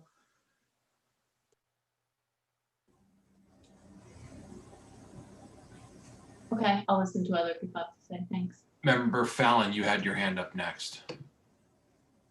Oh, thanks. Yeah, I was just going to thank Ms. McFarland. So I am on the MIA basketball committee, and we met for, at least maybe 2 months to work on the modifications for this season. And I supported them, but there's only so much that you could do to make it safer, like eliminating concessions and limiting fans and closing locker rooms and like eliminating the jump balls. And so I was actually thrilled with what she's proposing with this skills and drills and putting the students in pods and not competing against other schools so that they are able to get exercise and get the benefits of being with their teammates.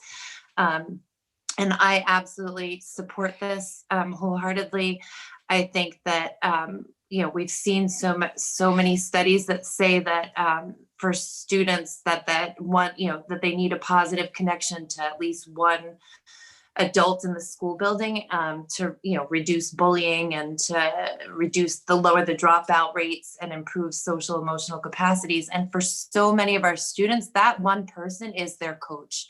And so I feel like it's so important for us to allow students to have this opportunity to be with their teammates and their coaches if at all possible. And I think that that Ms. McFarland's made it as safe as humanly possible, and that parents will have the opportunity to decide whether they will allow their student to participate. And that for so many of our students, the only reason they stay engaged in school and that they work so hard to keep up their GPA, it's to maintain eligibility for sports.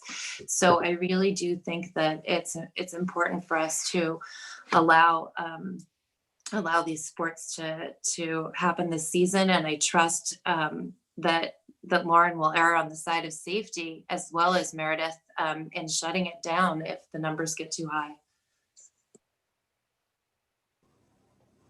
Member Gold, sorry.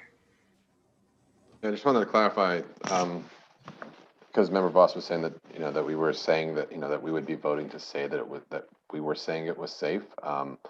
Isn't that still Meredith O'Leary and that team and Superintendent Provost? Like, isn't that your domain to listen to the data and then say whether or not we need to cancel indoor sports or not. I mean, I don't think it's us saying it's safe. It's us saying if Ms. McFarland and Meredith Leary and her team can make it safe, they do it. And if not, then it has to stop, unless I'm mistaken. I think that the health department could definitely shut things down, and obviously the school could make the decision to shut things down, and MIAA or any number of people would. I mean, we're saying it can happen, but certainly there are people with other authority that could shut it down, just like some sports got shut down earlier in the year. Dr. Provost. So I can actually speak to that, as well as my hand was up to answer Susan's question, or to provide some input about a statement she made. So let me just clarify why this vote is even on the agenda, because for those of you who've been on the committee for a while, we don't vote season by season on what sports we're having. There's one vote at the budget of how much money we're going to put into the athletic program, and then the athletic director decides what programs we're going to run and not run. However, this year, because the high school is still in a remote mode, the only way that student athletes are eligible to participate is if the school committee takes an affirmative vote to approve a sport. So if things go according to schedule, this vote would not be repeated in the spring, because the high school would be in a hybrid model and you wouldn't have to take that vote. The only reason this is here is because originally there was some thought that schools that were in remote mode would be ineligible for participation in MIAA sports. And then through some advocacy, primarily, I believe through MASC and the MIAA, it was determined that no, school committees could decide to allow sports even if their high schools were in remote mode. So that's the reason for the vote. But what you said, Member Gold, and what you said, Mayor Narkowitz, is absolutely true. The athletic director, the MIAA, the health director, anyone could pull a plug on a sport if we felt like it was unsafe after the school committee took an enabling vote to make it happen. And then the other thing I wanted to say with respect to what we do know about the gymnasium at the high school, this is from the latest ventilation report. This was dated 12/3/20. I can tell you that the air supply in the gymnasium is 8,831 cubic feet per minute.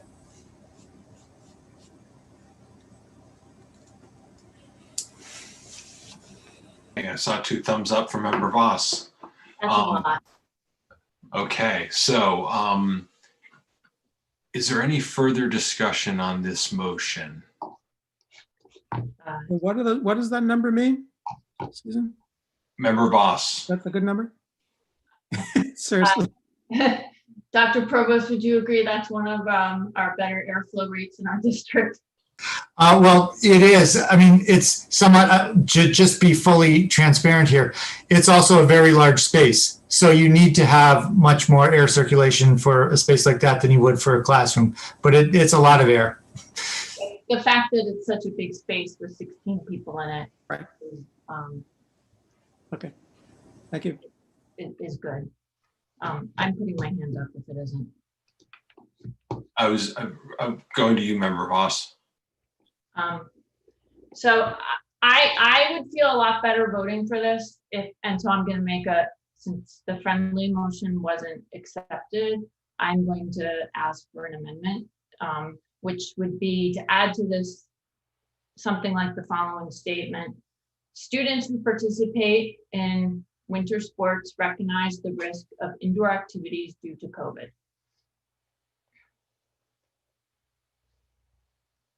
So that's a sort of a disclaimer that goes as part of the vote? Yeah, I'd like to add it. Okay, so there's a motion to amend the motion. So there's an amendment, a motion to amend the motion, and that would require a second.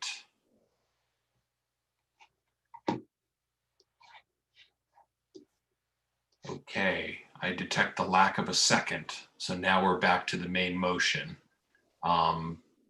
And seeing no other hands, I'll ask the clerk to call the roll.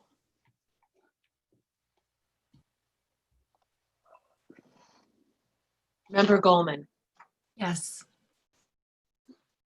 Member Voss, No. Member Gold, Yes. Mayor Narcoitz, Yes. Member Busansky, Yes.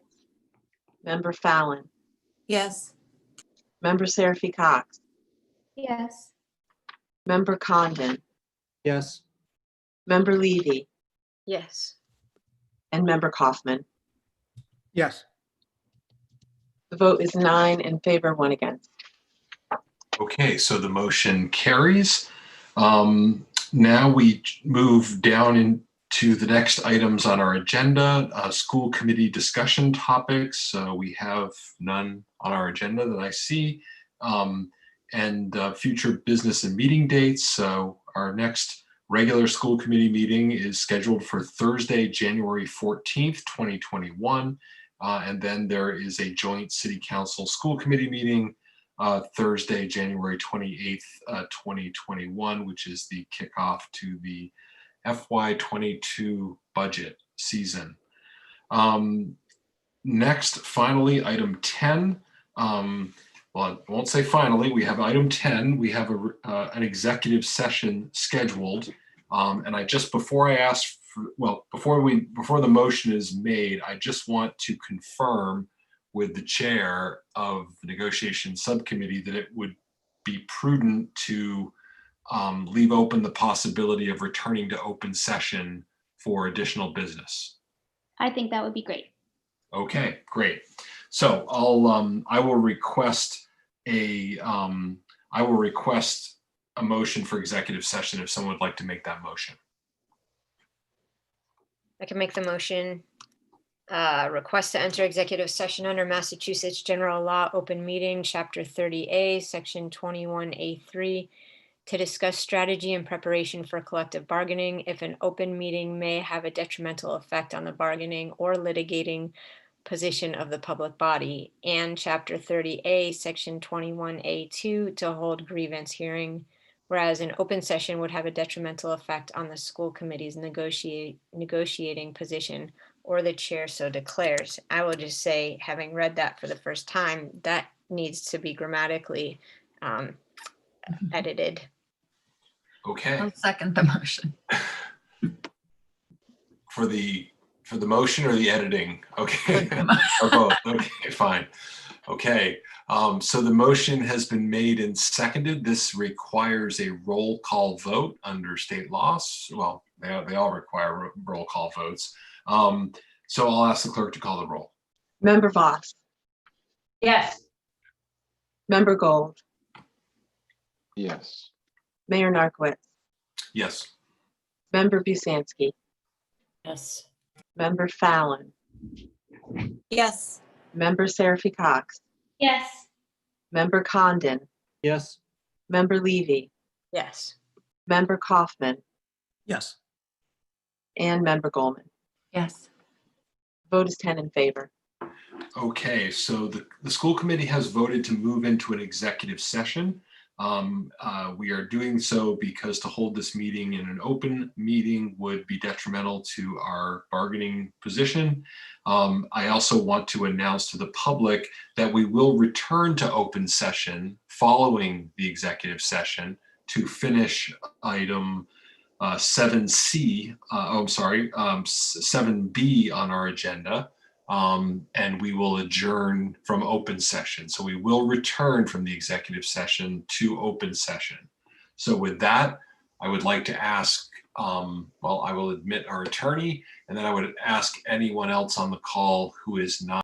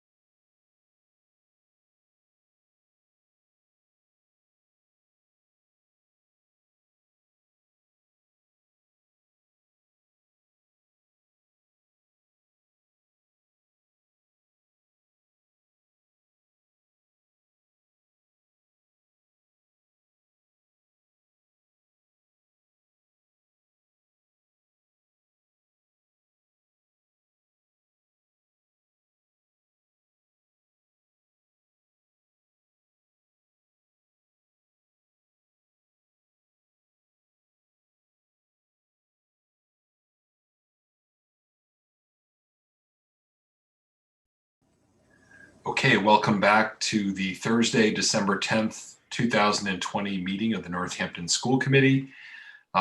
We have been in an executive session and we have now returned to open session. We have one item remaining on the agenda. It's actually item 7B, which we deferred till the end of the meeting, which we'll take up now, and that is a vote to ratify an updated hybrid learning memorandum of agreement with the Northampton, with NACE. So Northampton Association of School Employees. So I'll turn to our negotiating subcommittee chair to make a motion.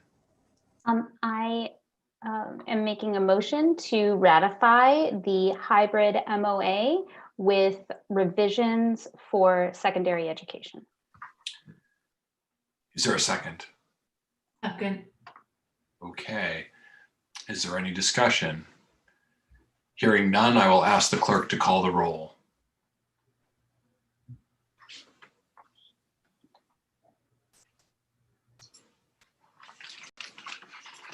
Member Busansky, Yes. Member Fallon, Yes. Member Serafy-Co, Yes. Member Condon, Yes. Member Levy, Yes. Member Kaufman, Yes. Member Goldman, Yes. Member Voss, Yeah. Member Gold, Abstain. and Mayor Narcoitz. Yes. The vote is 9 in favor, 1 abstention. Okay, so that ratification is complete and we have no final items on our agenda. So what I would entertain a motion to adjourn. Move to adjourn. Second. Okay. Since this is the last item on the agenda and I don't detect that there would be many negative votes, if I put it to a vote, I'm going to call this December 10th, 2020 meeting of the Northampton School Committee adjourned. Thank you, everyone. Good night. Good night, everybody. Good night. Thank you, David. Thank you.